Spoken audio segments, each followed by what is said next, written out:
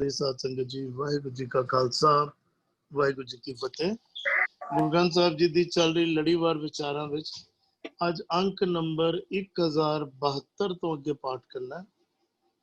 मारू राग विच पंजवीं पातशाही धन धन गुरु अर्जन देव जी के उच्चारण किए हुए 16 दे पाठ चल रहे हैं, जिस दे विच गुरु अर्जन पातशाह दे उच्चारण किए हुए पहले 16 दे 11 पदियां तक दे पाठ पहला हो चुके हैं। अज अगों पाठ करना। बंधन तोड़ लिए प्रभु मोले, कर कृपा कीने कर गोले। अनहद रुण झुणकार सहज तुन साची कार कमाई है। बंधन तोड़ लिए प्रभु मोले, कर कृपा कीने कर गोले।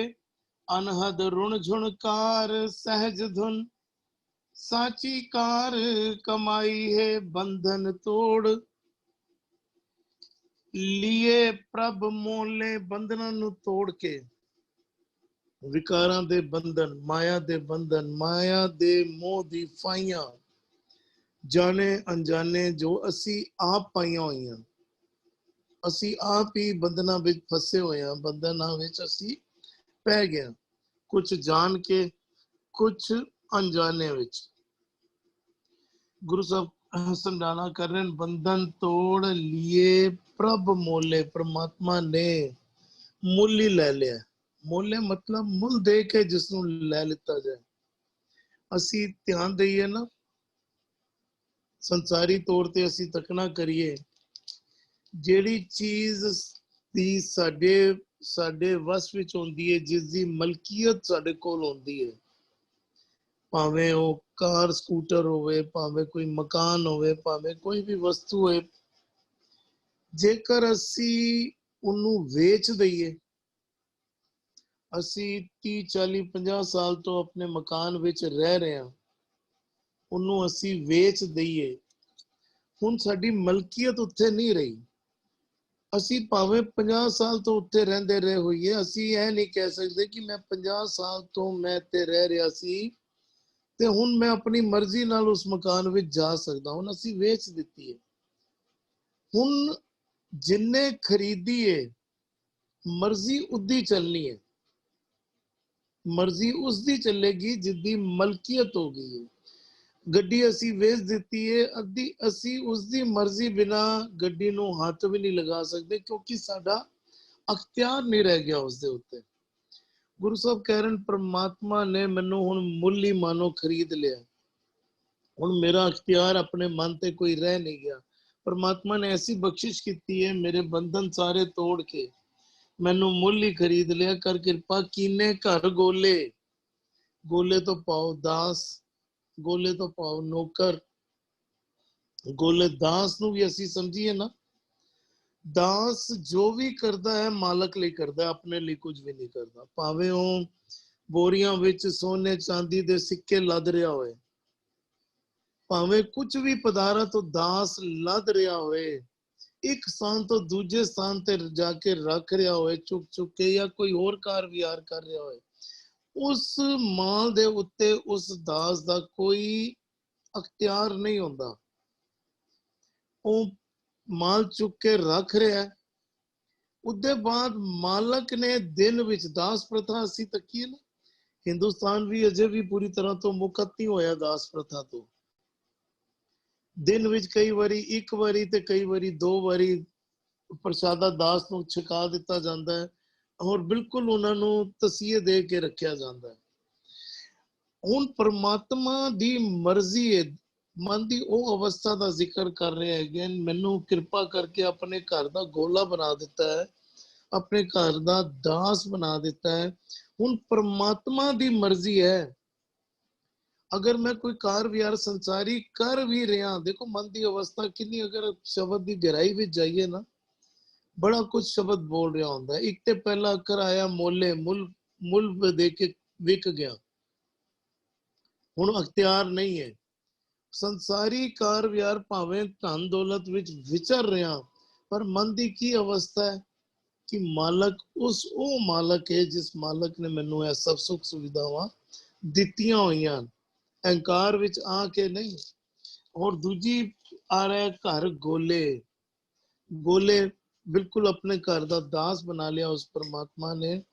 ते दास तो की पावे, बिल्कुल इंज समझ लईए उसदी बिल्कुल शरण विच पै के जे ਉਹ ਕੁਝ ਦੇ ਰਿਹਾ ਤਾਂ ਵੀ ਉਹਦੀ ਦਾਤ ਹੈ, ਜੇ ਨਹੀਂ ਦੇ ਰਿਹਾ ਤਾਂ ਵੀ ਉਹਦੀ ਦਾਤ ਹੈ, ਉਸਦੇ ਬਖਸ਼ਿਸ਼ ਹੈ। बंधन तोड़ लिए प्रभ मोले, कर कृपा कीने घर गोले, अनहद रुण झुणकार सहज धुन। कहते हुन बिना वजाए, अनहद तो पावे बिना वजाए, रुण झुणकार आनंद दी धुनी, आनंद देन वाली धुनी, खुशी देने वाली धुनी वजन लग पई है। बिना वजाए संसारी धुनियां किसी ना किसी दे वजाए वजदियां, अंदर दी धुनी ਜਿਹੜੀ ਹੈ ਉਹ ਧੁਨ ਆਨੰਦ ਵਾਲੀ ਧੁਨ ਜਿਹੜੀ ਪਰਮਾਤਮਾ ਦੇ ਮਿਲਾਪ ਤੋਂ ਮਹਿਸੂਸ ਕੀਤੀ ਜਾਂਦੀ ਹੈ। ਪਰਮਾਤਮਾ ਤੋਂ ਪਰਮਾਤਮਾ ਦੇ ਨਾਲ ਜਦੋਂ ਸੁਰਤ ਜੁੜ ਜਾਂਦੀ ਹੈ, ਜਦੋਂ ਉਹ ਆਨੰਦ ਦੀ ਇੱਕ ਕਹਿ ਲਈਏ ਅਨੁਭੂਤੀ ਹੁੰਦੀ ਹੈ, ਉਸ ਦਾ ਜ਼ਿਕਰ ਕਰ ਰਹੇ ਹਨ। ਅਨਹਦ ਰੁਣ ਝੁਣਕਾਰ, ਰੁਣ ਝੁਣਕਾਰ ਲਗਾਤਾਰ ਵੱਜਣ ਵਾਲੀ ਰੁਣ ਝੁਣ ਕਰਕੇ सहज धुन, आत्मक अडोलता विच टिकी हुई धुनी, अनहद रुण झुणकार सहज धुन, साची कार कमाई है। देखो फिर जिक्र आ रहा साची कार दा। साची कार तो की पावे, सदा थिर परमात्मा दे एन समझ लिए नाम विच जुड़न वाली अवस्था। परमात्मा का नाम जो सदैव रहने वाला है, परमात्मा सदैव रहने वाला है। साची कार वो काम संसार दी कार विहार करदे आ साडे मन विच विकार उत्पन्न होंदे ने, साडे मन दे विच मैल इकट्ठी होंदी है। उस परमात्मा दे नाम नाल जुड़िया मन विच खेड़ा, मन विच आनंद उत्पन्न होता है। गुरु साहब कह रहे हैं यह अवस्था बनी किस तरह है, साची कार कमाई है ਜਦੋਂ ਗੁਰੂ ਦੇ ਬਖਸ਼ੇ ਸ਼ਬਦ ਦੇ ਨਾਲ ਜੁੜਨਾ ਕੀਤਾ ਹੈ, ਉਸ ਸ਼ਬਦ ਨਾਲ ਜੁੜਿਆ ਹਾਂ ਉਹ ਆਨੰਦ, ਉਹ ਰੁਣ ਝੁਣਕਾਰ, ਉਹ ਸਹਿਜ ਧੁਨ ਦੀ ਅਵਸਥਾ ਦੀ ਪ੍ਰਾਪਤੀ ਹੋਈ ਹੈ। ਜੀ ਇਕਬਾਲ ਵੀਰ ਜੀ।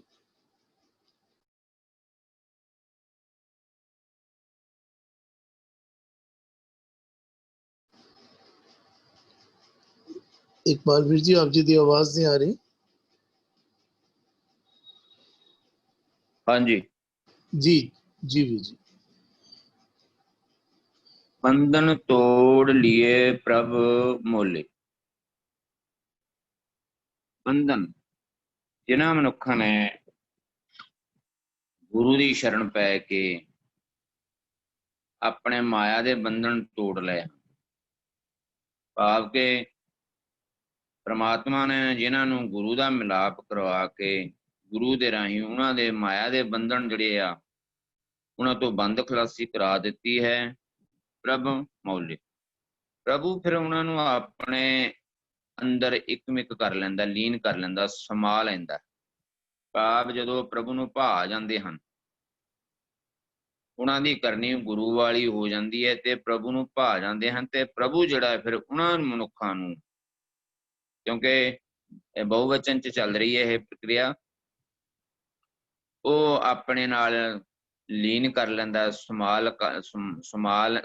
लैंदा है, अपने वर्गे बना लैंदा है। कर किरपा कीने घर गोले, फिर अपनी मेहरामत करके उन्हां ते जिहड़े प्रभु नाल बंधन तोड़ लेंदे है, गुरु की शरण पै के गुणां नूं धारण करके निर्मल पवित्र जीवन वाले हो जाते हैं ते प्रभु उन्हां नूं अपने नाल गुण कै गुणी समावणे वाली अवस्था दे विच ओह प्रभु नाल इकमिक मौल जाते हैं ते प्रभु उन्हां ते अपने प्रसन्नता दा मेहरामत करदे, नदर करके उन्हां नूं अपने घर दे दास सेवक गोले बना लैंदा है। अनाद रुण झुणकार सहज धुन, जिहड़े प्रभु दे हो जाते हैं उन्हां दे अंदर फिर एक रस ਸ਼ਬਦ ਦੀ ਜਿਹੜੀ ਧੁਨ ਹੈ ਆਤਮਿਕ ਅਡੋਲਤਾ ਵਿੱਚ ਟਿਕ ਕੇ ਉਹ ਨਾਮ ਦੀ ਕਾਰ ਵਿੱਚ ਸ਼ਬਦ ਵਿੱਚ ਆਪਣੀ ਲੀਨਤਾ ਬਣਾਈ ਰੱਖਦੇ ਹਨ। ਸਾਚੀ ਕਾਰ ਕਮਾਈ ਹੈ। ਜਦੋਂ ਜੀਵ ਸਹਿਜ ਧੁਨ ਵਿੱਚ ਟਿਕਿਆ ਰਹਿੰਦਾ ਹੈ ਤੇ ਉਹਦੀ ਜਿਹੜੀ ਕਾਰ ਹੈ ਉਹ ਨਾਮ ਦੀ ਕਾਰ ਕਰਦਾ ਹੈ ਤੇ ਕਰਦਾ ਵੀ ਸਦਾ ਥਿਰ। ਸਾਚੀ ਉਹ ਕਾਰ ਜਿਹੜੀ ਸਦਾ ਥਿਰ ਰਹੇ, ਸਾਚੀ ਕਾਰ ਕਮਾਈ ਹੈ। ਤੇ ਸਦਾ ਥਿਰ ਨਾਮ ਦੀ ਕਾਰ ਨੂੰ ਕਮਾਉਂਦਾ ਹੋਇਆ ਭਾਵ ਗੁਣਾਂ ਨੂੰ ਮਨ ਵਿੱਚ ਕਰਮਾਂ ਵਿੱਚ ਕਰਮ ਕਰਦਾ ਹੈ, ਕਿਉਂਕਿ ਉਹਦੇ ਅੰਦਰ ਸਹਿਜ ਦੀ ਧੁਨ ਆਤਮਿਕ ਅਡੋਲਤਾ ਦੀ ਧੁਨੀ ਜਿਹੜੀ ਹੈਗੀ ਆ ਉਹ ਲਗਾਤਾਰ ਇੱਕ ਰਸ ਜਿਹੜੀ ਅਨਹਤ ਹੈ ਬਿਨਾਂ ਆਵਾਜ਼ ਦਿੱਤਿਆਂ ਤੇ ਵੱਜਦੀ ਹੈ। ਅਨਹਤ ਤੋਂ ਭਾਵ ਕੀ ਹੈ, ਜਿਵੇਂ ਕਿਸੇ ਦੇ ਚੋਟ ਮਾਰੀਏ ਤਾਂ ਉਹਦਾ ਪ੍ਰਤੀਬਿੰਬ ਇਹ ਹੁੰਦਾ ਵੀ ਉਹਦੀ ਆਵਾਜ਼ ਆਉਂਦੀ ਹੈ, ਢੋਲਕੀ ਐਰਾ ਵਗੈਰਾ ਛੈਣੇ। ਪਰ ਇਹ ਜਿਹੜੀ ਅਨਾਹਤ ਹੈ ਧੁਨ ਹੈਗੀ ਹੈ ਇਹ ਬਿਨਾਂ ਕਿਸੇ ਆਹੜ ਦੇ, ਬਿਨਾਂ ਸੱਟ ਮਾਰਿਆਂ ਦੇ, ਇਹ ਜਿਹੜੀ ਗੁਰਮੁਖ ਰੋਮ ਰੋਮ ਹਰਤਿਆਵੇ ਦੀ ਅਵਸਥਾ ਬਣਦੀ ਹੈ। ਉਹ ਧੁਨਕਾਰ, ਉਹ ਚੁਨਕਾਰ, ਉਹ ਰੁਣ ਚੁਨਕਾਰ ਜਿਹੜੀ ਹੈਗੀ ਆ ਉਹ ਆਤਮਿਕ ਅਡੋਲਤਾ ਵਿੱਚ ਜੀਵ ਦੇ ਟਿਕਿਆਂ, ਮਨੁੱਖਾਂ ਦੇ ਟਿਕਿਆਂ ਵੱਜਦੀ ਹੈ। ਤੇ ਉਹ ਜੀਵ ਜਦੋਂ ਸਹਿਜ ਅਵਸਥਾ ਵਿੱਚ ਟਿਕੇ ਰਹਿੰਦੇ ਹਨ ਤੇ ਉਹਨਾਂ ਦੀ ਜਿਹੜੀ ਕਾਰ ਹੈ ਸਾਚੀ ਕਾਰ ਕਮਾਈ, ਉਹ ਸਾਚੀ ਕਾਰ ਕਮਾਉਂਦੇ ਸਦਾ ਥਿਰ ਪ੍ਰਮਾਤਮਾ ਵਿੱਚ ਨਾਮ ਦੀ ਕਾਰ ਕਰਦੇ ਹੋਏ ਹਸੰਦਿਆਂ, ਖਿਲੰਦਿਆਂ, ਪਹਿਨੰਦਿਆਂ ਵਿੱਚ ਹੀ ਹੋਵੇ ਮੁਕਤ, ਉਹ ਅਵਸਥਾ ਦੇ ਮਾਲਕ ਪਾਤਰ ਬਣ ਜਾਂਦੇ ਆ ਜੀ। ਧੰਨਵਾਦ ਵੀਰ ਜੀ, ਬੜੀ ਖੂਬਸੂਰਤੀ ਨਾਲ ਆਪ ਜੀ ਨੇ ਸਮਝਾਇਆ। ਅੱਜ ਆਪਦਾ ਆਡੀਓ ਵੀ ਬਹੁਤ ਕਲੀਅਰ ਆ ਰਿਹਾ ਬਿਲਕੁਲ। ਹਾਂ, ਉਸ ਦੀ ਵਜ੍ਹਾ ਕਰਕੇ ਵੀ ਬਹੁਤ ਅੱਛੀ ਤਰੀਕੇ ਦੇ ਨਾਲ ਸਾਰਿਆਂ ਨੂੰ ਸਮਝ ਆਇਆ। ਧੰਨਵਾਦ ਆਪ ਜੀ ਦਾ। ਜੀ ਅਰਵਿੰਦਰ ਵੀਰ ਜੀ, ਜਿਹੜਾ ਸ਼ਬਦ ਚੱਲਦਾ ਪਿਆ ਨਾ ਕਹਿੰਦੇ ਬੰਧਨ ਤੋੜ, ਵੀ ਜਿਹੜਾ ਸਤਬੀਰ ਵੀਰ ਜੀ ਨੂੰ ਉਹ ਇੱਕ ਪਰਸਪੈਕਟਿਵ ਹੈ ਹੀ ਹੈ ਜਿਹੜਾ ਉਹ ਕਹਿੰਦੇ ਵੀ ਉਹ ਬੈ ਖਰੀਦ ਉਹ ਦਾਸਰੋ ਤੇਰਾ, ਵੀ ਤੂੰ ਮੈਨੂੰ ਮੁੱਲ ਖਰੀਦੀ ਲਾਲਾ ਗੋਲਾ, ਤੂੰ ਮੈਨੂੰ ਜਿਸ ਬੰਦੇ ਨੂੰ ਮੁੱਲ ਦੇ ਕੇ ਲੈ ਲਓ ਉਹਨੂੰ ਉਹਦਾ ਫਿਰ ਉਹਦੇ ਕੋਈ ਅਧਿਕਾਰ ਨਹੀਂ ਰਹਿ ਜਾਂਦਾ ਕਿ ਮੈਂ ਤੇਰਾ ਮੁੱਲ ਖਰੀਦੀ ਤੇ ਤੂੰ ਮੈਨੂੰ ਕੀਮਤ ਚੁਕਾਈ ਹੋਈ ਹੈ ਤੂੰ। ਆਈ ਥਿੰਕ ਇੱਥੇ ਜਿਹੜਾ ਸ਼ਬਦ ਚੱਲਦਾ ਪਿਆ ਨਾ ਇਹਦੇ ਸਲਾਈਡ ਪਰਸਪੈਕਟਿਵ ਜਿਹੜਾ ਹੈ ਨਾ ਉਹ ਇੱਕ ਹੋਰ ਆਉਂਦਾ, ਕਹਿੰਦਾ ਨੇ ਕੰਚਨ ਸਿਉ ਪਾਈਏ ਨਹੀਂ ਤੋਲ, ਮਨ ਦੇ ਰਾਮ ਲਿਆ ਹੈ ਮੋਲ। ਵੀ ਰੱਬ ਨੂੰ ਕਿਸੇ ਪਦਾਰਥਿਕ ਕੀਮਤ ਦੇ ਕੇ ਨਾ ਉਹਨੂੰ ਹਾਸਲ ਨਹੀਂ ਕੀਤਾ ਜਾ ਸਕਦਾ। ਵੀ ਕੰਚਨ ਸਿਉ ਪਾਈਏ, ਜੇ ਮੈਂ ਕੰਚਨ ਅਰਬ ਕਰ ਦੇਵਾਂ ਉਹ ਸੋਨਾ, ਕਹਿੰਦੇ ਵੀ ਉਹ ਦੂਜਾ ਸ਼ਬਦ ਹੀ ਆਉਂਦਾ ਵੀ ਉਹ ਕੰਚਾ ਸੋਨਾ ਦਾਨ ਕੀਜੇ, ਕਹਿੰਦੇ ਰਾਮ ਨਾਮ ਸਰ ਤੋ ਨਾ ਪੁੱਜੇ। ਇੱਥੇ ਜਿਹੜਾ ਗੱਲ ਕਰਦੀ ਵੀ ਬੰਧਨ ਤੋੜ, ਮੇਰੇ ਜੀਵਨ ਨੂੰ ਜਿਹੜੇ ਵਿਕਾਰਾਂ ਦੇ ਬੰਧਨ ਪਏ ਹੋਏ ਸਨ, ਵੀ ਅਸੀਂ ਰੱਬ ਤੋਂ ਦੂਰ ਕਿਉਂ ਆ? ਸਾਡੇ ਜੀਵਨ ਨੂੰ ਵਿਕਾਰਾਂ ਦੇ ਭਰਮ ਬੰਧਨ ਨੇ, ਉਹ ਸਾਡੇ ਜੀਵਨ ਨੂੰ ਕਹਿ ਲਓ ਭਰਮਾਂ ਦਾ ਬੰਧਨ ਪਿਆ ਹੋਇਆ ਹੈ, ਸਾਨੂੰ ਡਰ ਦਾ ਬੰਧਨ ਪਿਆ ਹੋਇਆ ਹੈ। ਵੀ ਇਹ ਤੋੜ ਕੇ ਨਾ ਫਿਰ ਮੈਂ ਰੱਬ ਦੀ ਸਾਂਝ ਜਿਹੜੀ ਨਾ ਉਹ ਪ੍ਰਾਪਤ ਕਰ ਸਕਾਂ। ਵੀ ਰੱਬ ਨੂੰ ਰੱਬ ਦਾ ਉਹ ਕਹਿੰਦਾ ਵੀ ਤਨ ਮਨ ਅਰਪੋਂ ਪੂਜ ਚਰਾਓ, ਗੁਰ ਪ੍ਰਸਾਦ ਨਿਰੰਜਨ ਪਾਓ। ਜਦੋਂ ਮੈਂ ਤਨ ਮਨ ਪਾਉ, ਮੈਂ ਆਪਣੇ ਵਿਚਾਰ ਹੋਰ ਵਿਵਹਾਰ ਜਿਹੜੇ ਨੇ ਨਾ ਉਹ ਜਦੋਂ ਗੁਰੂ ਨੂੰ ਸੌਂਪ ਦਿੱਤੇ, ਫਿਰ ਜਦੋਂ ਮੈਂ ਉਸ ਤਰੀਕੇ ਦੇ ਨਾਲ ਮਿਲਣਾ ਵੀ ਉਹ ਕਹਿੰਦਾ ਸੁਣ ਮੀਤਾ ਜੀਓ ਪਿੰਡ ਸਭ ਤਨ ਅਰਪੀਜੇ, ਇਉਂ ਦਰਸ਼ਨ ਹਰ ਜੀਓ ਪਾਈਏ। ਵੀ ਇੱਕ ਹੋਰ ਥਾਂ ਤੇ ਕਹਿੰਦੇ ਮੇਰੀ ਪ੍ਰੀਤ ਗੋਬਿੰਦ ਸਿਉ ਜਿਨ ਕਟੈ, ਕਹਿੰਦਾ ਮੈਂ ਤੋਂ ਮੋਲ ਮਹਿੰਗੀ ਲਈ ਜੀ ਸਟੈ। ਮੈਂ ਆਪਣਾ ਜੀ ਅਰਪਣ ਕਰਕੇ ਇਹ ਪਰਮਾਤਮਾ ਦੀ ਪ੍ਰੀਤ ਜਿਹੜੀ ਹੈ ਨਾ ਉਹ ਆਪਣੀ ਜ਼ਿੰਦਗੀ ਵਿੱਚ ਹਾਸਲ ਕੀਤੀ। ਮੇਰਾ ਪਿਆਰ ਰੱਬ ਨਾਲ ਕਿਤੇ ਘਟ ਨਾ ਜਾਏ। ਮੇਰੀ ਪ੍ਰੀਤ ਗੋਬਿੰਦ ਸਿਉ ਜਿਨ ਘਟੇ, ਕਹਿੰਦਾ ਮੈਂ ਤੋਂ ਮੋਲ ਮਹਿੰਗੀ ਲਈ। ਵੀ ਰੱਬ ਨੂੰ ਤੁਹਾਨੂੰ ਆਪਣਾ ਆਪ ਜਿਹੜਾ ਕਾਜ ਹੈ ਨਾ ਉਹ ਔਖਾ ਹੈ ਸ਼ਾਇਦ ਆਪਣੇ ਮਨ ਦੀ ਬਿਰਤੀ ਨੂੰ ਜਿਹੜਾ ਹੈ ਨਾ ਵੀ ਉਹ ਕਹਿੰਦਾ ਬੰਧਨ ਤੋੜ ਲਈਏ ਪ੍ਰਭੂ ਮੋਲ। ਬਹੁਤ ਸੋਨਾ ਚਾਂਦੀ ਇਹਨਾਂ ਚੀਜ਼ਾਂ ਦੇ ਅਰਪਣ ਕੀਤਿਆਂ ਰੱਬ ਦੀ ਸਾਂਝ ਨਹੀਂ ਮਿਲਦੀ। ਇਹ ਰੱਬ ਦੀ ਸਾਂਝ ਵਾਸਤੇ ਕਹਿੰਦੇ ਵੀ ਉਹ ਤਨ ਮਨ ਅਰਪੋਂ ਪੂਜ ਚਰਾਓ। ਉਹ ਜਿਹੜਾ ਸ਼ਬਦ ਸੀ ਤਨ ਮਨ ਅਰਪੋ ਦਾ, ਉਧਰ ਜਿਹੜਾ ਸਟਾਰਟ ਸੀ ਨਾ ਉਧਰ ਸੀ ਬਈ ਉਹ ਫੂਲ ਤਾਂ ਪਵਰੇ, ਫੂਲ ਤਾਂ ਦੂਧ ਤਾਂ ਬਛੜੇ ਥਨੋਂ ਬਿਟਾਰਿਓ, फूल भवर जल मीन बिगाड़ो गोबिंद पूजा कहाँ ले चराऊं। भी मैं रब की पूजा अर्चना करनी है तो मैं उन्होंने की चढ़ावा चढ़ावा। तो फिर लास्ट नरेश लाइन कहते हैं मन तन अर्पों पूज जराऊं। पर मैं अपने विचार और व्यवहार जड़ा है ना वो गुरु ਨੂੰ ਪੁੱਛ ਕੇ ਕਰਾਂ ਇਹ ਆਪਣਾ ਮਨ ਤਨ ਅਰਪਣ ਕਰਨਾ ਹੈ। ਤੇ ਉਹ ਕਹਿੰਦਾ ਵੀ ਮੈਂ ਇਹ ਵਾਲੇ ਆਪਣੇ ਜੀਵਨ ਦੇ ਜਿਹੜੇ ਵਿਕਾਰਾਂ ਦੇ ਬੰਧਨ ਪਏ ਹੋਏ ਸਨ ਇਹਦੇ ਏਵਜ ਵਿੱਚ ਮੈਂ ਇਹਨਾਂ ਨੂੰ ਦੇ ਕੇ ਹੀ ਰੱਬ ਦੀ ਸਾਂਝ ਜਿਹੜੀ ਹੈ ਨਾ ਉਹ ਆਪਣੇ ਜੀਵਨ ਵਿੱਚ ਹਾਸਿਲ ਕਰ ਸਕਣਾ ਵਾ। ਔਰ ਉਹ ਮਾਲਕ ਜਿਹੜੇ ਐਸਾ ਕੰਮ ਕਰਦੇ ਨੇ ਕਹਿੰਦੇ ਫਿਰ ਉਹ ਮਾਲਕ ਉਹਨਾਂ ਤੇ ਬਿਲਕੁਲ ਦਿਆਲੂ ਕਿਰਪਾਲੂ ਹੋ ਕੇ ਕਰ ਕਿਰਪਾ ਕੀਨੇ ਘਰ ਗੋਲੇ। ਉਹ ਮੈਨੂੰ ਆਪਣਾ ਦਾ ਇੱਕ ਹੁੰਦਾ ਨਾ ਵੀ ਉਹ ਕਹਿੰਦਾ ਮੇਰਾ ਸਟਾਫ ਹੈ ਤੁਸੀਂ ਸਟਾਫ ਕੋਲੋਂ ਮਨਮਰਜ਼ੀ ਦਾ ਕੰਮ ਨਹੀਂ ਕਰਵਾ ਸਕਦੇ। ਜਿਹੜੇ ਦੂਜੇ ਵੀ ਨੌਕਰ ਹੁੰਦੇ ਨੇ ਨਾ ਦੇयर इज अ ਲਿਮਿਟੇਸ਼ਨ ਵੀ ਤੁਸੀਂ ਉਹਨਾਂ ਨੂੰ ਇਹ ਕੰਮ ਕਹਿ ਸਕਦੇ ਹੋ ਇਹ ਕੰਮ ਨਹੀਂ ਕਹਿ ਸਕਦੇ। ਜਿਹੜਾ ਇੱਕ ਬੰਦਾ ਹੁੰਦਾ ਨਾ ਮੀਨੀਅਲ ਕੰਮ ਕਰਨ ਵਾਲਾ ਅੱਛਾ ਮੇਰਾ ਗਲਾਸ ਵੀ ਚੁੱਕ ਕੇ ਉੱਥੇ ਰੱਖ ਦੇ ਵੀ ਮੇਰੇ ਵਾਸਤੇ ਚਾਹ ਵੀ ਲੈ ਕੇ ਆ ਜਾ। ਜਿਹੜੇ ਆਫਿਸ ਦਾ ਸਟਾਫ ਹੈ ਤੁਸੀਂ ਕੋਈ ਐਸਾ ਕੰਮ ਨਹੀਂ ਕਰਵਾ ਸਕਦੇ। ਜਿਹੜਾ ਵਰਡ ਯੂਜ਼ ਕੀਤਾ ਗਿਆ ਨਾ ਸ਼ਾਇਦ ਪੋਸੀਬਲੀ ਈਚ ਵਰਡ ਇਜ਼ ਕੁਛ ਨਾ ਕੁਛ ਜਿਹੜਾ ਨਾ ਉਹ ਉਤਨੀ ਬਰੀਕ ਉਹ ਹੋਰ ਮੈਸੇਜ ਜਿਹੜਾ ਦਿੰਦਾ ਹੈ।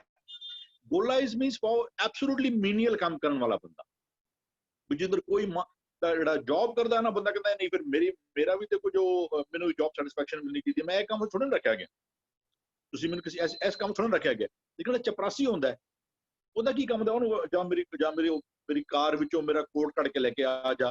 ਤੇ ਐਸੇ ਦਿਨ ਵੀ ਉਹ ਜਦੋਂ ਮੈਂ ਆਪਣੇ ਜੀਵਨ ਵਿੱਚ ਕਹਿੰਦਾ ਵੀ ਕਰ ਕਿਰਪਾ ਕੀਨੇ ਘਰ ਗੋਲੇ ਤੂੰ ਮੈਨੂੰ ਆਪਣਾ ਦਾਸ ਬਣਾ ਕੇ ਰੱਖ ਦਿੱਤਾ। ਕਿ ਗੁਰਬਾਣੀ ਦੇ ਬਹੁਤ ਸਾਰੇ ਪਰਸਪੈਕਟਿਵਸ ਨੇ ਨਾ ਜੇ ਅਸੀਂ ਕਈ ਵਾਰ ਮਤਲਬ दोनों परस्पेक्टिव एक है भी तू मैनू खरीद लेता है एक मैं एक मेरे दिमाग ਦੇ ਨਾਲ ਇੱਕ ਹੋਰ ਦੋ ਪੰਕਤੀਆਂ ਚੱਲਦੀਆਂ ਪਈਆਂ ਸਨ ਸਾਡੀ ਕੋ ਗੱਲ ਵੀ ਚੱਲਦੀ ਪਈ ਜਦੋਂ ਰੱਬ ਨੂੰ ਉੱਚਾ ਕਿਹਾ ਜਾ ਰਿਹਾ ਹੈ तो इट इज जस्ट टू एक व्यू पॉइंट ਨੂੰ ਡਰਾਈਵ ਕਰਨ ਵਾਸਤੇ ਨਾ ਉਹ ਇੱਕੋ ਸ਼ਬਦ ਆਂਦਾ ਕਹਿੰਦਾ ਹਮ ਨੀਵੀ ਪ੍ਰਭ ਅਤ ਉੱਚਾ ਆਪਣੇ ਆਪ ਨੂੰ ਨੀਵਾ ਕਿਹਾ ਜਾ ਰਿਹਾ ਹੈ। ਹੁਣ ਦੇਖੋ ਜੇ ਅਸੀਂ ਗੁਰਬਾਣੀ ਦੇ ਵੱਖ-ਵੱਖ ਪਰਸਪੈਕਟਿਵਸ ਜਾਂ ਪਹਿਲੂਆਂ ਤੋਂ ਜੇ ਵਾਕਫੀਅਤ ਨਹੀਂ ਰੱਖਾਂਗੇ ਨਾ ਇੱਕ ਹੋਰ ਥਾਂ ਦੇ ਉੱਤੇ ਬਾਣੀ ਕਹਿ ਰਹੀ ਹੈ ਕਹਿੰਦਾ ਵੀ ਧਰ ਰਾਜੂ ਤੋਲੀਏ ਨਿਵੇ ਸੋ ਗੌਰਾ ਹੋਏ। ਜੋ ਨੀਵਾ ਹੁੰਦਾ ਉਹ ਤੇ ਐਕਚੁਅਲ ਵੱਡਾ ਹੁੰਦਾ ਹੋਰ ਕਹਿੰਦੇ ਫਿਰ ਹਮ ਨੀਵੀ। ਦੇਖੋ ਦੋਨੋਂ ਦੇ ਵੱਖ ਪਰਸਪੈਕਟਿਵ ਜਦ ਤੱਕ ਅਸੀਂ ਨਹੀਂ ਸਮਝਾਂਗੇ ਨਾ ਬਾਣੀ ਨੂੰ ਜਿਨ੍ਹਾਂ ਨੇ ਬਾਣੀ ਲਿਖੀ ਜਿਸ ਪਰਸਪੈਕਟਿਵ ਨਾਲ ਲਿਖੀ ਜਿਸ ਮਾਹੌਲ ਵਿੱਚ ਲਿਖੀ ਗਈ ਜਿਨ੍ਹਾਂ ਕਹਿ ਲਓ ਕਲਚਰਲ ਤੇ ਸਮਾਜਿਕ ਢਾਂਚਿਆਂ ਨੂੰ ਵੀ ਉਹ ਕਿਉਂਕਿ ਜਿਨ੍ਹਾਂ ਨਾਲ ਗੱਲ ਕਰਨੀ ਸੀ ਉਹਨਾਂ ਨੂੰ ਗੱਲ ਸਮਝਾਣੀ ਸੀ। ਮੁਝੇ ਇੱਕ ਪਾਸੇ ਕਹਿ ਰਹੇ ਵੀ ਹਮ ਨਹੀਂ ਵੀ ਔਰ ਦੂਜੇ ਪਾਸੇ ਕਹਿ ਰਹੇ ਨਿਵੇ ਸੋ ਗੌਰਾ ਹੋਏ ਔਰ ਮੈਂ ਤੇ ਵੱਡਾ ਹੋ ਗਿਆ ਫਿਰ ਉਸ ਪੱਖੋਂ ਦੋਨੋਂ ਲਾਈਨਾਂ ਬਿਲਕੁਲ ਸਹੀ ਨੇ। ਤੋ ਇੱਕ ਅਸੀਂ ਕਹਿ ਲਈਏ ਇੱਕ ਮਨ ਤੇ ਹੋਰ ਇੱਕ ਤਾਂ ਤੇ ਢੁਕਾਉਣ ਵਾਲੀ ਗੱਲ ਹੈ। ਇੱਥੇ ਜਿਹੜੀ ਗੱਲ ਉਹ ਕਹਿ ਲੈਣਾ ਵੀ ਜੇ ਮੈਂ ਰੱਬ ਨੂੰ ਹਾਸਲ ਕਰਨਾ ਜ਼ਿੰਦਗੀ ਅੰਦਰ ਤੇ ਮੈਨੂੰ ਨਾ ਆਪਣੇ ਇਹ ਵਿਕਾਰਾਂ ਦੇ ਬੰਧਨ ਮੈਨੂੰ ਇਹ ਆਪਣੇ ਭਰਮਾਂ ਦੇ ਬੰਧਨ ਇਹ ਡਰ ਦਾ ਜਿਹੜੇ ਮੇਰੇ ਜੀਵਨ ਨੂੰ ਜਕੜ ਕੇ ਬੈਠੇ ਹੋਏ ਨਾ ਮੈਨੂੰ ਉਹਨਾਂ ਨੂੰ ਛੱਡਣਾ ਪਏਗਾ। ਕਹਿੰਦੇ ਅਨਹਦ ਰੁਣ ਚੁਣਕਾਰ ਸਹਿਜ ਤੋਂ ਇਸ ਤਰੀਕੇ ਦੇ ਨਾਲ ਜਿਹੜਾ ਫਿਰ ਤੇਰੇ ਜੀਵਨ ਵਿੱਚ ਇਹ ਜਿਹੜਾ ਅਨਹਦ ਰੁਣ ਚੁਣਕਾਰ ਇਹ ਕਈ ਵਾਰ ਨਾ ਉਹ ਵੱਖ-ਵੱਖ ਕਹਿੰਦਾ ਵੀ ਅਨਹਦ ਧੁਨੀ ਦਰ ਵਜਦੇ ਦਰ ਸੱਚੇ ਸ਼ੋਭਾ ਪਾਈ ਵੀ ਕਿਸੇ ਚੀਜ਼ ਦਾ ਦਿਮਾਗ ਵਿੱਚ ਕਨਸਟੈਂਟਲੀ ਰੈਜ਼ੋਨੇਟ ਹੋਣਾ। ਮੈਥਸ ਦਾ ਐਗਜ਼ਾਮ ਕੱਲ ਹੋਵੇ ਅੱਜ ਬੰਦੇ ਦੇ ਦਿਮਾਗ ਵਿੱਚ ਕੀ ਚੱਲਦਾ ਰਹਿੰਦਾ ਬੰਦਾ ਟਾਇਲਟ ਵੀ ਜਾਂਦਾ ਨਾ ਉਹਦੇ ਦਿਮਾਗ ਵਿੱਚ ਕੋਈ ਨਾ ਕੋਈ ਫਾਰਮੂਲਾ ਉਹ ਉੱਥੇ ਵੀ ਉਹਨੂੰ ਮੈਮੋਰਾਈਜ਼ ਕਰਦਾ ਰਹਿੰਦਾ। ਉਹ ਇਸੇ ਤਰੀਕੇ ਦੇ ਨਾਲ ਜਿਹੜੇ ਰੱਬੀ ਸਿਧਾਂਤ ਨੇ ਨਾ ਉਹਨਾਂ ਦਾ ਸਿਮਰਨ ਵੀ ਜਿਹੜਾ ਸਾਡਾ ਚੱਲਦਾ ਰਵੇ ਨਾ ਵੀ ਉਹ ਕਹਿੰਦੇ ਅਨਹਦ ਬਾਣੀ ਨਾਦ ਵਜਾਇਆ। ਬਾਣੀ ਦੇ ਸਿਧਾਂਤ ਤੇਰੇ ਜੀਵਨ ਵਿੱਚ ਅਨਹਦ ਦਾ ਮਤਲਬ ਹੈ ਬਿਨਾਂ ਕੋਈ ਚੋਟ ਕੀਤੇ ਉਹ ਕਨਸਟੈਂਟਲੀ ਜਿਹੜਾ ਉਹ ਕਹਿੰਦਾ ਚਿਮ ਵਰਸੈ ਅੰਮ੍ਰਿਤ ਧਾਰਾ ਮਨ ਪੀਵੇ ਸੁਨ ਸ਼ਬਦ ਵਿਚਾਰਾ। ਰੱਬੀ ਸਿਧਾਂਤ ਜਿਹੜੇ ਨੇ ਨਾ ਇਹ ਮੇਰੇ ਜੀਵਨ ਵਿੱਚ ਇਹਨਾਂ ਦੀ ਵਰਖਾ ਮਨੋ ਕਨਸਟੈਂਟਲੀ ਮੈਂ ਉਹ ਬੂੰਦ ਗਿਰਦੀ ਰਵੇ ਵੀ ਉਹ ਕਹਿੰਦੇ ਵਿਣ ਵਜਾਏ ਕਿੰਗਰੀ ਵਾਜੇ ਜੋਗੀ। ਜੋਗੀਆਂ ਦਾ ਆਪਣਾ ਮਤ ਸੀ ਉਹ ਕਿੰਗਰੀ ਵਜਾਉਂਦੇ ਸਨ। ਗੁਰੂ ਸਾਹਿਬ ਕਹਿੰਦੇ ਨਹੀਂ ਇਹ ਗੁਰਮਤ ਦੇ ਜਿਹੜੇ ਸਿਧਾਂਤ ਨੇ ਨਾ ਇਹਨਾਂ ਦੀ ਕਿੰਗਰੀ ਤੂੰ ਜੀਵਨ ਦਾ ਜੋ ਮਰਜ਼ੀ ਕਰਮ ਕਰੇ ਉਹਦੇ ਜਦੋਂ ਗੁਰੂ ਨੂੰ ਪੁੱਛ ਕੇ ਕਰੇਗਾ ਨਾ ਤੇ ਉਹ ਕੱਲ ਵੀ ਕੋਈ ਭੈਣ ਜੀ ਬੜਾ ਸੋਹਣਾ ਐਗਜ਼ਾਮਪਲ ਦਿੰਦੇ ਸਨ ਵੀ ਉਹ ਕਿਸੇ ਬੰਦੇ ਨੇ ਨੇਲ ਕਟਰ ਚਾਹੀਦਾ ਉਹਨੂੰ ਉਹ ਇੱਕ ਕਹਿੰਦਾ ਵੀ ਦੱਸ ਦੀ ਨੇਲ ਕਟਰ ਕਿਤੇ ਪਿਆ ਤੇ ਉਹ ਬੰਦਾ ਕਹਿੰਦਾ ਨੇਲ ਕਟਰ ਕਿਤੇ ਛੁਪਾ ਕੇ ਰੱਖੇ। ਇਹਦੀ ਕੋਈ ਬੋਲੀ ਚੇਂਜ ਕਰਨੀ ਨਾ ਤੇ ਜੇ ਅਸੀਂ ਹਰ ਬੋਲ ਦੇ ਵਿੱਚ ਜੇ ਅਸੀਂ ਰੱਬ ਦਾ ਅਹਿਸਾਸ ਲੈ ਕੇ ਗੱਲ ਕਰਾਂਗੇ ਰੱਬ ਦੇ ਭੈ ਅਦਬ ਸਤਿਕਾਰ ਵਿੱਚ ਆਪਣਾ ਨਾਮ ਨਾ ਜਪਾਉਂਦਿਆਂ ਹੋਇਆਂ ਸਾਡੇ ਹਰ ਬੋਲ ਵਿੱਚੋਂ ਬੋਲ अच्छा काम दिता है, काम मिल जाएगा, अरे मैं बोले ना 100% दे ही देवांगा, और बंदा वही कहते कि रब की कृपा सदका कल मिल जाना चाहिए। सिर्फ बोल बदली हुए ਇਹ ਜਿਹੜੇ ਵੀ ਉਹ ਕਹਿੰਦੇ ਐਸਾ ਫਿਰ ਤੇਰੇ ਹਰ ਕਰਮ ਦੇ ਵਿੱਚ ਨਾ ਰੱਬੀ ਸਿਧਾਂਤ ਜਿਹੜੇ ਨਾ ਉਹ ਝਲਕਣਗੇ, ਤੇ ਉਹ ਰੱਬੀ ਗਿਆਨ ਉਹਦੀ ਰੁਣ ਚੁਣਕਾਰ ਤੇਰੇ ਜੀਵਨ ਤੇ ਅਨਹਦ ਰੁਣ ਚੁਣਕਾਰ ਸਹਿਜ ਤੋਂ ਸਹਿਜ ਵਿੱਚ ਹੀ ਉਹਦੀ ਸਹਿਜ ਅਸੀਂ ਕਹਿ ਰਹੇ ਹਾਂ ਇੰਟੂਟਿਵਲੀ, ਜਿਹਦੇ ਨਾਲ ਕੋਈ ਮਿਹਨਤ ਕਰਨੀ ਨਾ, ਤੇਰੇ ਜ਼ਿੰਦਗੀ ਦਾ ਸੁਭਾਅ ਬਣ ਜਾਏ, ਤੇਰੇ ਜ਼ਿੰਦਗੀ ਵਿੱਚ ਉਹ ਸਹਿਜ ਬਣ ਜਾਏ। ਅਸੀਂ ਜਿਹੜੇ ਬਹੁਤ ਸਾਰੇ ਕੰਮ ਕਰਨੇ ਆ ਸਹਿਜ ਵਿੱਚ, ਅਸੀਂ ਕਦੀ ਪੌੜੀਆਂ ਉਤਰਦਿਆਂ ਨਹੀਂ ਸੋਚਿਆ ਹੁਣ ਲੈਫਟ ਲੈਗ ਚੁੱਕਣੀ ਹੈ, ਰਾਈਟ ਲੈਗ ਰੱਖਣੀ ਹੈ, ਉਹ ਸਾਡੀ ਜ਼ਿੰਦਗੀ ਦਾ ਸਹਿਜ ਬਣ ਚੁੱਕਿਆ। ਗੱਡੀ ਚਲਾਉਣਾ ਸਾਡਾ ਸਹਿਜ ਬਣ ਚੁੱਕਾ ਹੋਇਆ। ਇਸੇ ਤਰੀਕੇ ਦੇ ਨਾਲ ਰੱਬੀ ਸਿਧਾਂਤਾਂ ਦੀ ਰੁਣ ਚੁਣਕਾਰ ਸਾਡੇ ਜੀਵਨ ਵਿੱਚ ਹਮੇਸ਼ਾ ਬਣੀ ਰਵੇ।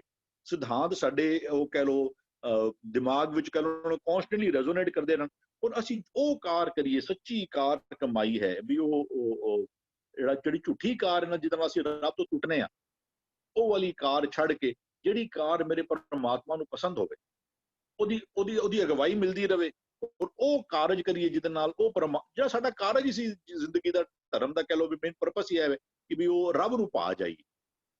ਐਸੀ ਕਾਰ ਅਸੀਂ ਜਿਹੜਾ ਉਹ ਕਰਦੇ ਰਹੀ।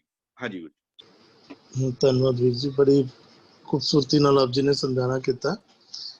ਇੱਕ ਵੀਰ ਜੀ ਸਵਾਲ ਆਇਆ, ਉਸ ਦੇ ਬਾਬਤ ਵੀ ਆਪ ਜੀ ਨਾਲ ਹੀ ਜਵਾਬ ਦੇ ਦਿਆ ਜੇ, ਕਿਉਂਕਿ ਅਸੀਂ ਪਦੇ ਦੇ ਨਾਲ ਰਿਲੇਟਡ ਹੈ। ਕਰ ਕਿਰਪਾ ਕੀਨੇ ਘਰ ਗੋਲੇ, ਕਰ ਕਿਰਪਾ ਕੀਨੇ ਬਾਰੇ ਉਹਨਾਂ ਨੇ ਥੋੜੀ ਜਿਹੀ ਵਿਚਾਰ ਮੰਗੀ ਆਪ ਜੀ ਦੇ ਕੋਲੋਂ। ਅਸੀਂ ਇਹ ਕਈ ਵਾਰ ਇਹ ਵਾਲੀ ਜਿਹੜੀ ਇਹ ਗੱਲ ਚੱਲਦੀ ਜਾਂਦੀ ਬਿਨਾਂ ਸਿਧਾਂਤ, ਇੱਕ ਵਾਰ ਨਹੀਂ ਅਸੀਂ ਕਈ ਵਾਰ ਸਾਨੂੰ ਸ਼ਬਦਾਂ ਵਿੱਚ ਚਾਲ ਮਿਲੇਗੀ, ਉਹਦੀ ਮਾਲਕ ਦੀ ਬਖਸ਼ਿਸ਼ ਕਿਰਪਾ। ਜੇ ਮੈਂ ਆਪਣੇ ਬੰਧਨ ਤੋੜੇ ਨੇ ਨਾ, ਤਾਂ ਵੀ ਮੈਂ ਕੋਈ ਅਹਿਸਾਨ ਨਹੀਂ ਕੀਤਾ ਉਸ ਮਾਲਕ ਦੇ ਉੱਤੇ। ਜੇ ਮੈਂ ਆਪਣੇ ਜੀਵਨ ਨੂੰ ਵਿਕਾਰਾਂ ਵਾਲੇ ਪਾਸੇ ਤੋਂ ਹਟਾਣਾ ਪਿਆ, ਲੇਕਿਨ ਫਿਰ ਵੀ ਇਹ ਉਸ ਮਾਲਕ ਦੀ ਕਿਰਪਾ ਹੈ। ਇਹ ਇੱਕ ਵਾਰ ਨਹੀਂ, ਸਾਨੂੰ ਇਹ ਕੌਨਸਟੈਂਟਲੀ ਗੁਰਬਾਣੀ, ਇਹ ਤੇਰੀ ਬਖਸ਼ਿਸ਼, ਤੇਰੀ ਨਜ਼ਰ, ਮੈਂ ਇਹਦਾ ਕੋਈ ਹੱਕਦਾਰ ਨਹੀਂ, ਤੂੰ ਇਹ ਤੇਰੀ ਬਖਸ਼ਿਸ਼ ਹੈ। ਜੇ ਤੂੰ ਮੈਨੂੰ ਆਪਣੇ ਵਾਲੇ ਪਾਸੇ ਜਿਹੜਾ ਨਾ, ਜੇ ਤੂੰ ਮੈਨੂੰ ਪ੍ਰੇਰਨਾ ਪਿਆ, ਤੇ ਇਹ ਮੇਰੀ ਕਮਾਈ ਨਹੀਂ ਹੈ, ਇਹ ਤੇਰੀ ਬਖਸ਼ਿਸ਼ ਹੈ, ਇਹ ਤੇਰੀ ਮਿਹਰਾਮਤ ਹੈ। ਸਾਡਾ ਸਟੇਟ ਆਫ ਮਾਈਂਡ ਜਿਹੜਾ ਜਪਜੀ ਸਾਹਿਬ ਦੀ ਜਿਹੜੀ ਪੌੜੀ ਆਉਂਦੀ ਵੀ ਜੋਰ ਨਾ ਜੀਵਨ ਮਰਨ ਨਾ ਜੋਰ ਜੋ, ਉਹਦੇ ਤੇ ਕੋਈ ਲਾਸਟ ਤੋਂ ਜਾਂਦਾ ਵੀ ਨਾਨਕ ਉਤਮ ਨੀਚ ਨਾ ਕੋਈ। ਇੱਕ ਹੋਰ ਥਾਂ ਤੇ ਸ਼ਬਦ ਆਂਦਾ ਪਿਆ, ਕਹਿੰਦਾ ਉਤਮ ਸੇਦਾ ਉਤਮ ਕਹੀਏ, ਨੀਚ ਕਰਮ ਬਹਿ ਰੋਏ। ਜਿਹੜੇ ਅੱਛੇ ਬੰਦੇ ਨੇ ਨਾ, ਕਹਿੰਦੇ ਵੀ ਪੰਜ ਪ੍ਰਵਾਨ, ਪੰਜ ਪ੍ਰਧਾਨ, ਪੰਚੇ ਪਾਵੇਂ ਦਰਗਾਹ ਮਾਨ, ਜਿਹੜੇ ਪੰਜ ਨੇ ਉਹ ਪਰਮਾਤਮਾ ਦੀ ਦਰਗਾਹ ਵਿੱਚ ਮਾਨ ਸਤਿਕਾਰ ਇੱਜ਼ਤ ਹਾਸਲ ਕਰਦੇ ਨੇ। ਉਤਮ ਸੇ ਦਰ ਉਤਮ ਕਹੀਏ, ਨੀਚ ਕਰਮ ਬਹਿ ਰੋਏ। ਗੱਲ ਬਿਲਕੁਲ ਸਹੀ ਹੈ। ਹੁਣ ਅਸੀਂ ਮੈਂ ਇਸ ਤੋਂ ਪਹਿਲਾਂ ਵੀ ਐਗਜ਼ਾਮਪਲ ਇਹਦੇ ਕੋਲ ਵੀ ਸਿਮਿਲਰ ਐਗਜ਼ਾਮਪਲ ਆ ਰਿਹਾ। ਇੱਕ ਪਾਸੇ ਕਹਿੰਦੇ ਉਤਮ ਸੇਦਾਰ ਉਤਮ ਕਹੀਏ, ਦੂਜੇ ਪਾਸੇ ਕਹਿੰਦੇ ਨਾਨਕ ਉਤਮ ਨੀਚ ਨਾ ਕੋਏ। ਜੇ ਅਸੀਂ ਪਰਸਪੈਕਟਿਵ ਨੂੰ, ਜੇ ਪੜ੍ਹਾਈ ਕਹਿੰਦੇ ਕਿਹਨੂੰ ਨੇ, ਜੇ ਅਸੀਂ ਉਹਦੀ ਡੂੰਘਾਈ ਵਿੱਚ ਨਹੀਂ ਜਾਵਾਂਗੇ ਨਾ, ਇੱਕ ਪਾਸੇ ਬਈ ਉਤਮ ਸੇਦਾਰ ਉਤਮ ਕਹੀਏ, ਦੂਜੇ ਪਾਸੇ ਨਾਨਕ ਉਤਮ ਨੀਚ ਨਾ ਕੋਏ, ਤੂੰ ਸਟੇਟ ਆਫ ਮਾਈਂਡ ਨੂੰ, ਇਹ ਗੱਲ ਬਿਲਕੁਲ ਠੀਕ ਹੈ ਕਿ ਜੋ ਉਤਮ ਸੇਦਾਰ ਉਤਮ ਕਹੀਏ, ਜੋ ਅੱਛੇ ਜੀਵਨ ਵਾਲੇ ਨੇ, ਉਹਨਾਂ ਨੂੰ ਰੱਬ ਦੀ ਦਰਗਾਹ ਵਿੱਚ ਉਤਮ ਜੀਵਨ ਵਾਲਾ ਜਿਹੜਾ ਹੈ ਨਾ ਉਹ ਕਰਕੇ ਮੰਨਿਆ ਜਾਏਗਾ। ਲੇਕਿਨ ਨਾਲ ਜਦੋਂ ਤੂੰ ਆਪਣੇ ਸਟੇਟ ਆਫ ਮਾਈਂਡ ਨੂੰ ਕਿਤੇ ਰੱਖੇ, ਉਹਦੀ ਜਿਹੜੀ ਗੱਲ ਚੱਲਦੀ ਵੀ ਨਾ ਬਈ ਉਹ ਜੋਰ ਨਾ ਜੀਵਨ ਮਰਨ ਨਾ ਜੋਰ, ਜੋਰ ਨਾ ਰਾਜ ਮਾਲ ਮਨਸ਼ੋਰ, ਜੋਰ ਨਾ ਸੁਰਤੀ ਗਿਆਨ ਵਿਚਾਰ, ਇਹ ਸਾਰੀਆਂ ਚੀਜ਼ਾਂ ਤੇਰੇ ਜੋਰ, ਤੇਰੇ ਇਖਤਿਆਰ ਵਿੱਚ ਨਹੀਂ ਨੇ। ਜੋਰ ਨਾ ਜੀਵਨ ਮਰਨ ਨਾ ਜੋਰ, ਤੂੰ ਰੱਬ ਤੈਨੂੰ ਕੱਲ ਮਾਰ ਦੇ ਕੀ ਕਰੇਗਾ, ਹੈ ਤੇਰੇ ਇਖਤਿਆਰ ਵਿੱਚ। ਕਹਿੰਦੇ ਹਮ ਆਦਮੀ ਹਾਂ ਇੱਕਦਮ ਹੀ ਮੌਤ ਨਾ ਜਾਣਾ। ਕਹਿੰਦੇ ਮਤ ਕੇ ਜਾਪੇ ਹਰ ਚਿੱਤਿਆਂ ਵਟੇ ਤੇ ਹੋਣਗੇ, ਖਿਨ ਢਿਲਣਾ ਕੀ ਜੇ ਮੇਰੀ ਜ਼ਿੰਦੜੀ, ਮਤ ਕੇ ਜਾਪੇ ਸਾਹ ਆਵੇ ਕਿ ਨਾ ਆਵੇ ਨਾ। ਵੀ ਉਹ ਜੋਰ ਨਾ ਜੀਵਨ ਮਰਨ ਨਾ ਜੋਰ, ਜੋਰ ਨਾ ਵੀ ਕਹਿੰਦੇ ਵੀ ਜੋਰ ਨਾ ਸੁਰਤੀ ਗਿਆਨ ਵਿਚਾਰ। ਰੱਬ ਤੇਰੀ ਕੱਲ ਤੈਨੂੰ ਪਾਗਲ ਕਰ ਦੇਵੇ ਕੀ ਕਰੇਗਾ। ਉਸ ਪੱਖੋਂ ਕਹਿ ਰਹੇ ਨੇ ਕਿ ਵੀ ਜੋਰ ਨਾ ਜੀਵਨ ਮਰਨ ਨਾ ਜੋਰ, ਜੋਰ ਨਾ ਰਾਜ ਮਾਲ ਮਨਸ਼ੋਰ, ਜੋਰ ਨਾ ਸੁਰਤੀ ਗਿਆਨ ਵਿਚਾਰ, ਜੋਰ ਨਾ ਜੁਗਤੀ ਛੁੱਟੇ ਸੰਸਾਰ। ਜੇ ਸਦ ਜੋਰ ਕਰ ਵੇਖੇ ਸੋਏ ਨਾਨਕ ਉਤਮ ਨੀਚ ਨਾ ਕੋਏ। ਕੋਈ ਤੂੰ ਆਪਣੇ ਆਪ ਨੂੰ ਵੱਡਾ ਜਿਹੜਾ ਨਾ ਵੀ ਉਹ ਇਹ ਸਾਰੀ ਉਸ ਮਾਲਕ ਦੀ ਬਖਸ਼ਿਸ਼। ਦੋਨੋਂ ਸ਼ਬਦ ਬਿਲਕੁਲ ਸਹੀ ਨੇ, ਔਰ ਇਹ ਗੁਰਬਾਣੀ ਦੀ ਚਾਲ ਇੱਕ ਵਾਰ ਨਹੀਂ, ਇਹ ਕੌਨਸਟੈਂਟਲੀ ਚੱਲੀ ਆ ਰਹੀ ਚਾਲ ਹੈ ਕਿ ਹਰ ਕੰਮ ਕਰਦਿਆਂ ਹੋਇਆਂ ਕਹਿੰਦੇ ਕਰਮ ਕਰਤ ਹੋਵੇ ਨਹਿ ਕਰਮ। ਅੱਛੇ ਕੰਮ ਕਰਦਿਆਂ ਹੋਇਆਂ ਆਪਣੇ ਆਪ ਨੂੰ ਉਸ ਕੰਮ ਦੀ ਕ੍ਰੈਡਿਟ ਨਾ ਦੇਣੀ, ਇਸ ਨੂੰ ਉਸ ਮਾਲਕ ਦੀ ਮਿਹਰਾਮਤ ਬਖਸ਼ਿਸ਼ ਸਮਝ ਲੈਣੀ, ਇਹ ਪਰਮਾਤਮਾ ਦਾ ਨਾਮ ਜਪਣਾ। ਕੰਮ ਕਰਕੇ ਉਹ ਕੰਮ ਦੀ ਕ੍ਰੈਡਿਟ ਆਪ ਲੈ ਲੈਣੀ ਨਾ, ਇਹ ਹੋਵੇ। ਅੱਛਾ ਜਿਹੜਾ ਕਹਿੰਦੇ ਸਰਵ ਧਰਮ ਮੇਂ ਸ੍ਰੇਸ਼ਟ ਧਰਮ हर को नाम जप निर्मल कर, निर्मल कर्म करदे अपने आप नूं ना जनवाउणा, अपने मन नूं भी, तेरा मन भी कहे कि बई एक होर शब्द है कहंदे ने गीत नाथ मुख राग लापे, कहंदे मन नहीं हर हर गावा, तेरा मन भी कहे कि मैं नहीं कीता, ना हम किया ना करेंगे ना कर सके शरीर, जो कुछ किया सो हर किया। ਅਸੀਂ ਡੰਕੇ ਦੀ ਚੋਟ ਤੇ ਇਹ ਗੱਲ ਸਾਡਾ ਮਨ ਵੀ ਕਵੇ, ਅਸੀਂ ਜ਼ਬਾਨੋਂ ਵੀ ਕਹੀਏ ਕਿ ਇਹ ਮੈਂ ਨਹੀਂ ਸੀ ਕਰ ਸਕਦਾ, ਇਹ ਤੇਰੀ ਕਿਰਪਾ ਸਦਕਾ ਹੋਇਆ।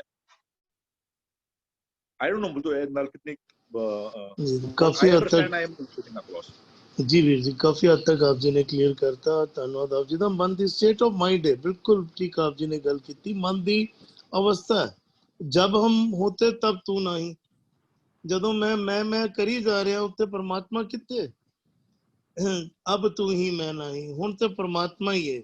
ਹੁਣ ਜਦੋਂ ਇਹ ਗੱਲ ਮਨ ਦੀ ਅਵਸਥਾ ਬਦਲਦੀ ਹੈ ਕਿ ਕਰਨ ਕਰਾਉਣ ਵਾਲਾ ਸਭ ਕੁਝ ਪਰਮਾਤਮਾ। ਅਸੀਂ ਦੇਖੀਏ ਨਾ, ਪਰਮਾਤਮਾ ਨੇ ਤੇ ਬਖਸ਼ਿਸ਼ ਕੀਤੀ, ਸਾਰੀ ਰਚਨਾ ਬਣਾਈ, ਸ੍ਰਿਸ਼ਟੀ ਬਣਾਈ, ਪਰਮਾਤਮਾ ਨੇ ਬਖਸ਼ਿਸ਼ ਕੀਤੀ, ਸਾਨੂੰ ਇਹ ਦੇਹੀ ਮਿਲੀ, ਮਨੁੱਖਾ ਦੇਹੀ ਮਿਲੀ, ਉਹ ਅਕਲ, ਉਹ ਬੁੱਧ ਮਿਲੀ।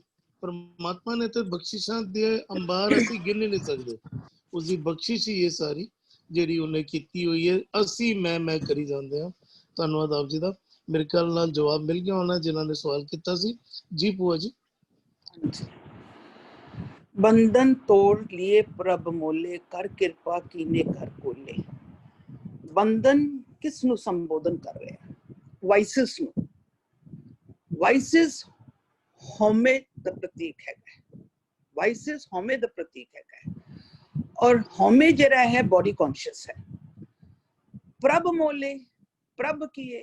ਉਹ ਇੱਕ ਨੂੰ ਸੰਬੋਧਨ ਕਰ ਰਿਹਾ ਹੈ, ਵਰਚੂਸ ਨੂੰ ਸੰਬੋਧਨ ਕਰ ਰਿਹਾ ਹੈ, ਉਸ ਨਾਮ ਨੂੰ ਸੰਬੋਧਨ ਕਰ ਰਿਹਾ ਹੈ। ਜਦ ਤੱਕ ਉਹ ਵਿਰਲਾ ਮਨ ਉਸ ਹਉਮੈ ਤੋਂ ਨਹੀਂ ਟੁੱਟਦਾ, ਉਸ ਨਾਮ ਦੇ ਨਾਲ ਨਹੀਂ ਜੁੜ ਸਕਦਾ। ਹੁਣ ਉਸ ਨਾਮ ਦੇ ਨਾਲ ਉਸਨੇ ਆਪਣਾ ਬਣਾ ਲਿੱਤਾ। ਇੱਕ ਨੇ ਉਸ ਮਨ ਨੂੰ, ਵਿਰਲੇ ਮਨ ਨੂੰ ਆਪਣਾ ਬਣਾ ਲਿੱਤਾ, ਉਸਦੇ ਗੁਣਾਂ ਦੇ ਨਾਲ ਭਿੱਜ ਗਿਆ। ਤੇ ਕਿਸ ਨਾਲ ਟੁੱਟਿਆ? ਉਸ ਹਉਮੈ ਤੋਂ, ਫਰਮ ਬੋਡੀ ਕੌਨਸ਼ੀਅਸ। ਜਦੋਂ ਉਹ ਇੱਕ ਦੇ ਨਾਲ ਪੂਰੀ ਤਰ੍ਹਾਂ ਭਿੱਜ ਗਿਆ ਤੇ ਫਿਰ ਉਹ ਜਿਹੜਾ ਵਿਰਲਾ ਮਨ ਹੈ ਸੇਵਕ ਬਣ ਗਿਆ। ਹੀ ਬਿਕਮਸ ਦ ਸਲੇਵ।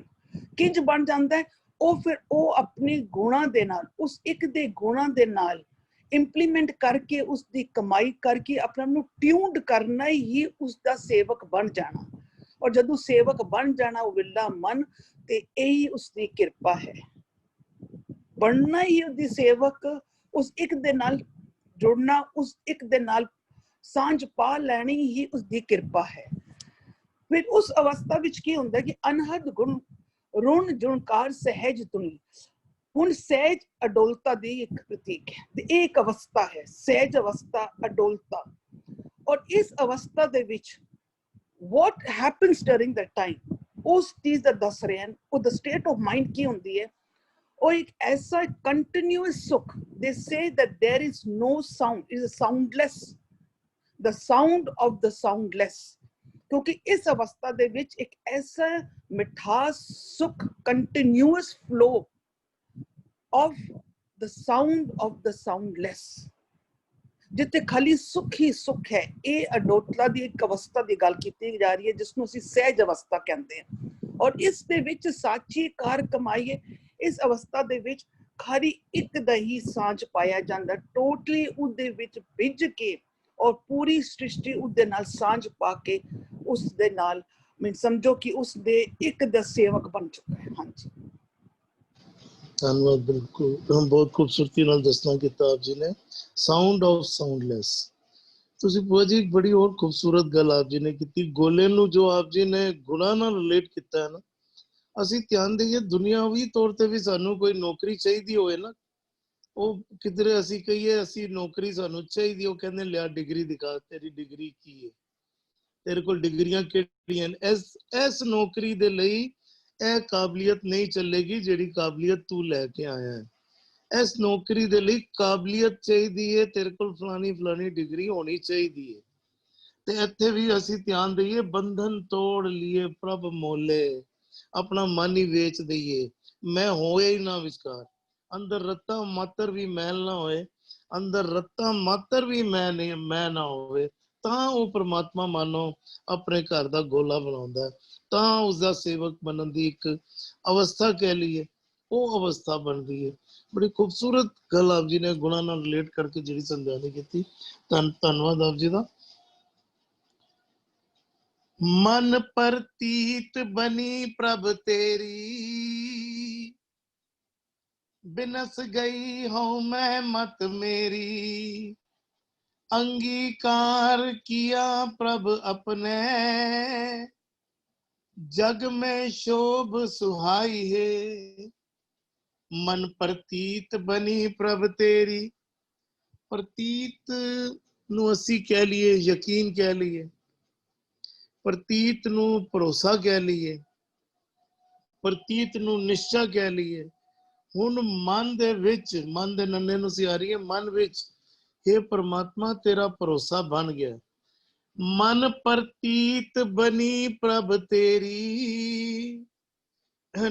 मन दे विच निश्चय ही नहीं बनता परमात्मा दा, मन दे विच ते निश्चय बनया, मन दे प्रभावित होया होया धन दौलत तो, माया तो, विकारां तो, मन उन्हां विच ही उलझिया रहिंदा है। हुण गुरु साहब कह रहे हैं, पिछला पदे नूं भी नाल लेके चलिए ना, बंधन तोड़ लिए प्रभ मोले, कर कृपा कीने घर गोले, मन प्रतीत बनी प्रभ तेरी। हुण भरोसा बन गया, निश्चय बन गया, हुण मन पतीज गया परमात्मा दे गुरु दे बचनां तो कह लीए, परमात्मा दे बोलां तो कह लीए। मन प्रतीत बनी प्रभ तेरी, बिनस गई हउमे मत मेरी। हुण हउमे वाली मेरी मत जेड़ी है वो बिनस गई है। बिनस गई हउमे मत मेरी, अहंकार वाली मत, विकारां वाली मत बिनस गई है। हुण जदों विकार मन तो निकल गए, अंगीकार किया प्रभ अपने, अंगीकार तो पावे गल वखड़ी विच ले लेना। कदी कोई बच्चा कोई चंगा काम करे ना, माता पिता उन्होंने अपनी गल वखड़ी विच ले लेंदे हैं, बड़ा लाड करते हैं, प्यार करते हैं। अंगीकार किया प्रभ अपने, कदों किता? जदों मन दे विच उस परमात्मा दे लई प्रतीत बन गई, मन दे विच माया दे मोह तो उपराम होके मन जदों परमात्मा दे लई मन दे विच तांग पैदा हो गई, परमात्मा ते ਤਿਆਰ ਬੈਠਾ ਸਾਨੂੰ ਅੰਗੀਕਾਰ ਕਰਨ ਲਈ। ਅਸੀਂ ਉਸ ਪਰਮਾਤਮਾ ਤੋਂ ਦੂਰ ਰਹਿੰਦੇ ਹਾਂ, ਅਸੀਂ ਸਰੀਰਿਕ ਤਲ ਤੇ ਅਸੀਂ ਜਿਉਣਾ ਕਰਦੇ ਹਾਂ, ਸਰੀਰ ਦੀਆਂ ਭੁੱਖਾਵਾਂ ਦੇ ਪਿੱਛੇ ਅਸੀਂ ਦੌੜਦੇ ਰਹਿੰਦੇ ਹਾਂ ਤੇ ਉਹਨਾਂ ਦੀ ਪੂਰਤੀ ਕਰਨ ਲਈ ਕਾਰ ਵਿਹਾਰ ਐਫਰਟ ਕਰਦੇ ਰਹਿੰਦੇ ਹਾਂ। ਹੁਣ ਗੁਰੂ ਸਾਹਿਬ ਸਮਝਾ ਰਹੇ ਨੇ, ਅੰਗੀਕਾਰ ਕੀਆ ਪ੍ਰਭ ਆਪਣੇ, ਜਗ ਮੇ ਸ਼ੋਭ ਸੁਹਾਈ ਹੈ। ਪਰਮਾਤਮਾ ਨੇ ਗਲ ਵਕੜੀ ਵਿੱਚ ਹੀ ਲੈ ਲਿਆ ਤੇ ਨਤੀਜਾ ਕੀ ਨਿਕਲਿਆ? ਨਤੀਜਾ ਇਹ ਨਿਕਲਿਆ ਕਿ ਸਾਰੇ ਜਗਤ ਦੇ ਵਿੱਚ ਹੀ शोभा सुहाई सोहनी शोभा बन गई है। देखो अंदर दे जगत दे गल करिए, अंदरों मैल निकल गई ते अंदरों अंदर दा जगत सोहना हो गया। और अगर इंज समझिए परमात्मा ने गल वकड़ी विच ले लिया ते सारे संसार दे विच शोभा बन गई, वडियाई प्राप्त हुई, मान दी प्राप्त हुई। जग में शोभ सुहाई है, खूबसूरत शोभा जगत विच बन गई है। जी इकबाल वीर जी।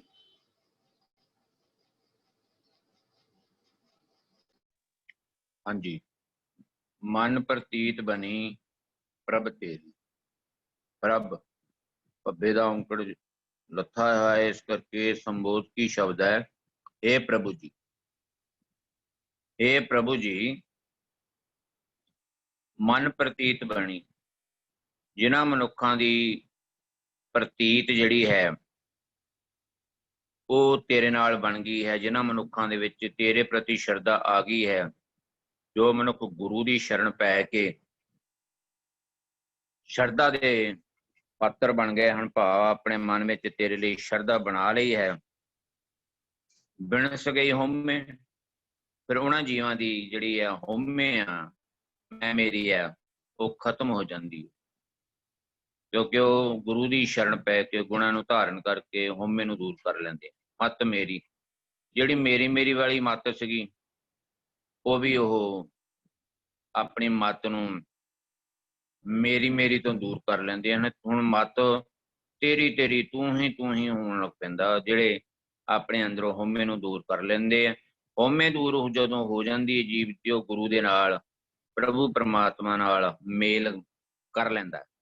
ਇਹ ਸਿਧਾਂਤ ਹੈ। ਹਉਮੈ ਤੋਂ ਹੀ ਸਾਰੀ ਜਿਹੜੀ ਹੈਗੀ ਆ ਮਾਇਆ ਜਿਹੜੀ ਉਹ ਉਪਜਦੀ ਹੈ। ਜਿਨ੍ਹਾਂ ਜੀਵਾਂ ਦੀ ਹਉਮੈ ਦੂਰ ਹੋ ਜਾਂਦੀ ਹੈ, ਉਹ ਮੇਰੀ ਮੇਰੀ ਮਾਤੂ ਨੂੰ ਵੀ ਦੂਰ ਕਰ ਲੈਂਦੇ ਹਨ। ਅੰਗੀਕਾਰ ਕੀਆ ਪ੍ਰਭ ਆਪਣੇ, ਪ੍ਰਭ ਨੇ, ਪ੍ਰਭੂ ਪਰਮਾਤਮਾ ਫਿਰ ਜਿਹੜੇ ਆਪਣੀ ਮੇਰੀ ਮੇਰੀ ਕਰਤੇ ਜਨਮ ਗਵਾਇਓ ਵਾਲੇ ਸੀ, ਉਹ ਮਤ ਨੂੰ ਤੋੜ ਲੈਂਦੇ ਹਨ। ਗੁਰੂ ਦੀ ਸ਼ਰਨ ਪੈ ਕੇ, ਗੁਰੂ ਦੇ ਗੁਣਾਂ ਨੂੰ ਧਾਰਨ ਕਰਕੇ, ਫਿਰ ਪਰਮਾਤਮਾ ਉਹਨਾਂ ਨੂੰ ਅੰਗੀਕਾਰ ਕਰ ਲੈਂਦਾ। ਅੰਗੀਕਾਰ ਕੀਆ ਪ੍ਰਭ, ਪ੍ਰਭੂ ਉਹਨਾਂ ਨੂੰ ਆਪਣੇ ਨਾਲ ਮਿਲਾ ਲੈਂਦਾ ਹੈ, ਕਰ ਲੈਂਦਾ ਹੈ, ਇੱਕ ਕਰ ਲੈਂਦਾ ਹੈ। ਗੁਣਾਂ ਦੀ ਗੰਠੜੀ, ਗੁਣਾਂ ਦਾ ਖਜ਼ਾਨਾ ਬਖਸ਼ ਕੇ ਗੁਣਾਂ ਵਾਲੇ ਬਣਾ ਲੈਂਦਾ ਹੈ, ਅੰਗੀਕਾਰ ਕਰ ਲੈਂਦਾ ਹੈ। ਜਗ ਮੈਂ ਸੋਭ ਸੁਹਾਈ ਹੈ। ਫਿਰ ਉਹ ਜੀਵ ਜਿਹੜੇ ਗੁਣਾਂ ਦੀ ਗੰਠੜੀ ਨੂੰ ਆਪਣੇ ਹਿਰਦੇ ਵਿੱਚ ਧਾਰਨ ਕਰ ਲੈਂਦੇ ਹਨ, ਗੁਰੂ ਦੀ ਸ਼ਰਨ ਪੈ ਕੇ, ਉਹਨਾਂ ਦੀ ਵੀ ਇਸ ਸੰਸਾਰ ਦੇ ਵਿੱਚ ਜਿਹੜੀ ਸੋਭਾ ਹੈ, ਵਡਿਆਈ ਹੈ, ਧਨਤਾ ਹੈ, ਉਹ ਪ੍ਰਾਪਤ ਕਰਦੇ ਹਨ, ਉਹਦੇ ਪਾਤਰ ਬਣ ਜਾਂਦੇ ਹਨ। ਉਹਨਾਂ ਦੀ ਜਗ ਦੇ ਵਿੱਚ ਸਦਾ ਧਨਤਾ ਬਣੀ, ਸ਼ੋਭਾ ਜਿਹੜੀ ਵਡਿਆਈ ਹੈਗੀ ਉਹ ਬਣੀ ਰਹਿੰਦੀ ਹੈ ਜੀ। ਧੰਨਵਾਦ ਵੀਰ ਜੀ ਆਪ ਜੀ ਦਾ। ਆਪ ਜੀ ਨੇ ਤੂੰ ਤੇ ਮੈਂ ਦਾ ਜ਼ਿਕਰ ਵੀ ਬੜਾ ਸੋਹਣਾ ਤਰੀਕੇ ਨਾਲ ਕੀਤਾ ਆਪ ਜੀ ਨੇ। बिल्कुल, जब हम होते, बार बार पंक्ति सोचते रहिए, जब हम होते तब तू नहीं। ਅਸੀਂ ਹਮੇਸ਼ਾ ਹੀ ਮੈਂ ਕਰੀ ਜਾਂਦੇ ਹਾਂ, ਮੈਂ ਕੀਤਾ, ਮੈਂ ਕੰਮ ਕਿਸੇ ਹੋਰ ਕੋਲੋਂ ਹੋਣਾ ਹੀ ਨਹੀਂ ਸੀ, ਮੈਂ ਇਸ ਤਰ੍ਹਾਂ ਕੀਤਾ, ਮੇਰੀ ਚਲਾਕੀ, ਮੇਰੀ ਸਿਆਣਪ, ਮੈਂ ਹੀ ਕਰਦੇ ਰਹਿੰਦੇ ਹਾਂ, ਭੁੱਲ ਜਾਂਦੇ ਹਾਂ ਕਰਨ ਕਰਾਉਣ ਵਾਲਾ ਤੇ ਤੂੰ ਹੈ। ਜਦੋਂ ਇਹ ਮਨ ਦੀ ਅਵਸਥਾ ਹੀ ਹੈ ਜਿਹੜੀ ਮੈਂ ਕਰਾਈ ਜਾਂਦੀ ਹੈ।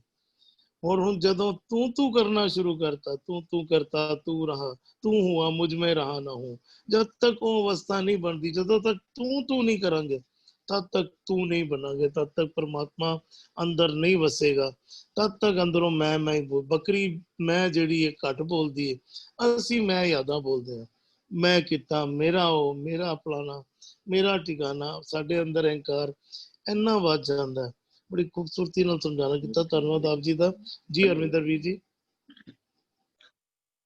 मन प्रतीत बनी प्रभ तेरी, बिनस गई हौमे मत मेरी, अंगीकार किया प्रभ अपने, जग मह शोभ सुहाई है। ਇਹ ਸਾਰਾ ਜਿਹੜਾ ਬਤੋ ਜਿਹੜੀ ਪੰਜ ਜਿਹੜਾ ਵਰਡ ਕਹਿ ਲਓ ਨਾ ਇਹਦੇ ਅੰਦਰ, ਗੁਰੂ ਦੇ ਸ਼ਬਦ ਦੀ ਪ੍ਰਤੀਤ, ਪਰਮਾਤਮਾ ਦੀ ਪ੍ਰਤੀਤ, ਜੇ ਇਹ ਆ ਜਾਵੇ ਤਾਂ ਜਿਹੜੀ ਅਗਲੀਆਂ ਨੇ ਨਾ ਬਿਨਸ ਗਈ ਹਉਮੈ ਮਤ ਮੇਰੀ, ਅੰਗੀਕਾਰ ਕਿਓ, ਤੇਰੀ ਹਉਮੈ ਵਾਲੀ ਮਤ ਕਿਵੇਂ ਜਾਣੀ ਹੈ ਜੇ ਸ਼ਬਦ ਦੀ ਪ੍ਰਤੀਤ ਆਈ ਤੇ। ਅੰਗੀਕਾਰ ਕਦੋਂ ਕਰੇਗਾ ਪ੍ਰਭ ਤੇਰਾ, ਜਦੋਂ ਉਸ ਪਰਮਾਤਮਾ ਦੀ ਪ੍ਰਤੀਤ ਆਈ ਤੇ। ਤੇਰੀ ਜਗ ਵਿੱਚ ਜਿਹੜੀ ਸ਼ੋਭਾ ਹੈ ਉਹ ਅੱਛੀ ਕਦੋਂ ਹੋਏਗੀ, ਜਦੋਂ ਤੇਰੇ ਮਨ ਵਿੱਚ ਗੁਰੂ ਦੇ ਸ਼ਬਦ ਦੀ ਪ੍ਰਤੀਤ ਆਈ। ਪ੍ਰਤੀਤ ਨੂੰ ਸਤਿਬੀਰ ਜੀ ਨੇ ਬਹੁਤ ਚੰਗੀ ਤਰ੍ਹਾਂ ਬਈ ਭਰੋਸਾ ਕਹਿ ਲਓ, ਵਿਸ਼ਵਾਸ ਕਹਿ ਲਓ, ਦ੍ਰਿੜਤਾ ਕਹਿ ਲਓ, ਜੋ ਸਾਨੂੰ ਉਹ ਜਿਹੜਾ ਕਹਿੰਦੇ ਸਤਿਗੁਰ ਕੀ ਪ੍ਰਤੀਤ ਨਾ ਆਈ ਆ, ਸ਼ਬਦ ਨਾ ਲੱਗੋ ਲਾਗੋ ਭਾਓ, ਕਹਿੰਦੇ ਉਸ ਨੂੰ ਸੁਖ ਸੁਪਨੇ ਨਹੀਂ, ਭਾਵੇਂ ਸੋ ਗੇੜਾ ਆਵੋ ਜਾਓ। ਕੋਈ ਸਾਡੀ ਹਾਲਤ, ਅਸੀਂ ਗੁਰਦੁਆਰੇ ਕਿੰਨੀ ਵਾਰ ਜਾਂਦੇ ਪਏ, ਰੋਜ਼ ਜਾਂਦੇ ਆ ਗੁਰਦੁਆਰੇ, ਕਹਿੰਦੇ ਪਾਠ ਪੜ੍ਹੇ, ਮੁਖ ਝੂਠੋ ਬੋਲੇ, ਕਹਿੰਦੇ ਨਿਗੁਰੇ ਕੀਮਤ ਇਹ, ਤੂੰ ਨਾਲ ਪਾਠ ਵੀ ਕਰੀ ਜਾਂਦਾ, ਪਾਠ ਤੇ ਕਹਿੰਦੇ ਮੈਂ ਕੂੜ ਬੋਲ ਮੁਰਦਾਰ ਖਾਏ, ਲੇਕਿਨ ਬੰਦਾ ਕਹਿੰਦਾ ਨਹੀਂ, ਕਾਰੋਬਾਰ ਝੂਠ ਬੋਲੇ ਬਿਨਾਂ ਨਹੀਂ ਹੁੰਦਾ। ਉਹ ਗੁਰੂ ਦੇ ਸ਼ਬਦ ਦੀ ਪ੍ਰਤੀਤ ਨਹੀਂ ਆ ਰਹੀ ਨਾ, ਜੋ ਗੁਰੂ ਕਹਿ ਰਿਹਾ ਫਰੀਦਾਪੁਰੇ ਦਾ ਭਲਾ ਕਰ ਸਕਣਾ ਹੈ, ਹਰ ਇੱਕ ਥੋੜੀ ਨਾ ਹੁੰਦਾ, ਇੱਕ ਦੇ ਫਿਰ ਹਰ ਬੰਦਾ ਸਿਰ ਤੇ ਚੜ ਕੇ ਬਹਿ ਜਾਏਗਾ। ਕੱਲ ਭੈਣ ਜੀ ਨੇ ਵੈਸੇ ਬੜਾ ਅੱਛਾ ਇੱਕ ਲੰਬ ਲਿਖਦਾ ਸੀ ਵੀ ਇੱਕ ਬਾਉਂਡਰੀ ਤੁਸੀਂ, ਇੱਕ ਹੈਲਦੀ ਬਾਉਂਡਰੀ ਤੁਸੀਂ ਤੈਅ ਕਰਨੀ ਹੈ, ਲੇਕਿਨ ਗੁਰੂ ਦੇ ਸ਼ਬਦ ਦੀ ਪ੍ਰਤੀਤ ਤੇ ਆਵੇ ਨਾ, ਜੋ ਗੁਰੂ ਕਰਨ ਨੂੰ ਕਹਿੰਦਾ ਹੈ ਸਾਨੂੰ, ਅਸੀਂ ਕਹਿੰਦੇ ਨਹੀਂ ਪ੍ਰੈਕਟੀਕਲ ਨਹੀਂ, ਜੋ ਗੁਰੂ ਕਹਿੰਦਾ ਵੀ ਉਹ ਅਨਕਡੰਬਰ ਮਾਇਆ ਕੇ ਬਿਰਥੇ ਇਹਨੂੰ ਪ੍ਰੀਤ ਘਟਾਓ, ਅਸੀਂ ਕਹਿੰਦੇ ਨਹੀਂ ਵਿਆਹ ਸ਼ਾਦੀ ਤੇ, ਫਿਰ ਵਿਆਹ ਸ਼ਾਦੀ ਤੇ ਕਰਨਾ ਹੀ ਪਏਗਾ, ਸਾਰੀ ਦੁਨੀਆ ਕਰ। ਸਾਨੂੰ ਗੁਰੂ ਦੇ ਸ਼ਬਦ ਦੀ ਪ੍ਰਤੀਤ ਨਹੀਂ ਆ ਰਹੀ, ਔਰ ਜਿਨ੍ਹਾਂ ਨੂੰ ਪ੍ਰਤੀਤ ਨਹੀਂ ਆ ਰਹੀ, ਭਰੋਸਾ ਨਹੀਂ, ਯਕੀਨ ਨਹੀਂ ਬਣ ਰਿਹਾ ਨਾ, ਉਹਨਾਂ ਬਾਰੇ ਗੁਰੂ ਕਹਿ ਰਿਹਾ ਬਈ ਸਤਿਗੁਰ ਕੀ ਪ੍ਰਤੀਤ ਨਾ ਆਈ ਆ, ਸ਼ਬਦ ਨਾ ਲਾਗੋ ਪਾਓ, ਤੇ ਸ਼ਬਦ ਨਾਲ ਪਿਆਰ ਨਹੀਂ ਪੈ ਰਿਹਾ, ਕਹਿੰਦਾ ਉਸ ਨੂੰ ਸੁਖ ਨਾ ਉਪਜੈ, ਭਾਵੇਂ ਸੋ ਗੇੜਾ ਆਵੋ ਜਾਓ। ਤੁਸੀਂ ਗੁਰੂ ਕੋਲ ਭਾਵੇਂ 100 ਵਾਰ ਆਓ ਜਾਓ, ਗੱਲ ਤੇ ਆ ਕੇ ਮੁੱਕੇਗੀ ਗੁਰੂ ਦੇ ਸ਼ਬਦ ਦੀ ਪ੍ਰਤੀਤ ਆਂਦੀ ਪਈ ਜਾਂ ਨਹੀਂ ਆਂਦੀ ਪਈ ਤੁਹਾਨੂੰ। ਵੀ ਉਹ ਕਹਿੰਦੇ ਮਨ ਪ੍ਰਤੀਤ ਨਾ ਆਈਆ, ਸਹਿਜ ਨਾ ਲੱਗੋ ਭਾਓ, ਸ਼ਬਦੇ ਸਾਧ ਨਾ ਪਾਇਓ, ਮਨ ਹਟ ਕਿਆ ਗੁਣ ਗਾਏ। ਤੂੰ ਗਾਈ ਜਾ ਰਿਹਾ ਹੈ, ਤੈਨੂੰ ਉਹ ਜੋ ਸ਼ਬਦ ਕਹਿ ਰਹੇ ਨੇ, ਤੈਨੂੰ ਉਸ ਤੇ ਫੇਥ ਭਰੋਸਾ ਤੇ ਆ ਹੀ ਨਹੀਂ ਰਿਹਾ। ਵੀ ਮਨ ਪ੍ਰਤੀਤ ਨਾ ਆਈਆ, ਸਹਿਜ ਨਾ ਲੱਗੋ ਭਾਓ, ਤੈਨੂੰ ਉਹ ਤੇਰਾ ਪਿਆਰ ਉਸ ਰੱਬ ਦੇ ਨਾਲ ਸਹਿਜ ਤੌਰ ਤੇ ਪੈ ਜਾਣਾ ਚਾਹੀਦਾ ਸੀ, ਤੈਨੂੰ ਉਹ ਨਹੀਂ ਹੋ ਰਿਹਾ। ਗੱਲ ਜਿਹੜੀ ਸਾਰੀ ਆਏਗੀ ਨਾ ਕਿ ਜੋ ਗੁਰੂ ਕਹਿੰਦਾ ਹੈ, do you have the faith, ਜੋ ਗੁਰੂ ਕਈ, ਮੈਂ ਦੇਖੋ ਤੀਰਥਾਂ ਦੀ ਗੱਲ ਕਰ ਲਓ, ਅਸੀਂ ਫਿਰ ਕਹਿੰਦੇ ਨੇ ਅੱਛਾ ਦਰਬਾਰ ਸਾਹਿਬ ਦੇ ਹੈਡ ਗ੍ਰੰਥੀ ਸਟੇਜ ਤੋਂ ਬਹਿ ਕੇ ਗੱਲ ਕਰਦੇ ਹੁਣ ਨਹੀਂ, ਜਲ ਵਿੱਚ ਜਿਹੜਾ ਹੈ ਨਾ, ਜਲ ਵਿੱਚ ਨਹਾਤੇ ਆ ਤੁਹਾਡੇ ਰੋਗ ਦੂਰ ਹੁੰਦੇ ਨੇ। ਗੁਰੂ ਦੇ ਸ਼ਬਦ ਦੀ ਪ੍ਰਤੀਤ ਨਹੀਂ ਆ ਰਹੀ, ਜੋ ਪਰੰਪਰਾ ਹੈ ਉਸ ਤੇ ਪ੍ਰਤੀਤ ਹੈ, ਲੇਕਿਨ ਗੁਰੂ ਦੇ ਸ਼ਬਦ ਦੀ ਪ੍ਰਤੀਤ ਜਿਹੜੀ ਹੈ ਨਾ, ਉਹ ਸਾਨੂੰ ਗੁਰੂ ਦੇ ਜੋ ਕਹਿ ਰਿਹਾ ਨਾ, ਕਹਿੰਦੇ ਇੱਕ ਹੋਰ ਸ਼ਬਦ ਹੈ, ਕਹਿੰਦਾ ਜਿਨੀ ਨਾ ਪਾਇਓ ਪ੍ਰੇਮ ਰਸ, ਕੰਤ ਨਾ ਪਾਇਓ ਸੌ, ਕਹਿੰਦਾ ਸੁੰਝੇ ਘਰ ਕਾ ਪਾਉਣਾ, ਜਿਉਂ ਆਇਆ ਤਿਉਂ ਜਾਓ। ਜੇ ਬੰਦਾ ਐਜ਼ ਅ ਗੈਸਟ ਤੁਸੀਂ ਕਿਸੇ ਦੇ ਘਰ ਜਾਓ, ਦਰਵਾਜ਼ਾ ਨੌਕ ਕਰੋ, ਉਹ ਅੰਦਰੋਂ ਨੌਕਰ ਬੋਲੇ ਕਿ ਨਹੀਂ ਮਾਲਕ ਤਾਂ ਹੈ ਹੀ ਨਹੀਂ ਘਰ ਮੇਂ, ਤੁਹਾਨੂੰ ਪੁੱਠੇ ਪੈ ਤੁਹਾਨੂੰ ਰਿਟਰਨ ਆਣਾ ਪਏਗਾ। ਤੁਸੀਂ ਜੇ ਮੈਂ ਕਿਸੇ ਦੇ ਘਰ ਗਿਆ, ਅੱਗੇ ਜੇ ਬੰਦਾ ਉਹ ਕਹਿੰਦਾ ਵੀ ਜੇ ਤੈਨੂੰ ਗੁਰੂ ਦੇ ਸ਼ਬਦ ਦਾ ਸਵਾਦ ਨਹੀਂ ਆ ਰਿਹਾ, ਫਿਰ ਤੇ ਮਨੋ ਇਟ ਇਜ਼ ਐਸੇ ਘਰ ਵਿੱਚ ਪਰੌਣਾ ਬਣ ਕੇ ਜਾਣਾ ਜਿਹਦੇ ਵਿੱਚ ਆਪ ਜਿਹੜਾ ਓਨਰ ਹੋਵੇ ਹੀ ਨਾ, ਜਿਹਨੂੰ ਉਹ ਜੋ ਗੁਰੂ ਕਹਿ ਰਿਹਾ ਹੈ ਨਾ, ਜੋ ਗੁਰ ਕਹੇ ਸੋਈ ਭਲ ਮਾਨੋ, ਉਹ ਹਰ ਕਥਾ ਨਿਰਾਲੀ, ਕਹਿੰਦਾ ਵੀ ਜਿਸ ਨੂੰ ਪ੍ਰਤੀਤ ਹੋਵੇ ਤਿਸ ਕਾ ਗਾਵਿਆ ਥਾਂ ਪਵੇ। ਇੱਕ ਪਾਸੇ ਕਹਿੰਦੇ ਮਨ ਹਟ ਕੇ ਗੁਣ ਗਾਏ, ਕਹਿੰਦੇ ਗਾਵਿਆ ਕਿਹਦਾ ਥਾਂ ਪੈਂਦਾ, ਕਹਿੰਦਾ ਜਿਸ ਨੂੰ ਪ੍ਰਤੀਤ ਹੋਵੇ ਤਿਸ ਕਾ ਗਾਵਿਆ ਥਾਂ ਪਵੇ, ਸੋ ਪਾਵੇ ਦਰਗਾਹ ਮਾਨ। ਜੋ ਗੁਰੂ ਕਹਿ ਰਿਹਾ ਨਾ, ਉਹ ਇੱਕ ਕਹਿੰਦਾ ਜੋ ਬਿਨ ਪ੍ਰਤੀਤੀ ਕਪਟੀ, ਕੂੜੀ ਕੂੜੀ ਅੱਖੀ ਮੀਟ ਦੇ, ਉਨਕਾ ਉਤਰ ਜਾਏਗਾ ਝੂਠ ਗੁਮਾਨ। ਜਿਹੜਾ ਬੰਦਾ ਬਾਹਰ ਕਹਿੰਦਾ ਹੋਵੇ ਕਿ ਨਹੀਂ ਵੀ ਅੱਛਾ ਨਿਤਨੇਮ ਤੇ ਮੈਂ ਰੋਜ਼ ਕਰਨਾ ਹੈ, ਲੇਕਿਨ ਝੂਠ ਬੋਲੇ ਬਿਨਾ ਕਾਰੋਬਾਰ ਨਹੀਂ, ਇਤਨਾ ਤੇ ਕਰਨਾ ਹੀ ਪੈਂਦਾ, ਵਿਆਹ ਸ਼ਾਦੀ ਤੇ ਖਰਚਾ ਕਰਨਾ ਹੀ ਪੈਂਦਾ, ਆਪਣੇ ਘਰ ਵਿਆਹ ਆ ਗਿਆ ਤੇ ਬੱਚਿਆਂ ਨੂੰ ਗਾਨੇ ਪਾਣੇ ਹੀ ਪੈਣਗੇ, ਉਹ ਸਾਰੇ ਜਿਹੜੇ ਕਰਮ ਕਾਂਡ ਨੇ ਨਾ, ਉਹ ਖਾਰੇ ਲਵਾਈਏ, ਉਧਰੋਂ ਭਾਂਡੇ ਤੋੜਨੇ ਪੈਣਗੇ। ਕਿਉਂ ਤੋੜਨੇ ਪੈਣਗੇ? ਪਾਠ ਤੇ ਕਰਨੇ ਪੈਣ, ਲੇਕਿਨ ਗੁਰੂ ਦੇ ਸ਼ਬਦ ਦੀ ਪ੍ਰਤੀਤ ਨਹੀਂ ਆ ਰਹੀ ਸਾਨੂੰ। ਅਸੀਂ ਦੇਖੋ ਨਾ, ਬਤੋ ਇਤਨੇ ਕਰਮ ਕਾਂਡ ਨੇ, ਬਤੋ ਆਸ-ਪਾਸ ਨਦੀ ਕ੍ਰਾਸ ਕਰਨੇ ਪਿਆ, ਨਦੀ ਨੂੰ ਜੀ ਨਾਰੀਅਲ ਅਰਪਣ ਕਰਨਾ ਪਏਗਾ, ਅੱਛਾ ਕੁੜੀ ਦਾ ਜੀ ਇਹ ਹੋ ਗਿਆ, ਉਹਨੂੰ ਨਦੀ ਟੱਪ ਕੇ ਨਹੀਂ ਜਾ ਸਕਦੀ। ਇਹ ਸਾਡੇ ਪ੍ਰੈਕਟੀਕਲ, ਸਾਡੇ ਜੀਵਨ ਵਿੱਚੋਂ ਜਿਹੜੇ ਨਾ ਉਹ ਐਗਜ਼ਾਮਪਲਸ। ਗੁਰੂ ਦੇ ਸ਼ਬਦ ਦੀ ਪ੍ਰਤੀਤ ਨਹੀਂ ਆ ਰਹੀ। ਇੱਕ ਬੜਾ ਬਹੁਤ ਪਿਆਰਾ ਜਿਹਾ ਸ਼ਬਦ ਹੈ, ਕਹਿੰਦੇ ਨੇ ਗੋਬਿੰਦ ਭਜਨ ਕੀ ਮਤ ਹੈ ਹੋਰਾ। ਰੱਬ ਦੀ ਭਗਤੀ ਕਰਨੀ, ਰੱਬ ਦੀ ਭਜਨ ਬੰਦਗੀ ਕਰਨੀ ਨਾ, ਕਹਿੰਦੇ it's a different game. Gobind ਭਜਨ ਕੀ ਮਤ ਹੈ ਹੋਰਾ, ਵਰਮੀ ਮਾਰੀ ਸਾਪ ਨਾ ਮਰੀ, ਨਾਮ ਨਾ ਸੁਣੀ ਡੋਰਾ। ਉਹ ਕਹਿੰਦੇ ਵੀ ਵਰਮੀ ਮਾਰੀ, ਜੇ ਸੱਪ ਦਾ ਹੋਲ ਹੈ, ਤੁਸੀਂ ਸੱਪ ਦੇ ਹੋਲ ਨੂੰ ਤੁਸੀਂ ਕੁੱਟੀ ਜਾ, ਸੱਪ ਥੋੜੀ ਨਾ ਮਰ ਗਿਆ ਅੰਦਰ। ਅਸੀਂ ਜੇ ਕੋਈ ਕਰਮ ਕਾਂਡ ਕਰੀ ਜਾ ਰਹੇ ਹਾਂ 21 ਵਾਰ ਪਾਠ ਕਰ ਲਿੱਤਾ, 51। ਅੱਛਾ ਕਈਆਂ ਨੂੰ ਨਾ, ਅੱਛਾ ਉਹ ਇੱਕ ਨਾ ਫਿਰ ਸ਼ਬਦ ਦਿੰਦੇ ਨੇ ਵੀ ਉਹ ਪ੍ਰਭ ਕੇ ਤੈਨੂੰ ਪੈਸਾ ਚਾਹੀਦਾ ਹੈ, ਪੈਸੇ ਦਾ ਪ੍ਰੋਬਲਮ ਹੈ, ਤੂੰ ਇਹ ਲਾਈਨ ਨਾ ਪ੍ਰਭ ਕੇ ਸਿਮਰਨ ਰਿੱਧ ਸਿੱਧ ਨਾ ਹੁੰਦੇ, ਇਹਨੂੰ 50 ਵਾਰ ਪੜ, 100 ਵਾਰ ਪੜ। ਅਰੇ ਪ੍ਰਭੂ ਉਹ ਲਾਈਨ ਤੇ ਕਹਿ ਰਹੀ, ਜੇ ਪਰਮਾਤਮਾ ਨੂੰ ਸਿਮਰਨ ਕਰੇਗਾ ਤੇ ਤੈਨੂੰ ਰਿੱਧ ਸਿੱਧ ਨਾ ਹੋਣੇ ਤੇ ਤੇਰੇ ਜੀਵਨ ਵਿੱਚ ਆਏਗੀ। ਤੂੰ ਪਰਮਾਤਮਾ ਦਾ ਸਿਮਰਨ ਨਹੀਂ ਕਰਦਾ ਪਿਆ, ਤੂੰ ਲਾਈਨ ਦਾ ਸਿਮਰਨ ਕਰਨਾ ਸ਼ੁਰੂ ਕਰ ਦਿੱਤਾ। ਲਾਈਨ ਤੇ ਕਹਿ ਰਹੀ ਸੀ ਪ੍ਰਭ ਕੇ ਸਿਮਰਨ, ਤੇ ਤੂੰ ਉਸ ਲਾਈਨ ਦਾ ਸਿਮਰਨ ਕਰਨਾ ਸ਼ੁਰੂ ਕਰ ਦਿੱਤਾ। ਕਰਮ ਕਾਂਡ ਕਹਿੰਦੇ ਹੀ ਉਸ ਨੂੰ ਨੇ, ਜਦੋਂ ਕਰਮ ਦੇ ਉੱਤੇ ਟੇਕ ਆ ਜਾਵੇ ਕੀਤੀ ਕਰਮ ਕਾਂਡ ਕਿਹਨੂੰ ਕਹਿੰਦੇ ਨੇ? ਕਾਂਡ ਕਹਿੰਦੇ ਨੇ ਵੀ ਉਹ ਕਹਿੰਦੇ ਵੀ ਨਾਨਕ ਕੁਤਰੇ ਕਾਂਡੇ, ਅਸੀਂ ਤੇਰੇ ਕੁੱਤੇ ਕਹੇ ਜਾਂਦੇ ਹਾਂ। ਕਰਮ ਕਾਂਡ ਉਹ ਨੇ ਜਿਨ੍ਹਾਂ ਸਾਡੀ ਟੇਕ ਜਿਹੜੀ ਹੈ ਨਾ, ਉਹ ਕਰਮ ਦੇ ਉੱਤੇ ਆ ਰਹੀ, ਨਿਸ਼ਚਾ ਰੱਬ ਦੇ ਉੱਤੇ ਨਹੀਂ ਆ ਰਹੀ। ਇੱਥੇ ਕਹਿੰਦੇ ਵੀ ਉਹ ਅਲਟੀਮੇਟਲੀ ਗੱਲ ਹੈ, ਜੋ ਗੁਰੂ ਕਹਿੰਦਾ ਨਾ ਉਸ ਨੂੰ ਅਸੀਂ ਉਹਨੂੰ ਐਕਸੈਪਟ ਕਰਨੇ ਪੈਣ, ਟੋਟੈਲਿਟੀ ਜਾਂ ਨਹੀਂ। ਹੋ ਸਕਦਾ ਵੱਖ ਪਰਸਪੈਕਟਿਵ ਨੂੰ, ਵੱਖ ਸ਼ਬਦ ਸਾਨੂੰ ਸਮਝਣੇ ਪੈਣਗੇ, ਕਿਉਂਕਿ ਉਹਦੇ ਵੱਖ ਪਹਿਲੂ ਨੇ, ਵਿਚਾਰ ਗੁਰੂ ਦੀ ਵਿਚਾਰ ਵੀ ਲਾਈਫ ਹੈ ਹੀ ਐਸੀ। ਲਾਈਫ ਵਿੱਚ ਨਾ ਬਹੁਤ ਉਹ ਕਹਿ ਲੋ ਮਲਟੀ ਡਾਇਮੈਂਸ਼ਨਲ ਲੱਗੂ ਨਾ ਵੀ ਤੱਤੇ ਸਾਰ ਨਾ ਜਾਣੀ ਗੁਰੂ ਬਾਜੋ। ਗੁਰੂ ਤੈਨੂੰ ਹਰ ਚੀਜ਼ ਵੱਖ-ਵੱਖ ਪਹਿਲੂਆਂ ਤੋਂ ਸਮਝਾਉਂਦਾ ਹੈ, ਕਿਉਂਕਿ ਜ਼ਿੰਦਗੀ ਦੇ ਜਿਹੜੇ ਕਹਿੰਦੇ ਸਵਾਲ ਜਿਹੜੇ ਉਹ ਆਉਣਗੇ ਵੱਖ-ਵੱਖ ਪੱਖੋਂ, ਤੇ ਤੈਨੂੰ ਇੱਕ as an intelligent doctor, as an intelligent engineer ਤੈਨੂੰ ਉਹਨਾਂ ਨੂੰ ਸਵਾਲ ਕਰਨਾ ਪਏਗਾ, ਲੇਕਿਨ ਸਾਰੇ ਫਾਰਮੂਲੇ ਜਿਹੜੇ ਨੇ ਨਾ ਉਹ ਗੁਰੂ ਕੋਲੋਂ ਲੈ ਲਈ। ਵੀ ਉਹ ਮਨ ਪ੍ਰਤੀਤ ਬਣੀ ਪ੍ਰਭ ਤੇਰੀ, ਕਹਿੰਦੇ ਉਸ ਤੋਂ ਅੱਗੇ ਦੇ ਫਿਰ ਤੇਰੇ ਜੀਵਨ ਵਿੱਚ ਜੋ ਚਲੋ ਕਰਾਮਾਤ ਹੋਣੀ ਹੈ, ਕੋਈ ਬਿਨਸ ਗਈ ਹਉਮੈ ਮਤ ਮੇਰੀ। ਉਹ ਕਹਿੰਦੇ ਜੰਮ ਤੇ ਉਲਟ ਪਏ ਹੈ ਰਾਮ। ਫਿਰ ਜਿਹੜਾ ਨਾ ਤੂੰ ਜਿਹੜਾ ਜਮਾ ਵਾਲੇ ਰਸਤੇ ਤੋਂ ਟੁਰਿਆ ਪਿਆ ਸੀ ਨਾ, ਹੁਣ ਤੂੰ ਪਰਮਾਤਮਾ ਦੇ ਰਸਤੇ ਵਾਲੇ ਪਾਸੇ ਟੁਰ ਜਾਏ। ਉਹ ਬਿਨਸ ਗਈ ਹਉਮੈ ਮਤ ਮੇਰੀ ਅੰਗੀਕਾਰ ਕੀਆ ਪ੍ਰਭ ਆਪਣੇ। ਉਸ ਪਰਮਾਤਮਾ ਨੇ ਮਾਨੋ ਤੈਨੂੰ ਆਪਣਾ ਹੀ ਬਣਾ ਲੈਣਾ, ਤੂੰ ਉਹਦੇ ਵਿੱਚ ਲੀਨ ਹੋ ਜਾਏਗਾ। ਅੰਗੀਕਾਰ ਕੀਓ ਪ੍ਰਭ ਆਪਣੇ।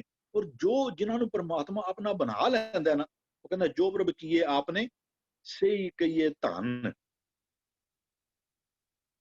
ਉਹ ਜਿਨ੍ਹਾਂ ਨੂੰ ਉਹ ਆਪਣਾ ਬਣਾ ਲੈਂਦਾ ਹੈ, ਕਹਿੰਦਾ ਅੰਗੀਕਾਰ ਕੀਓ ਪ੍ਰਭ ਆਪਣੇ ਭਗਤਨ ਕੀ ਰਾਖੀ ਪਾਤ। ਉਹ ਆਪਣੇ ਭਗਤਾਂ ਦੀ ਇੱਜ਼ਤ ਮਾਨ ਸਤਿਕਾਰ ਉਹ ਬਰਕਰਾਰ ਰੱਖਦਾ ਹੈ। ਉਹ ਮਾਲਕ ਜਿਹੜਾ ਹੈ ਨਾ, ਕਹਿੰਦਾ ਜਿਨ ਕੋ ਆਪੇ ਦੇ ਵਡਿਆਈ ਜਗਤ ਵੀ ਆਪੇ ਆਣ ਤਿਨ ਕੋ ਪੈਰੀ ਪਾਈ। ਜਿਨ੍ਹਾਂ ਨੂੰ ਉਹ ਪਰਮਾਤਮਾ ਪਤ ਇੱਜ਼ਤ, ਕਹਿੰਦਾ ਕਹੋ ਕਬੀਰ ਪਤ ਹਰ ਪ੍ਰਬੰਧ।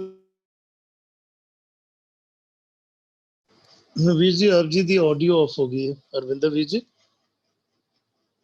ਹਰਵਿੰਦਰ ਵੀਰ ਜੀ,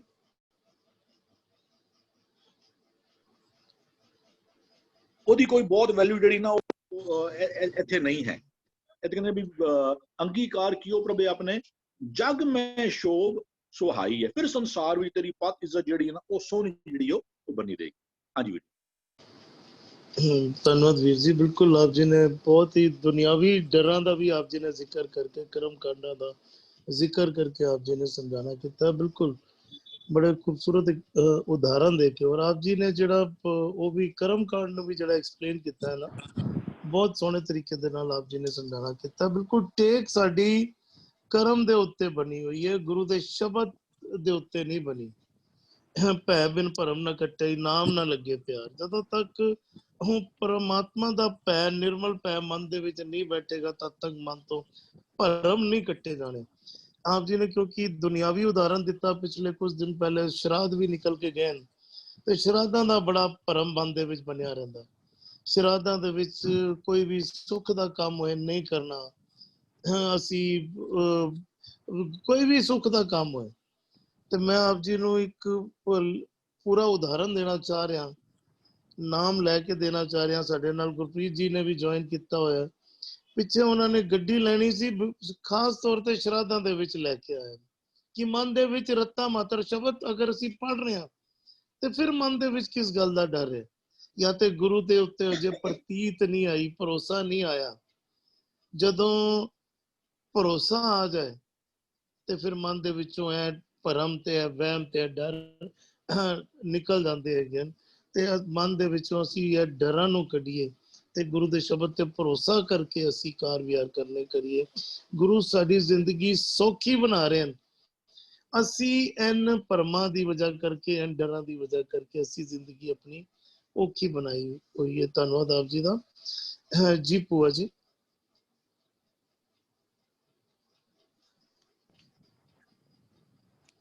मन प्रतीत बनी प्रभ तेरी बिनस गई हौमे मत मेरी।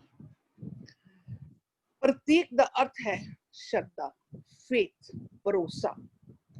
किया जाता है कि प्रतीत प्रीत दी, कहते हैं प्रतीत इज द प्रतीक ऑफ प्रीत। जिथे प्रतीत है उत्थे प्रीत है, जिथे प्रतीत नहीं है उत्थे प्रीत नहीं है। Where there is faith, there is love.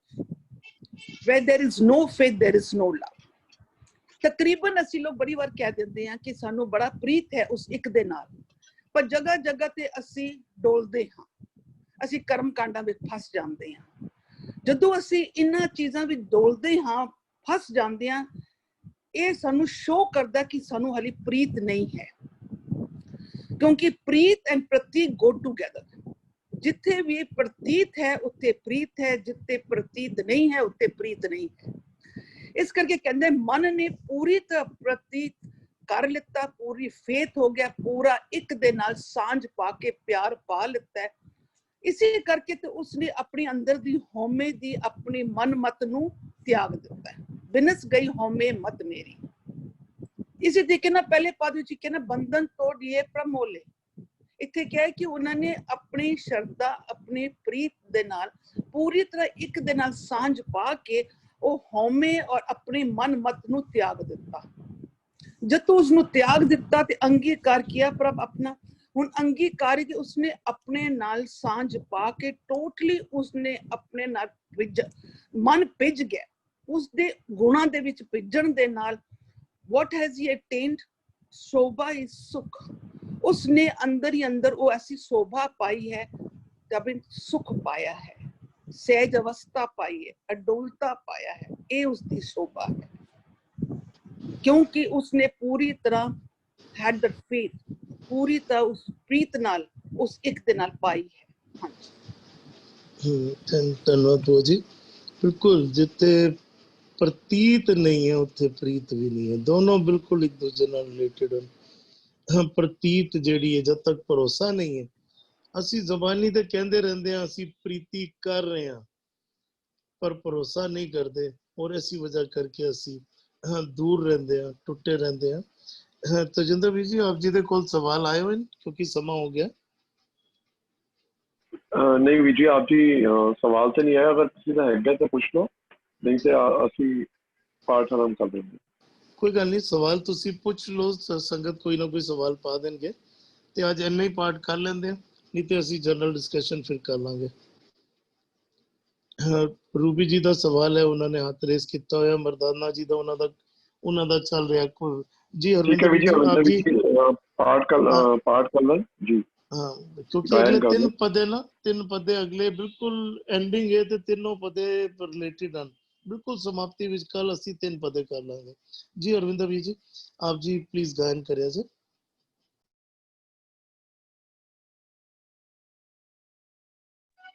बंधन तोड़ लिए प्रभु मोले,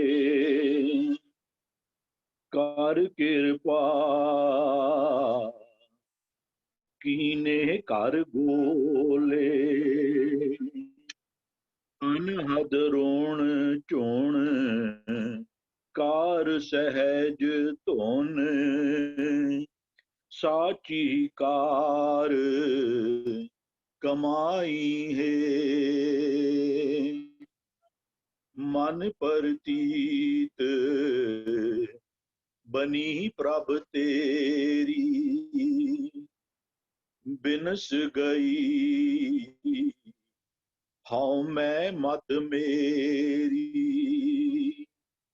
अंगीकार किया प्रभ आपने, जग में शोभ सुहाई है। वाहिगुरु जी का खालसा, वाहिगुरु जी की फतेह। होइयां बेअंत भुलां दी किमा, वाहिगुरु जी का खालसा वाहिगुरु जी की फतेह। तजिंदर जी रूबी जी दा, रूबी दीदी दा ले लिया जी सवाल। जी ਵੀਰ ਜੀ ਭੈਣ ਜੀ ਦਾ ਆਡੀਓ ਆਨ ਹੈ, ਉਹ ਆਪਣਾ ਸਵਾਲ ਰੱਖ ਸਕਦੇ ਨੇ। ਉਸ ਤੋਂ ਬਾਅਦ ਮਨਜੀਤ ਸਿੰਘ ਬੇਦੀ ਵੀ ਜੀ ਹੈਗੇ ਨੇ ਅਮਰੀਕਾ ਤੋਂ, ਉਹਨਾਂ ਦਾ ਵੀ ਸ਼ਾਇਦ ਕੋਈ ਕੁਐਸਚਨ ਹੈਗਾ, ਉਹ ਵੀ ਲੈ ਲੈਂਦੇ ਜੀ। ਭੈਣ ਜੀ ਵਾਹਿਗੁਰੂ ਜੀ ਕਾ ਖਾਲਸਾ ਵਾਹਿਗੁਰੂ ਜੀ ਦੀ ਫਤਿਹ। ਮੇਰਾ ਦੋ ਸ਼ਬਦ ਹਨ ਮਰਦਾਨਾ ਜੀ ਦੇ, ਉਹ ਦੋਨਾਂ ਦੀ ਵਿਆਖਿਆ ਹੋ ਜਾਏ ਔਰ ਸਿਰਲੇਖ ਮਰਦਾਨਾ ਕੀ ਹੈਗਾ ਇਹਦੇ ਬਾਰੇ ਜਰਾ ਮੈਨੂੰ ਜਾਣਨਾ ਵੇ ਜੀ। ਰਾਈਟ, ਅਸੀਂ ਭੁੱਲ ਗਏ ਸੀਗੇ, ਅਸੀਂ ਬੋਲਿਆ ਸੀ ਸੋਮਵਾਰ ਲਵਾਂਗੇ। ਪੇਜ ਨੰਬਰ ਕਿੰਨਾ ਸੀ? 553 ਹਾਂਜੀ 553 ਓਕੇ। ਸ਼ਬਦ ਦੇ ਬੋਲ ਬੋਲਣਾ रूबी दीदी। ਉਹ ਇੱਕ ਮਿੰਟ, ਉਹ ਮੈਨੂੰ ਨਿਕਾਲਣਾ ਪਏਗਾ ਇਹਦੇ ਵਿੱਚੋਂ। ਅਰਵਿੰਦਰ ਵੀਰ ਜੀ ਨੂੰ ਪਤਾ ਹੈ, ਅਰਵਿੰਦਰ ਵੀਰ ਜੀ ਉਸ ਦਿਨ ਦੱਸ ਰਹੇ ਸਨ। ਅਰਵਿੰਦਰ ਵੀਰ ਜੀ कल वाली काम मद मनुआ पीवन हार, ਦੋ ਸ਼ਬਦ ਹਨ, ਦੋਨਾਂ ਦੀ ਵਿਆਖਿਆ ਹੋ ਜਾਏ। दो शब्द है गन। जी भैन जी शेयर कर रहे हैं, एक सेकंड। हाँ जी, स्क्रीन पे पीवी जी लेके आ रहे हैं।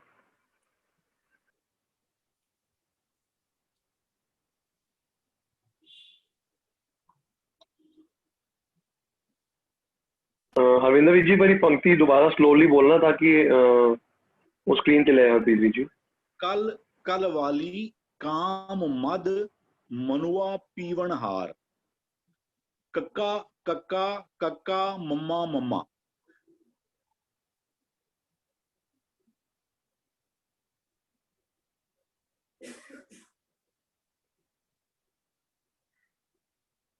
जी हरविंदर जी।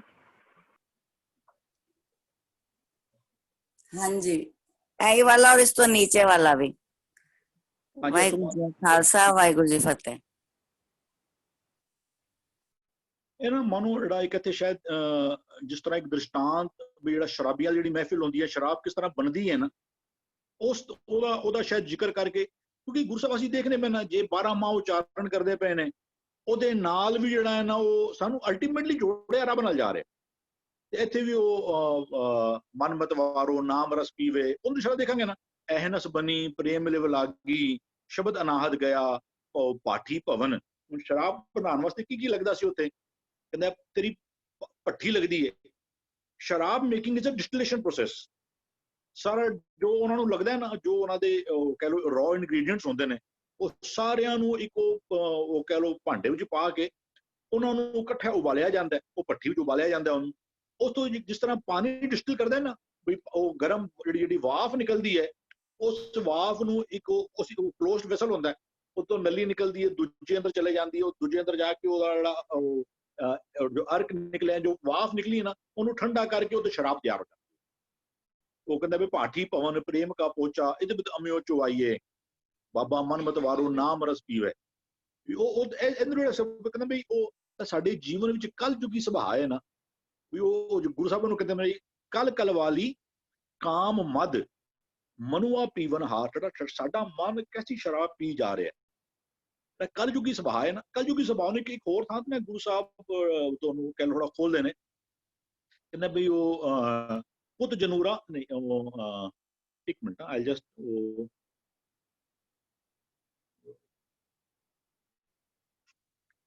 ਉਹ ਕਹਿੰਦਾ ਕੱਲੀ ਅੰਦਰ ਨਾਨਕਾ ਜਿਨ੍ਹਾਂ ਦਾ ਅਵਤਾਰ। ਉਹ ਤੁਸੀਂ ਕਿਸ ਨੂੰ ਸਮਝੋ ਕਿ ਇਹ ਬੰਦਾ ਹੁਣ ਇਹ ਕਲਯੁਗੀ ਪ੍ਰਭਾਵ ਵਿੱਚ ਜਿਉਂਦਾ ਪਿਆ। ਇਹ ਸ਼ਲੋਕ ਮਹਿਲਾ ਪਹਿਲਾ ਹੈ ਅਗੇਨ। ਉਹ ਕਹਿੰਦਾ ਵੀ ਕਿਹੜਾ, ਉਹ ਕਹਿੰਦਾ ਵੀ ਉਹ ਕਹਿੰਦਾ ਕਿਕਨ ਸਮਝੋ ਕਿ ਬੜਾ ਬੰਦਾ ਉਹਨੇ ਕਲਯੁਗੀ ਸੁਭਾਅ ਵਿੱਚ ਜਿਉਂਦਾ ਪਿਆ। ਉਹ ਕਹਿੰਦਾ ਵੀ ਉਹ ਕਹਿੰਦਾ ਕੱਲੀ ਅੰਦਰ ਨਾਨਕਾ ਜਿਨ੍ਹਾਂ ਦਾ ਅਵਤਾਰ, ਕਹਿੰਦਾ ਪੁੱਤ ਜਨੂਰਾ ਧੀ ਜਨੂਰੀ ਜੋਰੂ ਜਿਨ੍ਹਾਂ ਦਾ ਸਿਕਦਾਰ। ਉਦੋਂ ਕਈ ਵਾਰ ਅਸੀਂ ਕਹਿੰਦੇ ਕਿ ਉਹ ਨਾ ਉਹਦਾ ਮੁੰਡਾ ਉਹਦੀ ਗੱਲ ਸੁਣਦਾ, ਨਾ ਕੁੜੀ ਉਹਦੀ ਗੱਲ ਸੁਣਦੀ ਪਈ ਹੈ। ਤਾਂ hole family is driven by the lady of the house, ਵੀ ਇਹ ਵੀ ਕਰਨਾ ਹੈ, ਉਹ ਵੀ ਕਰਨਾ ਹੈ, ਸਾਰੇ ਕੰਮ। ਗੁਰੂ ਉਹਨੂੰ ਕਲਯੁਗੀ ਜੀਵਨ ਜੋ ਹੈ ਨਾ, ਉਹਨੂੰ ਉਹ ਦੂਜਾ ਸ਼ਬਦ ਉਹਦੇ ਅੰਦਰ ਨੂੰ ਡਿਫਾਈਨ ਕਰਦੇ ਪਏ ਨੇ। ਉਹਦੇ ਕਿਹੜਾ ਕਲਯੁਗੀ ਸੁਭਾਅ ਹੈ ਨਾ, ਉਹ ਕਹਿੰਦਾ ਵੀ ਕਲਯੁਗੀ ਸੁਭਾਅ ਮਾਨੋ ਸ਼ਰਾਬ ਕੱਢਣ ਵਾਲੀ ਉਹ ਮੱਟੀ ਹੈ। ਜਿਹੜਾ ਭਾਂਡਾ ਹੈ ਨਾ, ਜਿਸ ਭਾਂਡੇ ਵਿੱਚ ਪਾ ਕੇ ਹੇਠਾਂ ਅੱਗ ਲਗਾਉਂਦੇ, ਕਹਿੰਦੇ ਕਲ ਕਲ ਵਾਲੀ ਕਾਮ ਮਦ। ਸ਼ਰਾਬ ਕਿਹੜੀ ਹੈ? ਜਿਹੜੇ ਸਾਡਾ ਆਵਰ ਜਿਹੜਾ ਲਾਈਫ ਹੈ, it is being driven by the sexual desires. ਉਹ ਕਹਿ ਲਓ ਵੀ ਉਹ ਵਾਲੀ ਸ਼ਰਾਬ ਜਿਹੜੀ ਇਹਨਾਂ ਅੰਦਰ ਤਿਆਰ ਹੁੰਦੀ ਪਈ ਹੈ। ਔਰ ਮਨੁਆ ਪੀਵਨ ਹਾਰ, ਮਨ ਇਸ ਨੂੰ ਪੀ ਜਾਂਦਾ ਪਿਆ। ਇਹ ਵਾਲੀ ਸ਼ਰਾਬ ਜਿਹੜੀ ਹੈ ਨਾ, ਉਹ ਕਲਯੁਗੀ ਸੁਭਾਅ। ਕਲਯੁਗੀ ਸੁਭਾਅ ਵਿੱਚ ਬੋਲਤੋ ਉਹ ਇੱਕ ਹੋਰ ਥਾਂ ਜਿਹੜਾ ਗੁਰੂ ਸਾਹਿਬ ਡਿਫਾਈਨ ਕਰਦੇ ਨੇ ਵੀ ਉਹ ਕਲਯੁਗ ਰਥ ਅਗਨ ਕਾ ਕੂੜ ਅਗੇ ਰਥਵਾ, ਨਾਨਕ ਮੇਰ ਸ਼ਰੀਰ ਕਾ ਇੱਕ ਰਥ ਇੱਕ ਰਥਵਾ। ਮੇਰ ਸ਼ਰੀਰ ਤੋਂ ਮਤਲਬ ਹੈ ਮੇਰ ਦਾ, Mer is a short form of Sumer. Sumer ਪਰਬਤ ਨੂੰ ਬੜਾ ਉੱਚਾ ਪਰਬਤ ਮੰਨਿਆ ਗਿਆ, ਵੀ ਤੂੰ ਮੇਰੋ ਮੇਰ ਪਰਬਤ ਸੁਆਮੀ, ਵੀ ਤੂੰ ਬੜਾ ਵੱਡਾ ਆਸਰਾ ਹੈ ਮੇਰਾ। ਵੀ ਉਹ ਕਹਿੰਦੇ ਵੀ ਉਹ ਨਾਨਕ ਮੇਰ ਸ਼ਰੀਰ ਕਾ, ਉਹ ਜਿਹੜਾ ਤੈਨੂੰ ਮਨੁੱਖਾ ਜਨਮ ਮਿਲਿਆ ਹੈ ਜੋ ਬਹੁਤ ਬੇਸ਼ਕੀਮਤੀ ਮਿਲਿਆ ਹੈ, ਕਿ ਨਾਨਕ ਮੇਰ ਸ਼ਰੀਰ ਕਾ, ਕਹਿੰਦਾ ਇੱਕ ਰਥ ਇੱਕ ਰਥਵਾ। ਇੱਕ ਉਹਦੇ ਕੋਲ ਗੱਡੀ ਹੈ, ਇੱਕ ਉਹਦੇ ਕੋਲ ਡਰਾਈਵਰ ਹੈ। ਕਹਿੰਦੇ ਜੁਗ ਜੁਗ ਫੇਰ ਵਟਾਈਏ ਗਿਆਨੀ ਬੁੱਝੇ ਤਾਂ। ਜਿਹੜਾ ਜੁਗਾਂ ਦਾ ਪ੍ਰਭਾਵ ਹੈ ਨਾ, ਇਹ ਕੌਨਸਟੈਂਟਲੀ, ਕੋਈ ਬੰਦਾ ਇਹ ਨਹੀਂ ਕਹਿ ਸਕਦਾ ਕਿ ਮੈਂ ਹੁਣ ਕਿਉਂਕਿ ਇਹਦੇ ਬੌਰਨ ਹੋਇਆ ਇਹਨਾਂ ਈਅਰਸ ਵਿੱਚ ਤੇ ਮੇਰਾ ਜੀਵਨ ਸਾਰਾ ਕਲਯੁਗ ਹੀ ਤੋਂ ਸਪੈਂਡ ਹੋਏਗਾ। ਨਹੀਂ, ਗੁਰੂ ਕਹਿੰਦੇ ਨੇ ਅੰਦਰ ਜਿਵੇਂ ਜਿਵੇਂ ਤੂੰ ਗੱਡੀ ਹੋਰ ਡਰਾਈਵਰ ਦੋਨੋਂ ਨੂੰ ਬਦਲੀ ਕਰਦੇ ਜਾਏਗਾ ਨਾ, ਤੇਰਾ ਜੀਵਨ ਮਾਨੋ ਉਸ ਯੁੱਗ ਵਿੱਚ ਸਫ਼ਰ ਕਰਨਾ ਸ਼ੁਰੂ ਕਰ ਦੇ। ਸਤਜੁਗ ਰਥ ਸੰਤੋਖ ਕਾ ਧਰਮ ਅੱਗੇ ਰਖਵਾ। ਜਦੋਂ ਤੇਰਾ ਜੀਵਨ ਸਤਜੁਗ ਰਥ ਸੰਤੋਖ ਕਾ, ਜਦੋਂ ਤੇਰਾ ਜਿਹੜੀ ਕਾਰ ਅਸੀਂ ਕਹਿੰਦੇ ਜੀਵਨ ਇੱਕ ਸਫ਼ਰ ਹੈ, ਸਤਜੁਗ ਰਥ ਸੰਤੋਖ ਕਾ, ਜਦੋਂ ਸੰਤੋਖ ਵਾਲਾ ਤੇਰਾ ਜੀਵਨ ਹੋ ਜਾਏਗਾ ਨਾ, और ਉਹਨੂੰ ਚਲਾਉਣ ਵਾਲਾ ਧਰਮ ਹੋ ਜਾਏਗਾ, ਧਰਮ ਅੱਗੇ ਰਖਵਾਓ। ਤ੍ਰੇਤੇ ਰਥ ਜੱਤੇ ਕਾ ਜੋਰ ਅੱਗੇ, ਉਹ ਸਾਰਾ ਕਹਿੰਦੇ ਲਾਸਟ ਕਹਿੰਦੇ ਨੇ ਕਲਯੁਗ ਰਥ ਅਗਨ ਕਾ ਕੂੜ ਅੱਗੇ ਰਖਵਾਓ।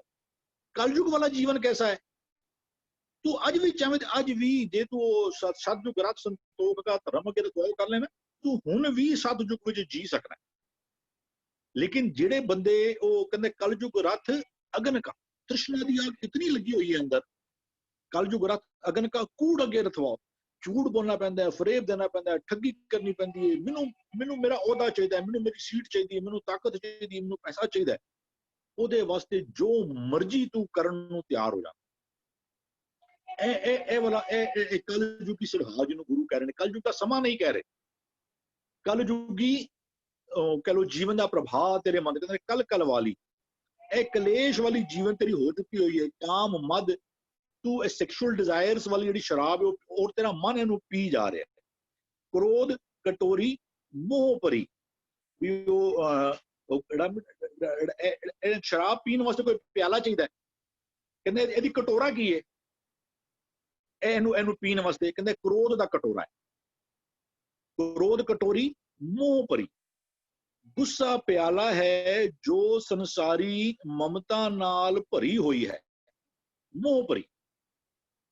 ਪਿਲਾਵਾ ਅਹੰਕਾਰ, ਇਹ ਉਹ ਨਾਰਮਲੀ ਜਿਹੜਾ ਕਹਿੰਦੇ ਜਿਹੜੇ ਮੈਖਾਨੇ ਵਗੈਰਾ ਹੁੰਦੇ ਨੇ, ਲਾਈਨ ਵਿੱਚ ਲਾ ਪਿਲਾ ਦੇ ਸਾਖੀਆ ਪੈਮਾਨਾ ਕੇ ਬਾਅਦ, ਵੀ ਉਹਦੇ ਵੀ ਉਹ ਵਿੱਚ ਮੈਖਾਨੇ ਵਿੱਚ ਕੋਈ ਨਾ ਕੋਈ ਨਾ ਉਹ ਪੋਰ ਕਰਨ ਵਾਲਾ ਹੁੰਦਾ ਹੈ। ਕਹਿੰਦੇ ਵੀ ਉਹਨੂੰ ਇਹ ਸ਼ਰਾਬ ਪਿਆਉਣ ਵਾਲਾ ਕੌਣ ਹੈ ਤੈਨੂੰ? ਕਹਿੰਦਾ ਤੇਰਾ ਹੰਕਾਰ। ਇਹ ਤੂੰ ਇਹ ਹੰਕਾਰ ਇਸ ਫੀਡਿੰਗ ਦਿਸ ਸ਼ਰਾਬ ਤੈਨੂੰ ਫੀਡ ਕਰੀ ਜਾ ਰਿਹਾ, ਔਰ ਤੇਰਾ ਮਨ ਜਿਹੜਾ ਨਾ ਇਸ ਨੂੰ ਪੀ ਰਿਹਾ। ਆਮ ਤੌਰ ਤੇ ਸ਼ਰਾਬ ਜਿਹੜੀ ਹੈ ਨਾ ਉਹ ਕਹਿ ਲਓ ਨਾ ਪਾਰਟੀਆਂ ਵਿੱਚ ਤੇ ਉਹ ਇੱਕੋ ਹੋਰ ਸ਼ਬਦ ਆਉਂਦਾ ਕਬੀਰ ਸਿੰਘ ਦਾ, ਕਹਿੰਦਾ ਇਕਤ ਪੱਤਰ ਭਰ ਉਰਕਟ ਕੁਰਕਟ, ਇਕਤ ਪੱਤਰ ਭਰ ਪਾਣੀ, ਆਸ ਪਾਸ ਪੰਜ ਜੋਗੀਆ ਬੈਠੇ, बीच नकट दे रानी, नटकी को ठनगन बाडाडू, किने विवेकी काटी तू। कुरकट कुरकट तो पाओ। नॉर्मली देखो ना ये शराब शबाब कबाब ਇਹ ਤਰ੍ਹਾਂ ਦਾ ਨਾ ਇੱਕ ਮੇਲ ਹੈ। ਤਾਂ ਕਰਕੇ ਕਬੀਰ ਸਾਹਿਬ ਬਹੁਤ ਸਾਰੀ ਥਾਵਾਂ ਤੇ ਸਾਨੂੰ ਪ੍ਰਤੀਤ ਹੁੰਦਾ ਹੈ ਕਿ ਇਹ ਨੌਨ ਵੈਜ ਦੇ ਅਗੇਂਸਟ ਗੱਲ ਚੱਲਦੀ। It is not against non veg, it is against this like this life style. ਉਹ ਸ਼ਰਾਬ ਸ਼ਬਾਬ ਕਬਾਬ ਵਾਲੀ ਜਿਹੜੀ ਲਾਈਫ ਸਟਾਈਲ ਹੁੰਦੀ ਨਾ, ਵੀ ਇੱਕਤ ਪਰ ਪੱਤਰ ਪਰ ਉਰਕਟ ਕੁਰਕਟ, ਇੱਕ ਵਿੱਚ ਮਾਸ ਸਰਵ ਕੀਤਾ ਹੋਇਆ ਹੈ, ਇੱਕਤ ਪੱਤਰ ਪਰ ਪਾਣੀ ਤੋਂ ਬਹੁਤ ਸ਼ਰਾਬ। ਕਹਿੰਦੇ ਆਸ ਪਾਸ ਪੰਜ ਜੋਗੀ ਆ ਬੈਠੇ, ਉਹਨਾਂ ਵਿੱਚ ਇੱਥੇ ਜੋਗੀ ਸੈਟੈਰਿਕਲੀ ਯੂਜ਼ ਕੀਤਾ ਜਾ ਰਿਹਾ ਵਰਡ। ਆਸ ਪਾਸ ਪੰਜ ਜੋਗੀ ਆ ਬੈਠੇ, बीच नकट दे रानी, ਉਹਨਾਂ ਦੇ ਵਿਚਕਾਰ ਨਕਟੀ ਰਾਣੀ ਜਿਹੜੀ ਮਾਇਆ ਹੈ ਨਾ, ਮਾਇਆ ਕਿਉਂਕਿ ਦੇਖੋ ਉਹਨਾਂ ਦੀ ਗੱਲਾਂ ਐਸੀਆਂ ਹੋਣਗੀਆਂ। ਕਹਿੰਦੇ ਨਕਟੀ ਕੋ ਠਨਗਨ ਬਾਡਾ ਡੂ, ਉਹਦੀਆਂ ਗੱਲਾਂ ਕਿਵੇਂ ਇੱਕ ਕਰੋੜ ਇੱਥੇ ਲੈ ਲਿੱਤਾ ਸੀ, ਖੋਖਾ ਉੱਤੇ ਫਿਰਾ ਦਿੱਤਾ, ਉੱਥੋਂ ਇਹ ਆ ਗਿਆ, ਮੇਰੇ ਕੋਲ ਫੋਨ ਹੈ ਵਾਲਾ, ਮੇਰੀ ਗੱਡੀ ਹੈ ਵਾਲੀ, ਉਹਦੇ ਚ ਫੀਚਰ ਹੈ ਵਾਲੇ, ਉਹਨੂੰ ਇਹ ਮਿਸਾਈਲ ਇੱਥੋਂ ਲਾਂਚ ਹੋ ਰਹੀ, ਉਹਨਾਂ ਕੋਲ ਇਹ ਕੁਝ ਹੈ। ਉਹ ਕਹਿੰਦਾ ਨਕਟੀ ਕੋ ਠਨਗਨ ਬਾਡਾ ਡੂ, ਕਿਨੇ ਵਿਵੇਕੀ ਕਾਟੀ ਤੂੰ। ਉਹ ਸਰ ਜਿਹੜਾ ਕਹਿੰਦੇ ਮਜਲਸ, ਇਹਨੂੰ ਗੁਰੂ ਸਾਹਿਬ ਕਹਿੰਦੇ ਨੇ ਮਜਲਿਸ। ਕਹਿੰਦੇ ਮਜਲਿਸ ਕੂੜੇ ਲੱਭ ਕੀ, ਫਿਰ ਸ਼ਬਦ ਤੇ ਆਨੇ ਪਿਆ ਵਾਪਸ ਵੀ ਮਜਲਿਸ ਇਹ ਤੇਰੀ ਇਕੱਤਰਤਾ, ਜਿਹਨਾਂ ਦੋਸਤਾਂ ਯਾਰਾਂ ਨਾਲ ਤੂੰ ਬੈਠ ਕੇ ਸ਼ਰਾਬ ਪੀਣਾ ਹੈ ਨਾ, ਉਹ ਕੀ ਨੇ? ਵੀ ਕਹਿੰਦੇ ਬਈ ਝੂਠ ਅਤੇ ਲਾਲਚ ਦੀ ਸਭਾ ਅੰਦਰ ਬਹੁਤੀ ਸ਼ਰਾਬ ਪੀ ਕੇ ਪ੍ਰਾਣੀ ਬਰਬਾਦ ਹੋ ਜਾਂਦਾ ਹੈ। ਪੀ ਹੋਏ ਖੁਆਰ, ਮਜਲਿਸ ਕੂੜੇ ਲੱਭ ਕੀ, ਤੂੰ ਜਿਹੜਾ ਕੂੜਾ ਲੱਭ ਹੈ ਨਾ, ਉਹ ਲਾਲਚ ਕਹਿ ਲੋ, ਉਹਦੀ ਮਜਲਿਸ ਵਿੱਚ ਬਹਿ ਕੇ ਤੂੰ ਸ਼ਰਾਬ ਪੀ ਰਿਹਾ, ਔਰ ਤੂੰ ਇਹਦੇ ਨਾਲ ਕੌਨਸਟੈਂਟਲੀ ਖੁਆਰ ਹੋ ਜਾਂਦਾ ਪਿਆ। ਤੇਰਾ ਜੀਵਨ ਜਿਹੜਾ ਹੈ ਨਾ, ਤੂੰ ਫਰਸਟ੍ਰੇਟ ਹੋਣਾ ਪਿਆ, ਤੇਰੇ ਜੀਵਨ ਵਿੱਚ ਖੁਆਰੀ ਜਿਹੜੀ ਨਾ ਉਹ ਆਂਦੀ ਪਈ ਹੈ। ਫਿਰ ਉਹ ਨਿਕ ਕਹਿੰਦੇ ਨੇ ਕਰਨੀ ਲਾਹਨ ਸਤ ਗੁੜ, ਸੱਚ ਸਰਾ ਕਰ ਸਾਰ, ਚੰਗੀ ਕਰਨੀ ਨੂੰ ਸ਼ਰਾਬ ਕੱਢਣ ਵਾਲੀ ਲਾਹਣ। ਲਾਹਣ ਸੱਕ ਗੁੜ ਪਾਣੀ ਆਦਿਕ ਜੋ ਰਲਾ ਕੇ ਮਿੱਟੀ ਵਿੱਚ ਪਾ ਕੇ ਰੂੜੀ ਵਿੱਚ ਦਬ ਕੇ ਤਰਕਾ ਲੈਂਦੀ ਹੈ। ਕਰਨੀ ਲਾਹਨ ਇੱਥੇ ਅਰਥ ਕਰਦੇ ਪਏ ਨੇ, ਚੰਗੀ ਕਰਨੀ ਨੂੰ ਸ਼ਰਾਬ ਕੱਢਣ ਵਾਲੀ ਲਾਹਣ, ਸੱਚ ਬੋਲਣ ਨੂੰ ਗੁੜ ਬਣਾ। ਅੱਛਾ, ਹੁਣ ਗੁਰੂ ਸਾਹਿਬ ਇੱਥੇ ਨਾ ਉਹ ਦੇਖੋ ਗੁਰੂ ਸਾਹਿਬ ਇੱਕ ਸ਼ਰਾਬ ਜਿਹੜਾ ਉਹ ਕਹਿੰਦੇ ਬਾਬਾ ਮਨ ਬਤਵਾਰੋ ਨਾਮ ਰਸ ਪੀਵੇ। ਗੁਰੂ ਕਹਿੰਦੇ ਤੂੰ ਇਹ ਵਾਲੀ ਸ਼ਰਾਬ ਨਾ ਪੀ, ਜਿਹੜੀ ਉਹ ਵਾਲੀ ਸ਼ਰਾਬ ਹੈ ਨਾ, ਉਹ ਕਲ ਕਲ ਵਾਲੀ, ਕਾਮ ਮਦ ਮਨਵਾ ਪੀਵਨ ਹਾਰ, ਉਹ ਵਾਲੀ ਸ਼ਰਾਬ ਨਾ ਪੀ। ਸ਼ਰਾਬ ਕਿਹੜੀ ਪੀ? ਤੈਨੂੰ ਤੇਰੀ ਜ਼ਿੰਦਗੀ, ਗੁਰੂ ਨਸ਼ਾ ਤੋਂ ਮਨਾ ਨਹੀਂ ਕਰਦਾ ਪਿਆ, ਕਹਿੰਦੇ ਤੈਨੂੰ ਨਸ਼ਾ ਕਿਸ ਚੀਜ਼ ਦਾ ਹੋ ਜਾਵੇ? ਅੱਛੀ ਕਰਨੀ, ਉਹ ਕਰਨੀ ਲਾਹਣ, ਸਤ ਗੁੜ, ਉਹਦੇ ਅੰਦਰ ਵੀ ਜਿਹੜਾ ਜਸ਼ਵਿੰਦਰ ਬਾਬਾ ਮਨ, ਉਹ ਅੰਦਰ ਵੀ ਉਹ ਕਹਿੰਦੇ ਪਾਠੀ ਭਵਨ, ਜੋ ਸ਼ਰਾਬ ਵਾਸਤੇ ਕਹਿੰਦੇ ਭੱਠੀ ਲਗਾਣੀ ਨਾ, ਤੇਰੀ ਭਾਵਨਾ ਪਾਠੀ ਭਵਨ, ਪ੍ਰੇਮ ਕਾ ਪੋਚਾ, ਉਧਰ ਵੀ ਉਹ ਸਰ ਉਹ ਇੱਕ ਮਿੰਟ, ਉਹ ਪਾਠੀ ਭਵਨ ਇਹਦੇ ਵਿੱਚ ਹਮੇ ਚਾਹੀਏ ਗੁਣ ਕਰ ਗਿਆਨ, ਧਿਆਨ ਕਰ ਧਾਵੈ, ਕਰ ਕਰਨੀ ਕਸ ਪਾਵੈ। ਉਧਰ ਵੀ ਤੂੰ ਆਪਣੇ ਗੁਰੂ ਕਹਿ ਰਹੇ ਤੂੰ ਇਨਗਰੀਡੀਐਂਟਸ ਚੇਂਜ ਕਰ ਲੈ, ਤੂੰ ਨਸ਼ਾ ਰੱਖ। ਗੁਰੂ ਨਸ਼ੇ ਤੋਂ ਮਨਾ ਨਹੀਂ ਕਰ ਰਿਹਾ, ਲੇਕਿਨ ਤੈਨੂੰ ਇਹ ਜਿਹੜਾ ਦੁਨਿਆਵੀ ਸ਼ਰਾਬ ਹੈ ਨਾ, ਉਹਦੇ ਨਸ਼ੇ ਦੀ ਥਾਂ ਤੇ ਤੈਨੂੰ ਨਾਮ ਦਾ ਨਸ਼ਾ ਹੋ ਜਾਵੇ, ਕਿ ਵੀ ਉਹ ਹੀ ਨਸ਼ਾ ਹੈ। ਅਸੀਂ ਕਹਿੰਦੇ ਵੀ ਗੁਰੂ ਦੇ ਸ਼ਬਦ ਦੀ ਪ੍ਰਤੀਤ ਆ ਜਾਂਦੀ ਕਿ ਨਹੀਂ, ਮੈਂ ਹੁਣ ਉਸ ਪਾਸੇ ਟੁਰਦਾ ਹੀ ਨਹੀਂ। ਮੈਂ ਵਿਸ਼ਕਾਰ ਇੱਕੋ ਸ਼ਾਇਦ ਪ੍ਰੋਫੈਸਰ ਸਾਹਿਬ ਦਾ ਇੱਕੋ ਸੁਣਦਾ ਪਿਆ ਸੀ, ਕਹਿੰਦੇ ਵੀ ਜਿੱਥੇ ਇੱਕ ਸ਼ਰਾਬ ਹੋਰ ਸਿਗਰਟ ਵਿੱਚ ਫਰਕ ਕੀ ਹੈ? ਕਹਿੰਦੇ ਨੇ ਇਹ ਜ਼ਹਿਰ ਹੈ ਜਿਹੜਾ ਉਹ ਕਹਿੰਦੇ ਜਿਨ੍ਹਾਂ ਕੰਟਰੀਜ਼ ਵਿੱਚ ਸ਼ਰਾਬ ਦੇ ਪਾਬੰਦੀ ਨਹੀਂ ਹੈ ਨਾ, ਉਹਨਾਂ ਵਿੱਚ ਵੀ ਇਹ ਜਿਹੜਾ ਸਿਗਰਟ ਵਗੈਰਾ ਜਿਹੜੀ ਹੈ ਨਾ, ਉਹਨਾਂ ਦੇ ਖਾਸ ਸਾਰੇ ਉੱਤੇ ਲਿਖਿਆ ਰਹਿੰਦਾ ਕਿ ਇਹ ਜ਼ਹਿਰ ਹੈ। ਇੱਥੇ ਜਿਹੜਾ ਕਹਿੰਦੇ ਵੀ ਤੂੰ ਉਹ ਵਾਲੀ ਸ਼ਰਾਬ ਛੱਡ ਦੇ। ਸ਼ਰਾਬ ਕਿਹੜੀ ਲੈਣਾ ਸ਼ੁਰੂ ਕਰ? ਕਹਿੰਦੇ ਕਰਨੀ ਲਾਹਣ ਸਤ ਗੁੜ। ਨੋਰਮਲੀ ਇਹ ਜਾਂ ਗੁੜ, ਮੋਲੈਸਿਸ, ਇਹ ਇਨਗਰੀਡੀਐਂਟਸ ਨੇ ਸਾਰੇ ਸ਼ਰਾਬ ਤਿਆਰ ਕਰਨ ਦੇ। ਵੀ ਜਿਹੜਾ ਉਹ ਇਨਗਰੀਡੀਐਂਟਸ ਕਿਹੜੇ ਬਣਾ ਲੈ? ਵੀ ਅੱਛੀ ਕਰਨੀ, ਸ਼ੁਭ ਕਰਨੀ, ਕਰਨੀ ਲਾਹਣ ਸਤ ਗੁੜ, ਸੱਚ ਸਰਾ ਕਰ ਸਾਰ, ਸੱਚ ਬੋਲਣ ਨੂੰ ਗੁੜ ਬਣਾ ਕੇ, ਸੱਚੇ ਨਾਮ ਨੂੰ ਸ੍ਰੇਸ਼ਟ ਸ਼ਰਾਬ ਬਣਾ, ਸੱਚ ਸਰਾ ਕਰ ਸਾਰ। ਇਹ ਉੱਤਮ ਸ਼ਰਾਬ ਤੂੰ ਤਿਆਰ ਕਰ ਇਹਨਾਂ ਇਨਗਰੀਡੀਐਂਟਸ ਦੇ ਨਾਲ। ਅੱਛੀ ਕਰਨੀ ਔਰ ਸੱਤ ਦਾ ਗੁੜ ਮਿਕਸ ਕਰਕੇ ਨਾ ਤੂੰ ਅੱਛੀ ਸ਼ਰਾਬ ਤਿਆਰ ਕਰ। ਕਹਿੰਦੇ ਗੁਣ ਮੰਡੇ ਕਰ ਸ਼ੀਲ ਘਿਓ, ਸ਼ਰਮ ਮਾਸ ਆਹਾਰ। ਗੁਣ ਮੰਡੇ, ਅੱਛੇ ਗੁਣ। ਅਸੀਂ ਨਾਰਮਲੀ ਹੁਣ ਤੇ ਸਾਡੀ ਸ਼ਬਦਾਵਲੀ ਚ ਫਰਕ ਪੈ ਗਿਆ। ਵੈਨ ਵੀ ਵਰ ਸਮਾਲ ਨਾ, ਤੇ ਉਹ ਕਹਿੰਦਾ ਸੀ ਕਿ ਉਧਰ ਜਾ ਕੇ ਹਲਵੇ ਮੰਡੇ ਖਾਣੇ ਗਏ ਕਿਆ, ਉਹ ਜਿਹੜਾ ਬੜਾ ਸਵਾਦਲਾ ਭੋਜਨ ਹੁੰਦਾ ਸੀ ਨਾ, ਉਹਨੂੰ ਹਲਵਾ ਮੰਡਾ ਕਿਹਾ ਜਾਂਦਾ ਸੀ। ਤੇ ਉਹ ਕਹਿੰਦਾ ਵੀ ਤੇਰੇ ਵਾਸਤੇ ਮੰਡੇ ਕੀ ਹੋਣ, ਸਵਾਦਲਾ ਭੋਜਨ ਕੀ ਹੋਵੇ ਤੇਰੇ ਵਾਸਤੇ, ਤੇਰੀ ਖੁਰਾਕ ਕੀ ਹੋਵੇ ਤੇਰੇ। ਉਹ ਕਹਿੰਦਾ ਵੀ ਗੁਣ ਮੰਡੇ, ਇਹ ਗੁਣਾ ਨੂੰ, ਰੱਬੀ ਗੁਣਾ ਨੂੰ ਮੰਡੇ ਬਣਾ ਲੈ, ਬਹੁਤ ਸਵਾਦਲਾ ਭੋਜਨ ਬਣਾ ਲੈ। ਕਰ ਸੀਲ ਘਿਓ, ਸ਼ੀਲਤਾ, ਵੀ ਘਿਓ ਨੂੰ ਵੀ ਨਾ ਇੱਕ ਅੱਛੀ ਖੁਰਾਕ ਮੰਨਿਆ ਗਿਆ। ਵੀ ਆਮ ਜਦੋਂ ਕਹਿੰਦੇ ਵੀ ਦੁੱਧ ਘਿਓ ਪਿਆਓ, ਵੀ ਜੇ ਬੰਦਾ ਕਮਜ਼ੋਰ ਹੋਣੇ ਕਹਿੰਦੇ ਦੁੱਧ ਘਿਓ ਦਿਆ ਕਰੋ ਇਹਨੂੰ। ਕਹਿੰਦੇ ਵੀ ਗੁਰੂ ਸਾਹਿਬ ਕਹਿੰਦੇ ਨੇ ਵੀ ਮਨ ਵਿੱਚ ਸ਼ੀਤਲਤਾ ਵਾਲਾ ਸੁਭਾਅ ਜਿਹੜਾ ਹੈ ਨਾ, ਇਹਨੂੰ ਘਿਓ ਬਣਾ ਲੈ। ਕਰ ਸੀਲ ਘਿਓ, ਸ਼ਰਮ ਮਾਸ ਆਹਾਰ, ਮਿਹਨਤ। ਮਾਸ ਨੂੰ ਵੀ ਇੱਕ ਅੱਛਾ ਆਹਾਰ ਕਿਹਾ ਗਿਆ ਹੈ, ਭੋਜਨ, ਐਜ਼ ਅ ਫਰੋਮ ਦੀ ਦ੍ਰਿਸ਼ਟੀ ਆਫ ਦਿਸ ਥਿੰਗ ਕਿ ਬਈ ਇਟ ਇਜ਼ ਮੋਰ ਰਿਚ ਇਨ ਕਹਿ ਲੋ ਜੋ ਫੂਡ ਵੈਲਿਊ ਜਿਹੜੀ ਹੈ ਨਾ ਮਾਸ ਦੀ। ਉਹ ਕਈ ਵਾਰ ਕਹਿੰਦੇ ਨੇ ਕਿ ਵੀ ਜਿਹੜਾ ਹੈ ਵੀ ਜੇ ਫਾਰਮੇਟਿਵ ਈਅਰਸ ਨੇ ਉਹਦੇ ਵਿੱਚ, ਅੱਛਾ ਕਈ ਵਾਰ ਜਿਹਨਾਂ ਨੂੰ ਬੋਨ ਦੇ ਪ੍ਰੋਬਲਮਸ ਹੋਣ, ਉਹਨਾਂ ਕਹਿੰਦੇ ਵੀ ਖਰੋੜਿਆਂ ਦਾ ਜਿਹੜਾ ਹੱਡੀਆਂ ਦਾ ਸੂਪ, ਖਰੋੜੇ ਕਹਿੰਦੇ ਨੇ ਜਿਹਨਾਂ ਨੂੰ, ਉਹਦਾ ਸੂਪ ਪਿਆਓ ਉਹਨਾਂ ਨੂੰ, ਜਾਂ ਕੁਝ ਹੋਵੇ ਅੱਛਾ ਵੀ ਪ੍ਰੋਬਲਮ, ਅੱਛਾ ਤੁਸੀਂ ਇਹ ਬਿਮਾਰੀ ਤੋਂ ਉੱਠੇ ਹੋ ਵੀ ਤੁਸੀਂ ਨਾ ਅੰਡੇ ਖਾ ਲਿਆ ਕਰੋ, ਇਟ ਇਜ਼ ਪ੍ਰੋਟੀਨ ਰਿਚ। ਤੇ ਉਸ ਤਰੀਕੇ ਨਾਲ ਕਹਿੰਦਾ ਜਿਹੜੀ ਤੇਰੀ ਜਿਹੜਾ ਮਾਸ ਆਹਾਰ ਹੈ ਨਾ, ਉਹ ਤੇਰਾ ਕੀ ਹੋਵੇ? ਉਹ ਕਹਿੰਦਾ ਮਿਹਨਤ ਕਰਨੀ। ਸ਼ਰਮ, ਗੁਣ ਮੰਡੇ ਕਰ ਸੀਲ ਘਿਓ, ਸ਼ਰਮ ਮਾਸ ਆਹਾਰ। ਤੇਰਾ ਮਾਸ ਆਹਾਰ ਕੀ ਹੋਵੇ? ਮਿਹਨਤ ਕਰਨੀ, ਇਹ ਤੇਰਾ ਮਾਸ ਆਹਾਰ ਹੋਵੇ। ਕਹਿੰਦਾ ਗੁਰਮੁਖ ਪਾਈਏ ਨਾਨਕਾ, ਖਾਧੇ ਜਾਹੇ ਬਿਕਾਰ। ਇਹ ਵਾਲੇ ਨਾ ਵੀ ਇਹ ਗੁਣ ਮੰਡੇ ਕਰ ਸੀਲ ਘਿਓ, ਸ਼ਰਮ ਮਾਸ ਆਹਾਰ, ਇੱਕ ਮਿਲਦੇ ਨੇ। ਕਹਿੰਦਾ ਗੁਰਮੁਖ ਪਾਈਏ ਨਾਨਕਾ। ਜਦੋਂ ਅਸੀਂ ਗੁਰੂ ਦੇ ਅਨੁਯਾਈ ਬਣ ਜਾਈਏ ਨਾ, ਜਦੋਂ ਗੁਰੂ ਕੋਲੋਂ ਜੀਵਨ ਜਾਚ ਸਿੱਖ ਕੇ ਉਸ ਦੇ ਉੱਤੇ ਚੱਲਣਾ ਸ਼ੁਰੂ ਕਰ ਦਈਏ ਨਾ, ਤਾਂ ਸਾਨੂੰ ਇਹ ਵਾਲੀ ਸ਼ਰਾਬ, ਇਹ ਵਾਲਾ ਭੋਜਨ, ਦੂਜਿਆਂ ਦਾ ਜਿਹੜਾ ਨਾ ਵੀ ਉਹ ਇਕਤ ਪੱਤਰ ਪਰ ਉਰਕਟ ਇਕਤ ਪੱਤਰ ਪਰ ਪਾਣੀ, ਉਹਦੀ ਥਾਂ ਦੇ ਉੱਤੇ ਬਈ ਇਹਨੇ ਤੂੰ ਕਰਨੀ ਲਾਹਣ ਸਤ ਗੁੜ, सच सरा कर सार, जे ਇਹ ਵਾਲੀ ਸ਼ਰਾਬ ਤਿਆਰ ਕਰ ਲਵੇਂ, ਕਰਨੀ ਲਾਹਨ ਸਤ ਗੁੜ ਸੱਚ ਸਰਾ ਕਰ ਸਾਰ, ਗੁਣ ਮੰਡੇ ਕਰ। ਤੂੰ ਹਲਵਾ ਅੱਜ ਕੱਲ ਚੇਂਜ ਹੋ ਕੇ ਨਾ ਬਿਕਮ ਟੂ ਆਈਸਕ੍ਰੀਮਸ ਕਹਿ ਲੋ, ਪਾਰਟੀਆਂ ਤੇ ਜਾਓ ਉਹ ਬੰਦਾ ਕਹਿੰਦਾ ਆਈਸਕ੍ਰੀਮ ਖਾਣੀ ਹੈ, ਕਹਿੰਦਾ ਤੂੰ ਅਸੀਂ ਆਈਸਕ੍ਰੀਮ ਕਿੰਨੇ ਚਾਹ ਨਾਲ ਖਾਂਦੇ ਆ। I have a sweet tooth, ਮੈਂ ਤੇ ਬਹੁਤ ਪਸੰਦ ਕਰਨਾ ਮਿੱਠਾ, ਵੈਸੇ ਵੀ ਆਮ ਤੌਰ ਤੇ ਬੰਦੇ ਮਿੱਠੇ ਨੂੰ ਬੜਾ ਪਸੰਦ ਕਰਦੇ ਨੇ। ਕਹਿੰਦਾ ਜਿਸ ਤਰ੍ਹਾਂ ਤੂੰ ਮਿੱਠਾ ਪਸੰਦ ਕਰਨਾ ਨਾ, ਉਸੇ ਤਰੀਕੇ ਨਾਲ ਜੇ ਤੂੰ ਗੁਣਾਂ ਨੂੰ ਪਸੰਦ ਕਰਨਾ ਸ਼ੁਰੂ ਕਰ ਦੇਵੇਂ, ਗੁਣਾਂ ਨੂੰ ਮੰਡੇ ਬਣਾ ਲਵੇਂ।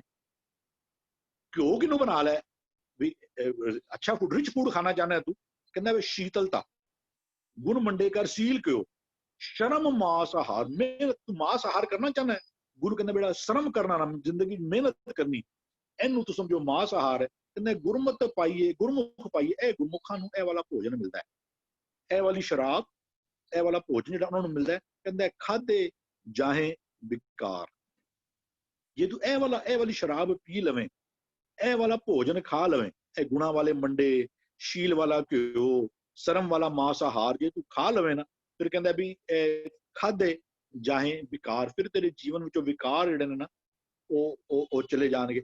ਇਹਦੀ ਹੈਡਿੰਗ ਵਿੱਚ ਵੀ ਕਈ ਵਾਰ ਕਨਫਿਊਜ਼ਨ ਹੈ, ਕਈ ਲੋਕ ਕਹਿੰਦੇ ਨੇ ਕਿ ਇਹ ਭਾਈ ਮਰਦਾਨਾ ਜੀ ਦੀ ਉਚਾਰਨ ਕੀਤੀ ਹੋਈ ਹੈ, ਲੇਕਿਨ ਉਹ ਜ਼ਿਆਦਾ ਜਿਨ੍ਹਾਂ ਨੂੰ ਵੀ ਪੜ੍ਹਿਆ and more convincing what I found was ਕਿ ਭਾਈ ਇਹ ਸ਼ਾਇਦ ਮਰਦਾਨਾ ਜੀ ਨੂੰ ਸੰਬੋਧਨ ਕਰਕੇ ਲਿਖਿਆ ਗਿਆ ਹੈ, ਕਿਉਂਕਿ ਅੱਗੇ ਪਹਿਲਾ ਆ ਰਿਹਾ ਸ਼ਲੋਕ ਮਰਦਾਨਾ ਤੋਂ ਬਾਅਦ ਇੱਕ ਆ ਰਿਹਾ, ਸੋ ਮਰਦਾਨਾ ਇੱਕ ਮਰਦਾਨਾ ਦੋ ਵਾਲੀ ਕੋਈ ਗੱਲ ਨਹੀਂ ਹੈ, ਮੋਸਟਲੀ ਮਹਿਲਾ ਪਹਿਲਾ ਦੇ ਸ਼ਲੋਕ ਨੇ, ਤੇ यहाँ ਤੇ ਮਰਦਾਨਾ ਜੀ ਨੂੰ ਸੰਬੋਧਨ ਕਰਕੇ ਕਿਹਾ ਗਿਆ ਹੈ। ਮੇਬੀ ਦੈਟ ਵੇ ਜੇ ਹੋਰ ਵੀ ਕੋਈ ਕੁਝ ਅੰਦਰ ਐਡ ਕਰਨਾ ਚਾਹੁੰਦੇ ਨੇ ਤੇ ਦੇ can add, then we can look at the second this thing also.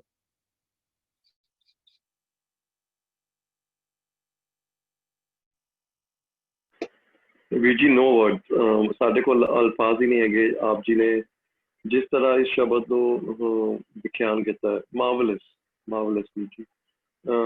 Iqbal बीच जी या पूजा जी, आप जी इस शब्द बाबत कुछ ऐड करना चाहोगे? नहीं बच्चे, आई थिंक कंटिन्यू। यस ठीक है।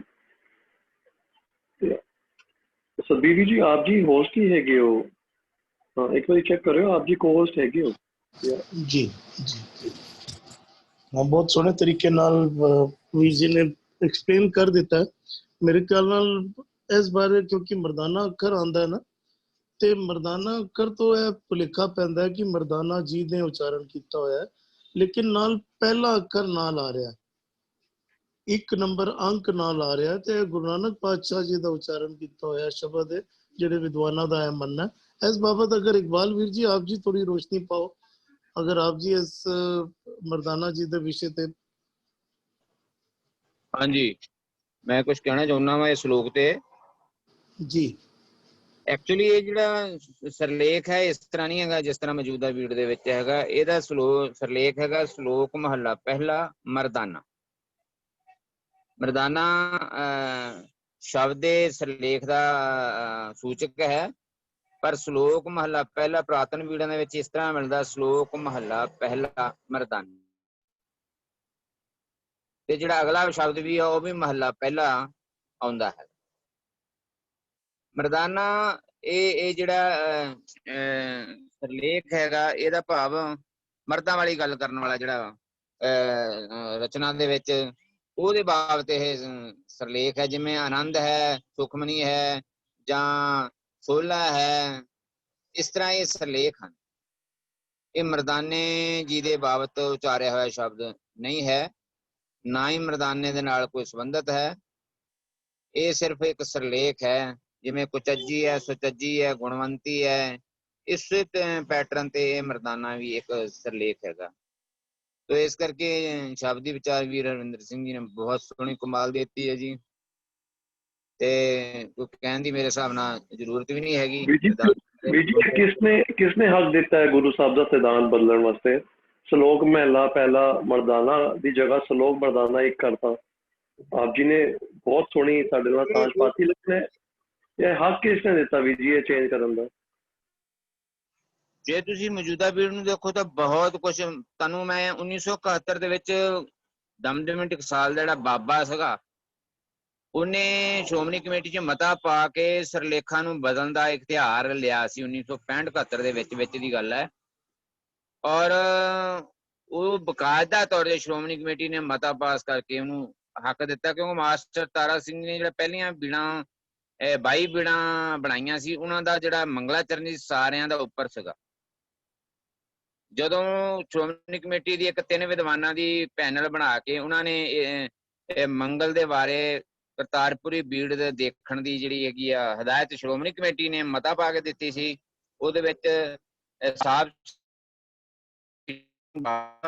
ਤੇ ਪ੍ਰੋਫੈਸਰ ਜੋਤ ਸਿੰਘ ਸੱਜੇ, ਪ੍ਰਿੰਸੀਪਲ ਹਰਕਿਸ਼ਨ ਸਿੰਘ ਬਾਵਾ, ਸਾਹਿਬ ਸਿੰਘ ਤੇ ਜੋਤ ਸਿੰਘ, ਇਹਨਾਂ ਨੇ ਜਦੋਂ ਉਹ ਕਰਤਾਰਪੁਰੀ ਬੀੜ ਦੀ ਵਾਚਨਾ ਕੀਤੀ ਤੇ ਸ਼੍ਰੋਮਣੀ ਕਮੇਟੀ ਨੂੰ ਆਪਣੀ ਰਿਪੋਰਟ ਦੇ ਵਿੱਚ ਕਿਹਾ ਵੀ ਮੰਗਲ ਉੱਪਰ ਹਨ।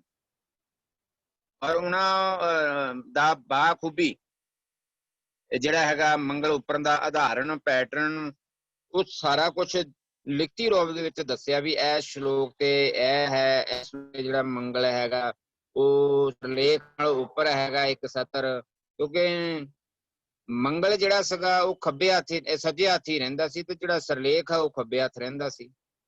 ਇੱਕ ਪੇਜ ਦਾ ਅੱਧ ਜਿਹੜਾ ਉਹ ਮੰਗਲ ਵਾਸਤੇ ਸੱਜੇ ਹੱਥ ਰੱਖਿਆ ਹੋਇਆ ਸੀ, ਇੱਕ ਪੇਜ ਦਾ ਅੱਧ ਜਿਹੜਾ ਹੈਗਾ ਉਹ ਸਿਰਲੇਖ ਤੇ ਖੱਬੇ ਹੱਥ ਰੱਖਿਆ ਹੋਇਆ ਸੀ।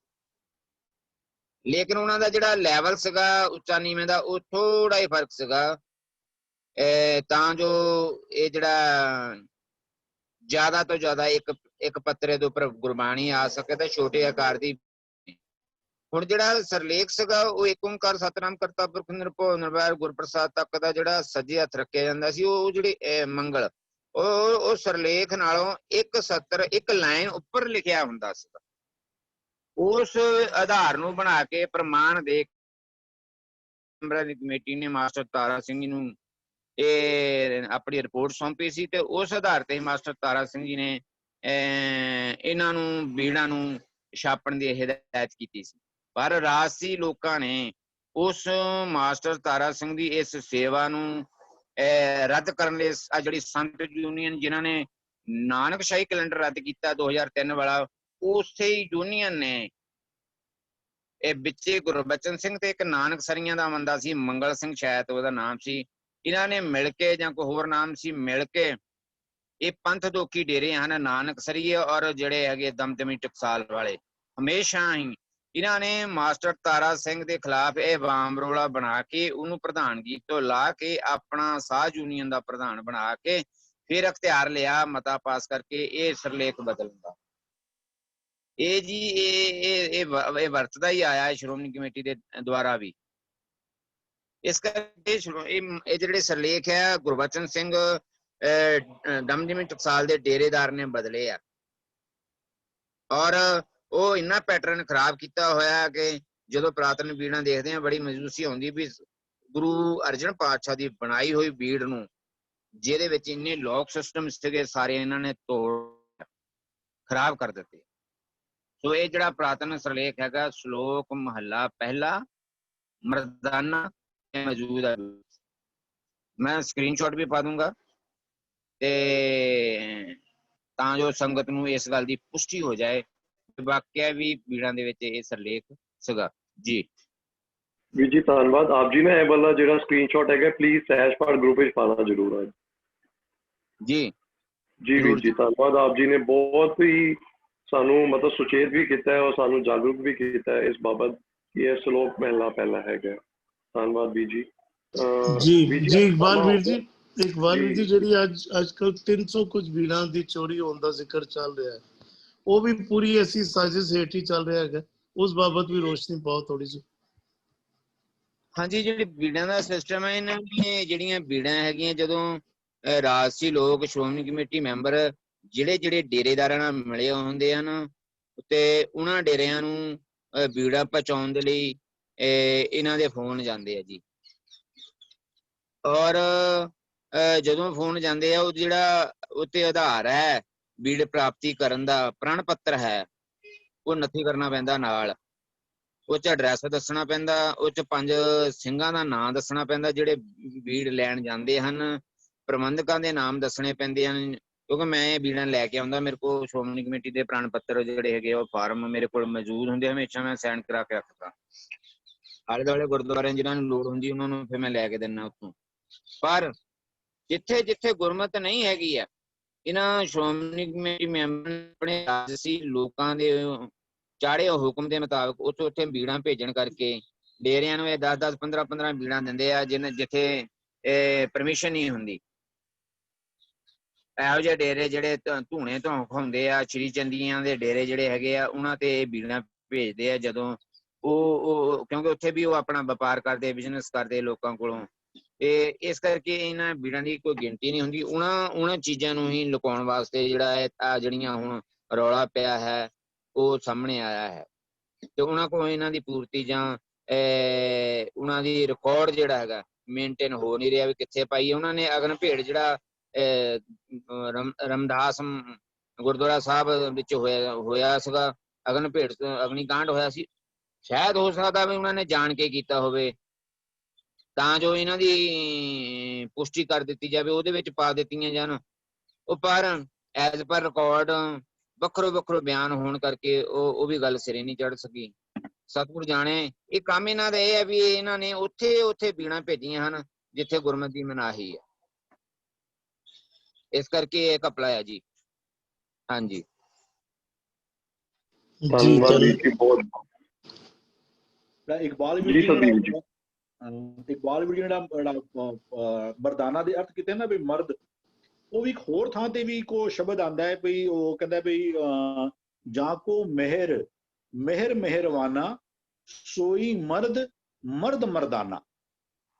ਉੱਥੇ ਜਿਹੜਾ ਮਰਦਾਨਾ ਦੇ ਅਰਥ ਕੀਤੇ ਕਿ ਨਾ ਸੂਰਮਾ ਕੀਤਾ ਗਿਆ ਨੇ ਉੱਥੇ ਵੀ ਜਾਂ ਕੋ ਜਿਸ ਉੱਤੇ ਉਸ ਪਰਮਾਤਮਾ ਦੀ ਮਿਹਰ ਵਾਲੀ ਨਜ਼ਰ ਹੁੰਦੀ ਹੈ ਨਾ, ਜਾਂ ਕੋ ਮਿਹਰਵਾਨਾ ਸੋਈ ਮਰਦ ਮਰਦਾਨਾ। ਇੱਕ ਪਾਸੇ ਸ਼ਰਾਬੀ ਦੀ ਗੱਲ ਕੀਤੀ ਜਾ ਰਹੀ ਹੈ, ਇੱਕ ਪਾਸੇ ਜਿਹੜਾ ਉਹ ਸ਼ਰਾਬ ਪੀਣ ਵਾਲਾ। ਤੇ ਸਹੀ ਮਰਦ ਕਿਹੜਾ ਹੈ? ਜੋ ਉਹਦੀ ਸ਼ਰਾਬ ਵੱਖਰੀ ਹੁੰਦੀ ਹੈ, ਉਹ ਗੁਰੂ ਦੇ ਸ਼ਬਦ ਦਾ ਨਸ਼ਾ ਜਿਹੜਾ ਹੈ ਨਾ ਉਹ ਕਰਦਾ ਹੈ। ਇਹ ਵੀ ਸ਼ਬਦ ਗੁਰੂ ਗ੍ਰੰਥ ਸਾਹਿਬ ਤੋਂ ਹੋਈ ਹੈ ਵੀ ਸੋਈ ਮਰਦ ਮਰਦਾਨਾ। ਹਾਂਜੀ ਬੜੇ ਖੂਬਸੂਰਤ ਮੇਰੇ ਖਿਆਲ ਵਿਚਾਰ ਨਿਕਲ ਕੇ ਆਏ। ਮਰਦਾਨਾ ਬਾਰੇ ਵੀ ਮੇਰੇ ਖਿਆਲ ਸਾਰੀ ਸੰਗਤ ਨੂੰ ਕਲੈਰਿਟੀ ਹੋਣੀ ਹੈ, ਕਿਉਂਕਿ ਇਸ ਨਾਮ ਤੋਂ ਭੁਲੇਖਾ ਪਾਇਆ ਜਾਂਦਾ ਹੈ ਕਿ ਮਰਦਾਨਾ ਜੀ ਦਾ ਸ਼ਬਦ ਸੀ, ਉਚਾਰਨ ਕੀਤਾ ਹੋਇਆ ਸ਼ਬਦ ਹੈ। ਕਈ ਥਾਵਾਂ ਤੇ ਲਿਖਿਤ ਵਿੱਚ ਵੀ ਪਾਤਾ ਗਿਆ ਕਿ ਮਰਦਾਨਾ ਜੀ ਦਾ ਵੀ ਇੱਕ ਸ਼ਲੋਕ ਦਰਜ ਹੈ ਜੀ, ਗੁਰੂ ਗ੍ਰੰਥ ਸਾਹਿਬ ਵਿੱਚ ਦਰਜ ਹੈ। ਤੇ ਅੱਜ ਮੇਰੇ ਖਿਆਲ ਕਾਫੀ ਹੱਦ ਤੱਕ ਕਲੈਰਿਟੀ ਹੋ ਗਈ ਹੋਣੀ ਹੈ।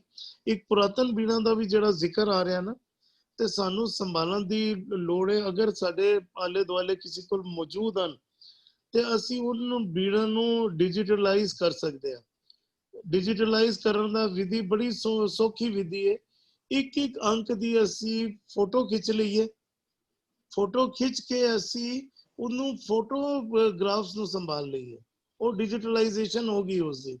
ਤੇ ਉਸ ਫੋਟੋਗ੍ਰਾਫ ਨੂੰ ਅਸੀਂ ਜੇਕਰ ਸੰਭਾਲ ਲਈਏ ਤੇ ਅਸੀਂ ਉਸ ਤਰੀਕੇ ਦੇ ਨਾਲ ਵੀ ਅਸੀਂ ਪੁਰਾਤਨ ਬੀੜਾਂ ਦੀ ਡਿਜੀਟਲਾਈਜੇਸ਼ਨ ਕਰਕੇ ਵੀ ਅਸੀਂ ਸੰਭਾਲ ਸਕਦੇ ਹਾਂ। ਤੇ ਅਗਰ ਕਿਸੇ ਵੀ ਨੋਨ ਦੇ ਕੋਲ ਕਿਸੇ ਦੇ ਗੁਰਦੁਆਰੇ ਵਿੱਚ ਕਿਸੇ ਪਰਸਨਲੀ ਤੌਰ ਤੇ ਅਗਰ ਮੌਜੂਦ ਹੈ ਤੇ ਉਹਨੂੰ ਡਿਜੀਟਲਾਈਜ਼ ਕਰਕੇ ਅਸੀਂ ਸ਼ੇਅਰ ਕਰ ਦਈਏ, ਸੰਗਤ ਵਿੱਚ ਸ਼ੇਅਰ ਕਰ ਦਈਏ, ਨੈਟ ਤੇ ਅਪਲੋਡ ਕਰ ਦਈਏ, ਜਿੱਦੇ ਦੇ ਨਾਲ ਵੱਧ ਤੋਂ ਵੱਧ ਸੰਗਤ ਤੱਕ ਪੁਰਾਤਨ ਬੀੜਾਂ ਪਹੁੰਚ ਸਕਣ। ਕਿਉਂਕਿ ਪੋਲੀਟੀਕਲ ਜਿਹੜਾ ਫਿਰਕਾ ਹੈ ਉਹ ਚਾਹੁੰਦਾ ਹੈ ਕਿ ਪੁਰਾਤਨ ਬੀੜਾਂ ਨੂੰ ਡਿਸਟਰੋਏ ਕਰ ਦਿੱਤਾ ਜਾਏ, ਭਾਵੇਂ ਸੰਸਕਾਰ ਦੇ ਨਾਮ ਦੇ ਉੱਤੇ ਜ਼ਰੂਰ ਇਹ ਗੱਲਾਂ ਕੀਤੀਆਂ ਜਾਂਦੀਆਂ। ਅਸੀਂ ਵੀ ਬੜੀ ਆਲੀਸ਼ਾਨ ਸੰਸਕਾਰ ਅਸੀਂ ਕਹਿੰਦੇ ਜੀ ਕੀਤੇ ਜਾ ਰਹੇ ਨੇ। ਦੇਖੋ ਜੀ ਕਿੰਨਾ ਅੱਛਾ ਤਰੀਕਾ ਹੈਗਾ ਜੀ ਸੰਸਕਾਰ ਕਰਨ ਦਾ। ਇਹ ਨਹੀਂ ਪਤਾ ਕਿ ਸਾਡੇ ਵਿਰਸੇ ਦਾ ਸੰਸਕਾਰ ਹੋ ਰਿਹਾ, ਇਹ ਨਹੀਂ ਪਤਾ ਉਹਨਾਂ ਨੂੰ ਡਿਸਟਰੋਏ ਕੀਤਾ ਜਾ ਰਿਹਾ। ਇਸ ਗੱਲੋਂ ਵੀ ਸੁਚੇਤ ਹੋਣ ਦੀ ਲੋੜ ਹੈ ਔਰ ਸੰਭਾਲਣ ਦੀ ਲੋੜ ਹੈ। ਸੰਸਕਾਰ ਦੇ ਨਾਮ ਤੇ ਜਾਂ ਹੋਰ ਤਰੀਕਿਆਂ ਦੇ ਨਾਲ ਗੁਰੂ ਗ੍ਰੰਥ ਸਾਹਿਬ ਜੀ ਨੂੰ ਡਿਸਟਰੋਏ ਕਰ ਦਿੱਤਾ ਵੀ ਜਾ ਚੁੱਕਿਆ। ਹੁਣ ਜਿੰਨੀਆਂ ਬਚੀਆਂ ਐਟਲੀਸਟ ਅਸੀਂ ਉਹਨਾਂ ਨੂੰ ਸੰਭਾਲ ਸਕੀਏ, ਨਹੀਂ ਤੇ ਹਰ 15-20 ਸਾਲ 25 ਸਾਲ ਦੇ ਬਾਅਦ ਪੁਰਾਤਨ ਬੀੜਾਂ ਨੂੰ ਡਿਸਟਰੋਏ ਕਰੀ ਜਾਣਗੇ ਔਰ ਸਹਿਜੇ ਨਵੀਆਂ ਬੀੜਾਂ ਲਿਆਈ ਜਾਣਗੇ, ਉਹਦੇ ਵਿੱਚ ਥੋੜੇ ਚੇਂਜਸ ਕਰੀ ਜਾਣਗੇ ਔਰ ਉਹ ਚੇਂਜਸ ਜਿਹੜੇ ਹਨ ਇੰਨੇ ਸਲੋ ਹੋਣਗੇ ਕਿ ਸਾਨੂੰ ਪਤਾ ਵੀ ਨਹੀਂ ਚੱਲੇਗਾ। ਸਲੋ ਪੋਇਜ਼ਨ ਜਿਹਨੂੰ ਕਿਹਾ ਜਾਂਦਾ ਹੈ ਨਾ, ਗੁਰੂ ਦੇ ਨਾਮ ਦੇ ਉੱਤੇ ਉਹ ਸਲੋ ਪੋਇਜ਼ਨ ਮੈਂ ਕਹਾਂਗਾ, ਉਹ ਦੇਣਾ ਆਰੰਭ ਕਰ ਦਿੱਤਾ ਜਾਏਗਾ ਔਰ ਸਾਨੂੰ ਪਤਾ ਵੀ ਬਿਲਕੁਲ ਨਹੀਂ ਬਿਲਕੁਲ ਲੱਗੇਗਾ। ਜੀ, ਮੈਂ ਤੁਹਾਨੂੰ ਇੱਕ ਇਨਫੋਰਮੇਸ਼ਨ ਹੋਰ ਦੱਸਦਾ ਜੀ। ਇਹ step by step Guru Granth Sahib ਦੀ ਬੀੜ ਦੇ ਵਿੱਚ ਬਦਲਾਅ ਕਰਦੇ ਆ। ਸਭ ਤੋਂ ਪਹਿਲਾਂ ਬਦਲਾਅ ਸਰਲੇਖਾਂ ਦਾ ਕੀਤਾ ਹੈ। ਸਰਲੇਖ ਨੂੰ ਪੁੱਠਾ ਸਿੱਧਾ ਕਰਕੇ ਸਾਰਿਆਂ ਦੇ ਜਿਹੜੇ ਸਰਲੇਖ ਬਦਲੇ ਹੈਗੇ ਆ।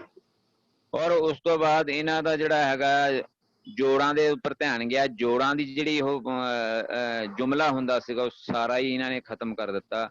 ਹਰ ਰਾਗ ਦੇ ਮਗਰ ਜਾ ਕੇ ਇੱਕ ਜੁਮਲਾ ਲਿਖਿਆ ਹੁੰਦਾ ਸੀ। ਐਸ ਮੌਜੂਦਾ ਬੀੜ ਦੇ ਵਿੱਚ ਇੱਕ ਥਾਂ ਜੁਮਲਾ ਅੱਖਰ ਸ਼ਬਦ ਆਉਂਦਾ, ਸਿਰਫ ਇੱਕ ਥਾਂ ਮੌਜੂਦਾ ਬੀੜ ਦੇ ਵਿੱਚ।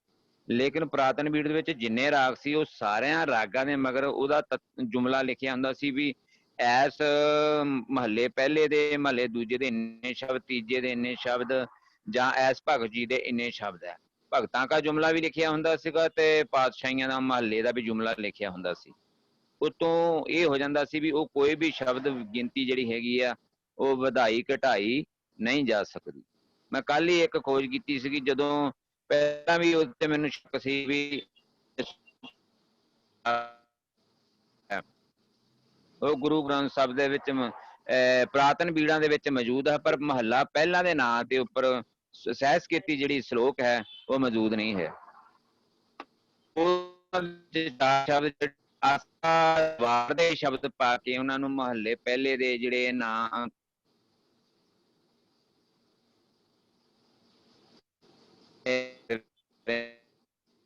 आवाज आ रही है? ਹਾਂਜੀ ਆ ਰਹੀ ਜੀ ਆਵਾਜ਼? हाँ ਹੁਣ जी, ਆ ਰਹੀ ਵੀਰ ਜੀ, ਹੁਣ ਆ ਰਹੀ ਵੀਰ ਜੀ। ਜੀ ਪਹਿਲੀ ਜਿਹੜੀ ਵਾਰ ਦੱਸਿਆ ਸੀ ਮੈਂ ਵੀ ਕਿਵੇਂ ਸੰਸਕ੍ਰਿਤੀ ਮਹੱਲੇ ਪਹਿਲੇ ਦੇ ਸ਼ਬਦ ਜਿਹੜਾ ਅੰਕਿਤ ਕੀਤਾ ਗਿਆ, ਸੁਣਿਆ ਜੀ ਸਾਰਿਆਂ ਨੇ? ਜੀ ਵੀਰ ਜੀ ਉਹ ਸੁਣਿਆ ਵੀਰ ਜੀ, ਹੁਣ ਦੱਸ ਦਿਓ ਜੋ ਆਪ ਜੀ। ਮਹੱਲਾ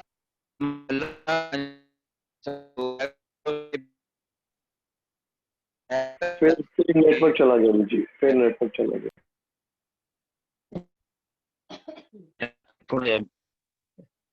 ਜੀ आ रही ਜੀ जी, ਆਵਾਜ਼? आ रही। ਓਕੇ ਜੀ।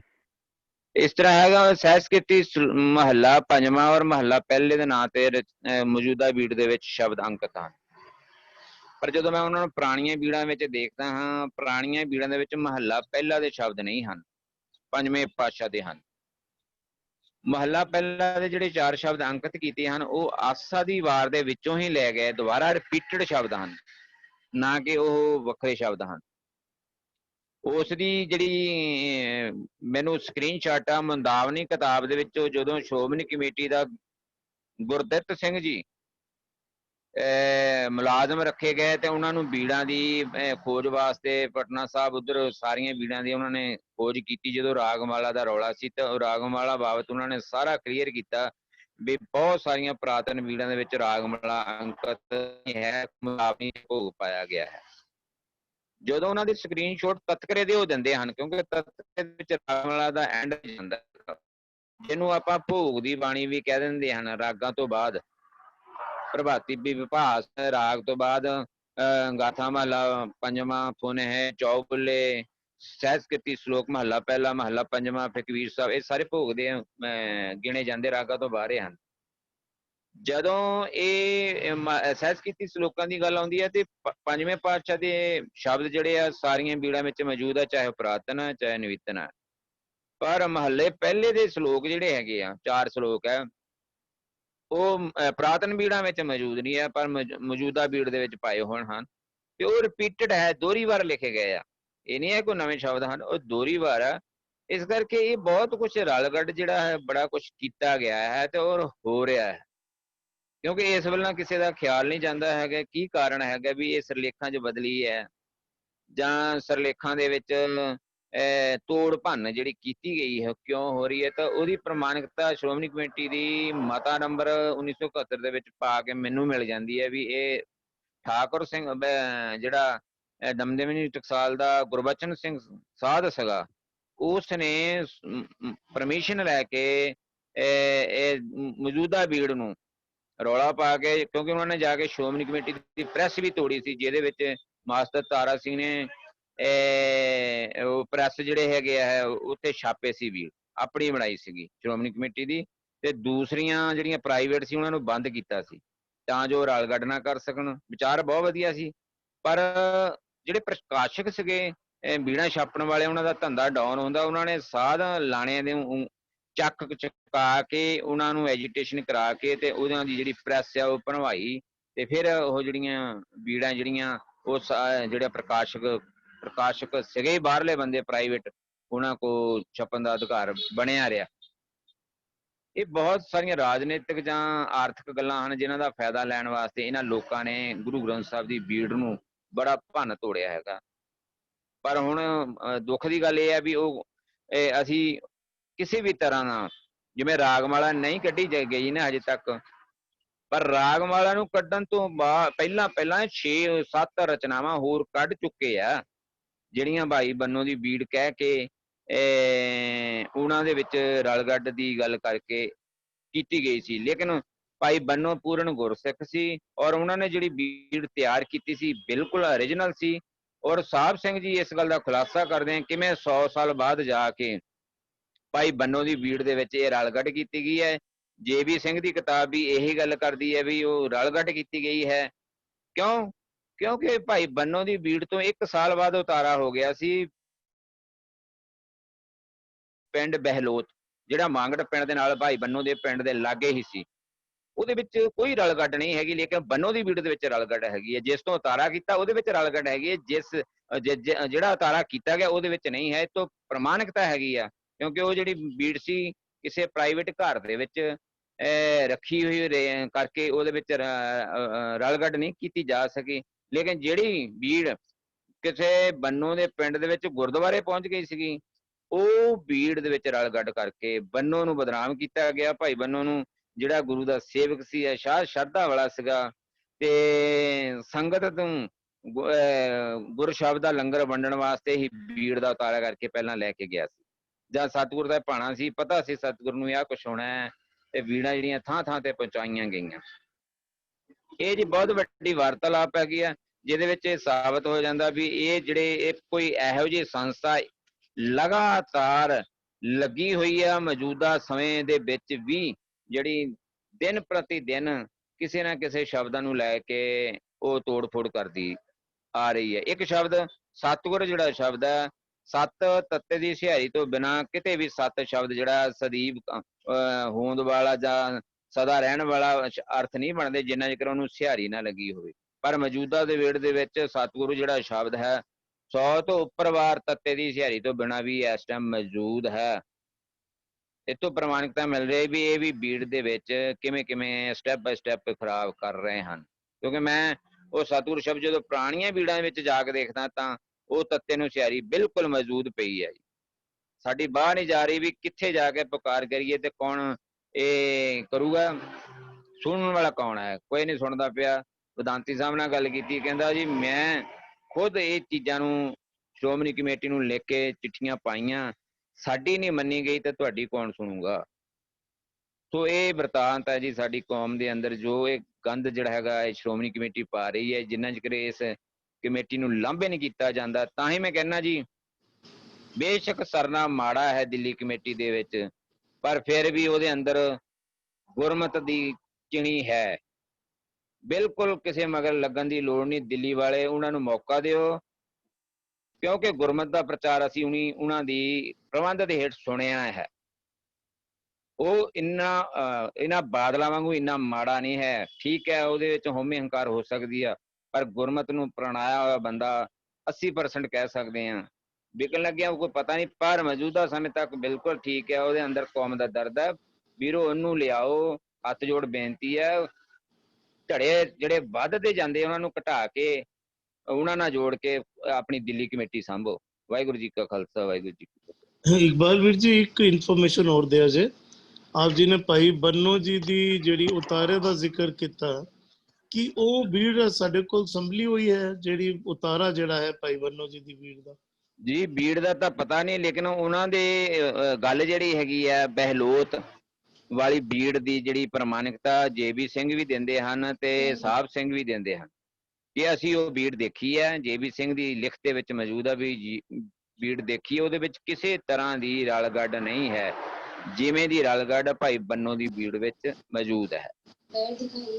जी ए विषय जरा ना बड़ा डूंगा विषय है और आप जी को खजाना है। मैं एक रिक्वेस्ट करना कल चाहूंगा भी जी। अगर इंफॉर्मेशन और शेयर करना चाहो इकबाल वीर जी, कल भी ਅਸੀਂ ਇਹਦੇ ਵਿੱਚ ਕੰਟੀਨਿਊ तदबीर ਕਰਾਂਗੇ जी, जी। मैं वही एक रिक्वेस्ट करना चाहता तदबीर जी जी कि अगर आप जी सारे इजाजत दो तो ਅਸੀਂ इस तरह ਦਾ ਇੱਕ पूरा ਸੈਸ਼ਨ ਹੀ ਰੱਖ ਲੈਂਦੇ ਹਾਂ बिल्कुल बिल्कुल ਸਾਡੇ ਕੋਲ ਪੂਰਾ बिल्कुल ਕੀਮਤੀ ਖਜ਼ਾਨਾ ਸੰਭਲਿਆ ਰਹੇ। ਇਕਬਾਲ ਵੀ ਜੀ ਅਗਰ ਆਪ ਜੀ ਇਜਾਜ਼ਤ ਦਿਓ ਤੇ ਅਸੀਂ ਫਰਾਈਡੇ ਜਾਂ ਸੈਟਰਡੇ ਕਿਸੇ ਇੱਕ ਦਿਨ ਪੂਰਾ ਸੈਸ਼ਨ ਰੱਖ ਲੈਂਦੇ ਹਾਂ। ਠੀਕ ਹੈ ਜੀ, ਕਿਉਂਕਿ ਬੜਾ ਕੀਮਤੀ ਆਪ ਜੀ ਦੀ ਖੋਜ ਹੈਗੀ ਜੋ ਅਸੀਂ ਸੰਭਾਲ ਲਈ ਹੈ ਆਡੀਓ ਵੀਡੀਓ ਦੇ ਰੂਪ ਵਿੱਚ। ਉਹਦੇ ਵਿੱਚ ਇਕਬਾਲ ਵੀਰ ਜੀ ਅਗਰ ਆਪ ਜੀ ਕਿਸੇ ਹੋਰ ਨੂੰ ਵੀ ਨਾਲ ਵੀਰ ਨੂੰ ਬੁਲਾਣਾ ਚਾਹੋ ਨਾਲ ਬੁਲਾ ਲਓ। ਅਗਰ ਆਪ ਜੀ ਦੀ ਨੌਲੇਜ ਵਿੱਚ ਆਪ ਜੀ ਦੇ ਕੋਲ ਵੀ ਬਹੁਤ ਖਜ਼ਾਨਾ ਮੌਜੂਦ ਹੈ ਤੇ ਆਪ ਜੀ ਕਿਸੇ ਹੋਰ ਨੂੰ ਵੀ ਨਾਲ ਸਾਂਝ ਪਾਉਣਾ ਚਾਹੋ ਤੇ ਉਹਨਾਂ ਨੂੰ ਜਾਂ ਸਾਨੂੰ ਸੁਜੈਸਟ ਕਰ ਦਿਓ। ਚਲੋ ਮੈਂ ਵੀ ਆਪਣੇ ਰਜਿੰਦਰ ਸਿੰਘ ਖਾਲਸਾ ਪੰਚਾਇਤ ਵਾਲੇ ਆ ਨਾ ਜਿਹੜੇ, ਉਹ ਵੀ ਕਾਫੀ ਐਕਟਿਵ ਹੈਗੇ ਆ, ਪਰ ਮੈਂ ਉਹ ਬੀੜਾ ਉਹਨਾਂ ਨੂੰ ਵੀ ਨੌਲੇਜ ਹੈ। ਇੱਕ ਬੀੜ ਹੈਗਾ ਹਰਜਿੰਦਰ ਸਿੰਘ ਕਰਸਾਣਾ ਜੀ, ਕਰਸਾਨਾ ਜੀ ਅਗਰ ਆ ਜਾਣ ਤੇ ਬਹੁਤ ਉਹਨਾਂ ਨੂੰ ਤੇ ਉਹਨਾਂ ਕੋ ਵੀ ਬਹੁਤ ਖਜ਼ਾਨਾ ਹੈਗਾ ਬੀੜਾਂ ਦਾ। ਉਹ ਗ੍ਰਾਮਰ ਦੇ ਮਾਹਰ ਵੀ ਹਨ, ਪਰ ਜਿਹੜਾ ਬੀੜ ਹੈਗੀ ਆ ਬੀੜਾਂ ਬਾਬਤ ਇਹਦੇ ਬਾਬਤ ਬਹੁਤ ਘੱਟ ਵੀਰਾਂ ਨੇ ਖੋਜ ਪੜਤਾਲ ਕਰਦੇ ਹਨ। ਕਈ ਹੈ ਗੁਰਮੁਖ ਪਿਆਰੇ। ਚਲੋ ਮੈਂ ਇੱਕ ਟੀਮ ਬਣਾ ਕੇ ਫਿਰ ਆਪਾਂ ਜ਼ਰੂਰ ਵਿਚਾਰ ਰੱਖ ਲਾਂਗੇ। ਬਣਾਓ ਟੀਮ ਬਣਾਓ। ਅਸੀਂ ਬੇਸ਼ੱਕ ਹੈ ਇੱਕ ਦਿਨ 2 ਦਿਨ ਦਾ ਸੈਸ਼ਨ ਰੱਖ ਲਈਏ ਔਰ ਉਸ ਦੇ ਵਿੱਚ ਪੂਰੀ ਡਿਸਕਸ਼ਨ ਇਸ ਦੇ ਉੱਤੇ ਹੀ ਹੋਏ, ਸਾਰੀ ਸੰਗਤ ਨੂੰ ਪਤਾ ਲੱਗੇ ਕਿ ਐਕਚੁਅਲੀ ਸਾਡੇ ਨਾਲ ਕੀ ਕੀਤਾ ਜਾ ਰਿਹਾ।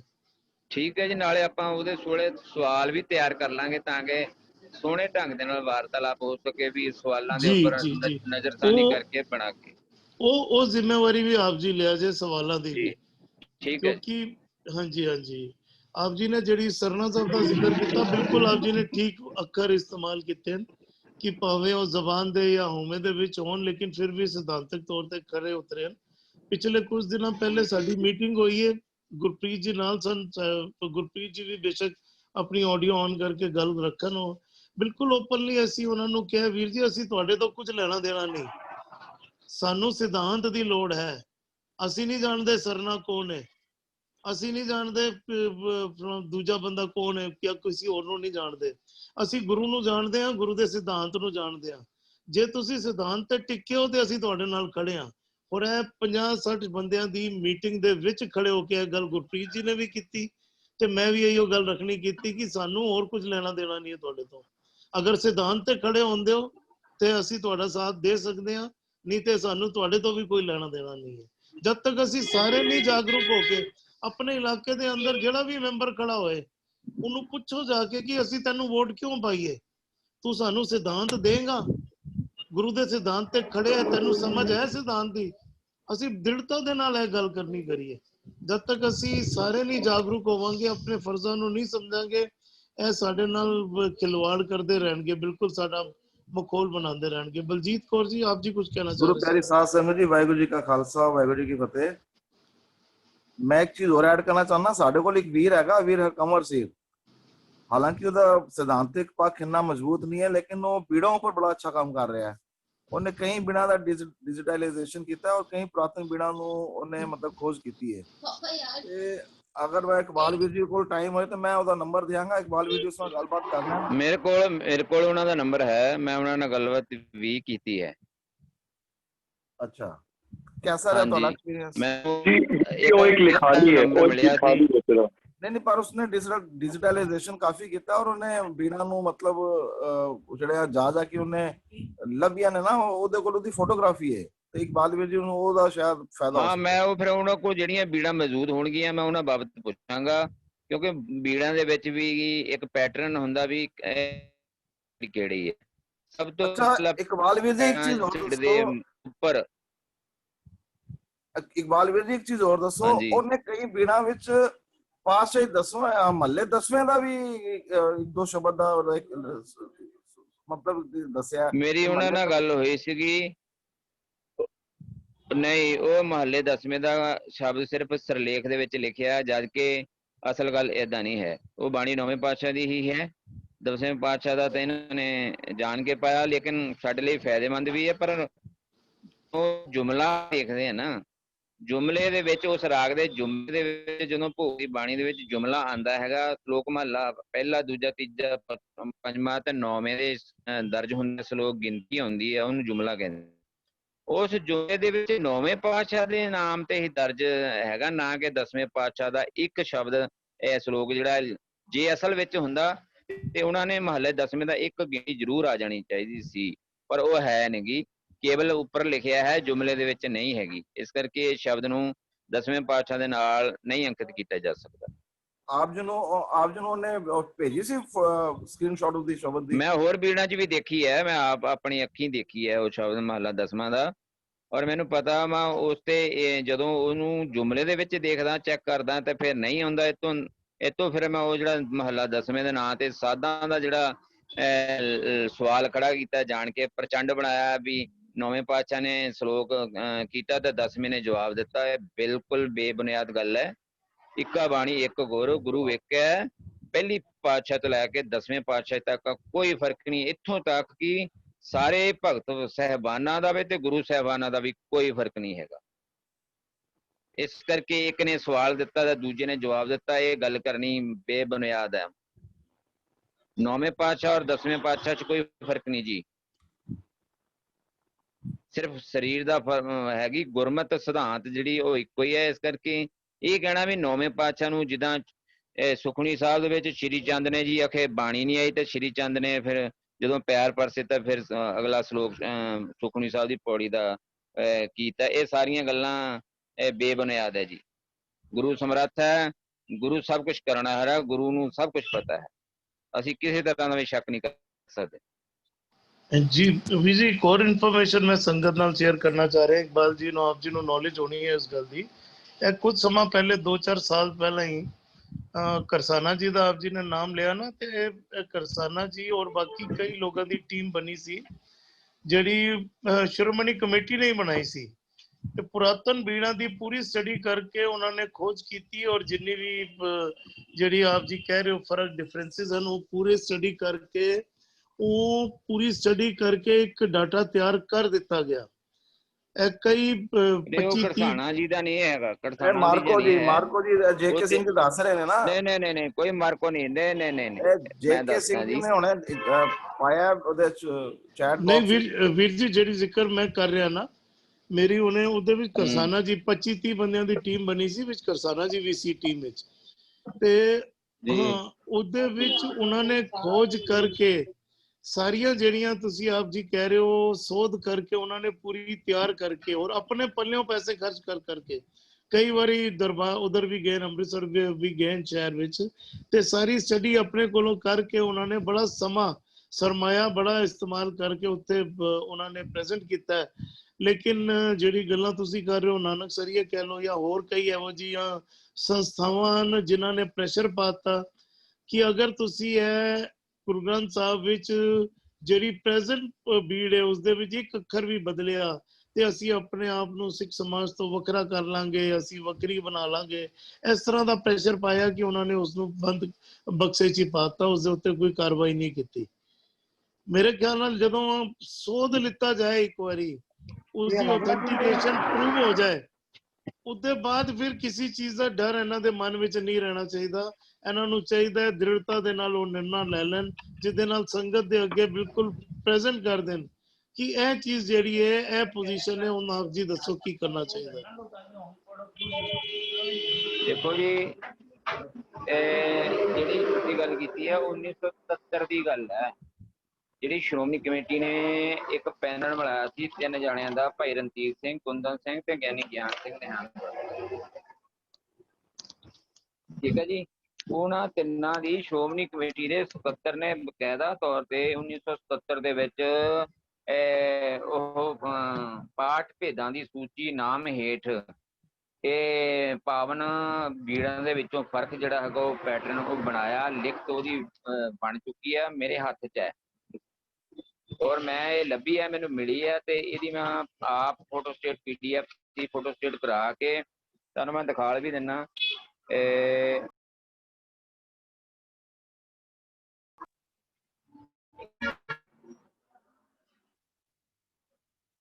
ਹਾਂਜੀ, ਆ ਮੇਰੇ ਕੋਲ आज दिख रही है जी? जी जी वीर जी, अक्षर तो नहीं नजर आ रहे, पर अक्षर नजर नहीं आ रहे, पर जी हाँ, ये हैगा पाठ भेदां दी सूची। थोड़ा जिहा मैं हुण होर भी दिखा देना। ਹੁਣ क्लियर है विजय, आप दिखाई जाओ, आप बोली जाओ, आप बोली जाओ, आप दिखाई जाओ, क्लियर हो। स्क्रीनशॉट पा दूंगा। ਤੇ ਇਹ ਪਾਠ ਭੇਦਾਂ ਦੀ ਸੂਚੀ 1977 ਦੇ ਵਿੱਚ ਬਣੀ ਹੈ ਜੀ। ਇਹ ਤਿੰਨ ਸੰਪਾਦਕ ਤਿੰਨ ਹੈਗਾ, ਪ੍ਰਕਾਸ਼ਕ ਸ਼੍ਰੋਮਣੀ ਕਮੇਟੀ ਹੈ ਤੇ ਗਿਆਨੀ ਇਹ ਹੈਗਾ ਕਿਰਪਾਲ ਸਿੰਘ ਜਥੇਦਾਰ ਨੇ ਇਹਦਾ ਮੁੱਖ ਬੰਦ ਲਿਖਿਆ ਜੀ। ਠੀਕ ਹੈ ਜੀ। ਤੇ ਉਹਦੇ ਵਿੱਚ ਘੱਟੋ ਘੱਟ ਵੀ ਇਹ ਪੀੜਾਂ ਦੀ ਜਿਹੜੀ ਪ੍ਰਮਾਣਿਕਤਾ ਕੀਤੀ ਹੈ, ਜਿਹੜੀਆਂ ਪੀੜਾਂ ਸ਼੍ਰੋਮਣੀ ਕਮੇਟੀ ਦੇ ਕੋਲ ਪਈਆਂ ਸੀ ਉਹਨਾਂ ਦੇ ਬਕਾਇਦਾ ਤੌਰ ਤੇ ਨੰਬਰ ਪਾਏ ਆ ਵੀ ਇਸ ਨੰਬਰ ਦੇ ਵਿੱਚ ਇਸ ਸ਼ਬਦ ਨੂੰ ਕਿਵੇਂ ਲਿਖਿਆ, ਜਿੱਥੇ ਸਵਾਲ ਖੜਾ ਹੁੰਦਾ ਸੀ। ਉਹ ਮੈਂ ਪਾਉਂਗਾ, ਕਦੋਂ ਤੁਸੀਂ ਸਮਝ ਆਉਂਗੇ ਆਪੇ। ਠੀਕ ਹੈ। ਤੋਂ ਜਿਹੜਾ ਅਗਲਾ ਸ਼੍ਰੋਮਣੀ ਕਮੇਟੀ ਦਾ ਪ੍ਰਧਾਨ ਬਣਿਆ, ਉਹਨੇ ਇਸ ਭੀੜ ਤੇ ਬੈਨ ਲਾ ਤੇ ਜਦੋਂ ਪ੍ਰਧਾਨਗੀ ਦੀ ਬਦਲੀ ਹੋ ਗਈ ਤਾਂ ਉਹ ਸਾਧ ਯੂਨੀਅਨ ਨੇ ਇਸ ਕੀਤੀ ਹੋਈ ਘਾਲਣਾ ਦੀ ਵੀ ਜਿਹੜੀ ਹਜ਼ਾਰਾਂ ਭੀੜਾਂ ਨੂੰ ਦੇਖ ਕੇ ਇਹਨਾਂ ਤਿੰਨਾਂ ਵਿਦਵਾਨਾਂ ਨੇ ਬਣਾਈ ਸੀਗੀ, ਤੇ ਉੱਤੇ ਵੀ ਬੈਨ ਲਾ ਦਿੱਤਾ, ਰੂਪ ਨਹੀਂ ਆਉਣ ਵੀਰ ਜੀ ਹੁਣ ਆਪ ਜੀ ਦਾ ਨੈਟਵਰਕ ਡਿਸਟਰਬ ਕਰ ਰਿਹਾ ਵਿਚਕਾਰ ਵੀਰ ਜੀ। ਅਸੀਂ ਨਾ ਇੱਕ ਬੇਨਤੀ ਕਰਦੇ ਹਾਂ ਕਿ ਖੋਜ ਨਾ ਆਪ ਜੀ ਦੀ, ਜਿਸ ਦਿਨ ਨੈਟਵਰਕ ਵੀ ਠੀਕ ਹੋਏਗਾ ਔਰ ਆਪ ਜੀ ਦਾ ਪੂਰਾ ਇੱਕ ਵੀਰ ਜੀ ਵੀਡੀਓ ਬਣਾ ਲਾਂਗੇ, ਬੜੀ ਕੀਮਤੀ ਵਿਚਾਰ ਹੈਗੀ ਹੈ। ਵਿਚਕਾਰ ਆਪ ਜੀ ਦਾ ਵੀਰ ਜੀ ਆਡੀਓ ਬੰਦ ਹੋ ਜਾਂਦਾ ਹੈ ਤੇ ਸਮਝ ਨਹੀਂ ਆਉਂਦੀ ਵਿਚਾਰ ਪੂਰੀ। ਆਪ ਜੀ ਵੀਰ ਜੀ ਹੁਣ ਮੈਂ ਫਿਰ ਸ਼ੌਪ ਤੇ ਬੈਠਾ ਕਰਕੇ ਨਾ ਇੱਥੇ ਬੜਾ ਆਵਾਜਾਈ ਜ਼ਿਆਦਾ ਹੋ ਜਾਣਗੀ, ਕਈ ਵਾਰੀ ਪਿੰਡ ਦੇ ਵਿੱਚ ਹੋਣ ਕਰਕੇ ਨੈਟਵਰਕ ਘੱਟ ਜਾਂਦਾ। ਵਿਚਾਰਾਂ ਨੂੰ ਆਪ ਜੀ ਦੀ ਸੰਭਾਲ ਲਾਂਗੇ ਤੇ ਪੂਰਾ ਇੱਕ ਦਿਨ ਰੱਖ ਲਾਂਗੇ। ਠੀਕ ਹੈ ਜੀ, ਨੈਕਸਟ ਟਰਮ ਲਾਵਾਂਗੇ। ਠੀਕ ਹੈ ਜੀ, ਠੀਕ ਹੈ। ਜਿਸ ਦਿਨ ਵੀਰ ਜੀ ਅਸੀਂ ਸੈਸ਼ਨ ਰੱਖਾਂਗੇ ਨਾ, ਉਸ ਦਿਨ ਫਿਰ 1-2 ਘੰਟੇ ਲਈ ਸ਼ਾਪ ਤੋਂ ਤੁਸੀਂ ਉੱਥੇ ਆ ਜਾਣਾ, ਨੈਟਵਰਕ ਜਿੱਥੇ ਹੋਏ। ਹਾਂ, ਮੈਂ ਨੈਟਵਰਕ ਤੇ ਫਿਰ ਉਹ ਆ ਜਾਵਾਂਗਾ। ਠੀਕ ਹੈ। ਸਾਨੂੰ ਰਿਕਾਰਡਿੰਗ ਪ੍ਰੋਪਰ ਚਾਹੀਦੀ ਹੋਏਗੀ ਉਸ ਵਕਤ ਜਿਹੜੀ ਹੈ ਨਾ ਉਹ, ਕਿਉਂਕਿ ਇਹ ਕੀਮਤੀ ਖਜ਼ਾਨਾ ਇਕੱਠਾ ਹੋਣਾ ਸਾਡੇ ਕੋਲ। ਤੇ ਆਪ ਜੀ ਅੱਜ ਤੋਂ ਹੀ ਟੀਮ ਦੀ ਆਰੰਭਤਾ ਕਰੋ। ਤੁਸੀਂ ਜਦੋਂ ਵੀ ਆਪ ਜੀ ਸਾਨੂੰ ਇਸ਼ਾਰਾ ਦਿਓਗੇ ਕਿ ਟੀਮ ਤਿਆਰ ਹੈ, ਜਦੋਂ ਸਾਰਿਆਂ ਦੇ ਕੋਲ ਟਾਈਮ ਵੀ ਤੁਸੀਂ ਲੈ ਲਿਆ ਜੀ ਆਪਣੇ ਆਪ। ਠੀਕ ਹੈ ਵੀਰ ਜੀ। ਜਿਹੜਾ ਟਾਈਮ ਸਾਰਿਆਂ ਨੂੰ ਸੂਟ ਕਰਦਾ, ਅਗਰ ਸਵੇਰੇ ਦਾ ਨਹੀਂ ਕਰਦਾ, ਅਗਰ ਸ਼ਾਮ ਦਾ ਕਰਦਾ ਕਿਸੇ ਵਕਤ, ਤੇ ਸਾਰਿਆਂ ਦਾ ਅਗਰ ਸੂਟ ਕਰਦਾ ਤੇ ਅਸੀਂ ਸਪੈਸ਼ਲ ਸੈਸ਼ਨ ਰੱਖ ਦਿਆਂਗੇ। ਠੀਕ ਹੈ ਜੀ। ਅਸੀਂ ਇੱਕ ਸੈਸ਼ਨ ਵੱਖਰਾ ਰੱਖ ਦਿਆਂਗੇ। ਐਨੀ ਡੇ ਐਨੀ ਟਾਈਮ ਆਪ ਜੀ ਨੇ ਦੱਸਣਾ ਹੈ ਬਸ। ਠੀਕ ਹੈ ਜੀ ਵੀਰ ਜੀ, ਠੀਕ ਹੈ ਜੀ। ਉਸਦੇ ਸੰਗਤ ਨੂੰ ਅਸੀਂ ਇਨਫੋਰਮ ਕਰ ਦਾਂਗੇ ਉਸੇ ਮੁਤਾਬਿਕ ਕਿ ਇਹ ਸਪੈਸ਼ਲ ਸੈਸ਼ਨ ਜਿਹੜਾ ਹੈ ਇਸ ਮੁਤਾਬਿਕ ਕੀਤਾ ਜਾ ਰਿਹਾ। ਤੇ ਉਹ ਕੁਐਸਚਨ ਸਵਾਲ ਵੀ ਤੁਸੀਂ ਤਿਆਰ ਕਰੋ ਤੇ ਆਪਣੀ ਟੀਮ ਤਿਆਰ ਕਰੋ ਤੇ ਸਾਨੂੰ ਇਨਫੋਰਮ ਕਰੋ, ਬਸ ਅਸੀਂ ਨਾਲ ਜਿਸ ਤਰ੍ਹਾਂ ਵੀ ਹੈ। ਤੇ ਉਹਨਾਂ ਨਾਲ ਤੁਸੀਂ ਜਿਹੜਾ ਰਜਿੰਦਰ ਸਿੰਘ ਖਾਲਸਾ ਪੰਚਾਇਤ, ਉਹਨਾਂ ਨੂੰ ਵਾਕਈ ਕਾਫੀ ਨੌਲੇਜ ਹੈ, ਉਹਨਾਂ ਦੀ ਖੋਜ ਵੀ ਕਾਫੀ ਹੈ, ਕਾਫੀ ਬਹੁਤ ਹੀ ਸਿਰਦ ਬੰਦੇ ਹਨ। ਤੇ ਚਲੋ ਕੋਈ ਦੇਖਾਂਗੇ ਫਿਰ ਉਹਨਾਂ ਨਾਲ, ਪਹਿਲਾਂ ਆਪ ਡਿਸਕਸ਼ਨ ਕਰਾਂਗੇ ਨਾ ਵੀ ਬੀੜਾਂ ਬਾਬਤ ਉਹਨਾਂ ਦਾ ਕਿੰਨਾ ਕੁ ਉਹਨਾਂ ਦੇ ਕੋਲ ਪਿਆ ਸਰਮਾਇਆ ਜਾਂ ਖੋਜ ਹੈ, ਤੇ ਉਸ ਬਾਬਤ ਅਗਰ ਵੀਰ ਜੀ ਸਾਨੂੰ ਅਗਰ ਆਪ ਜੀ ਟੀਮ ਤਿਆਰ ਹੁੰਦੀ ਹੈ ਨਾ, ਤੇ ਅਸੀਂ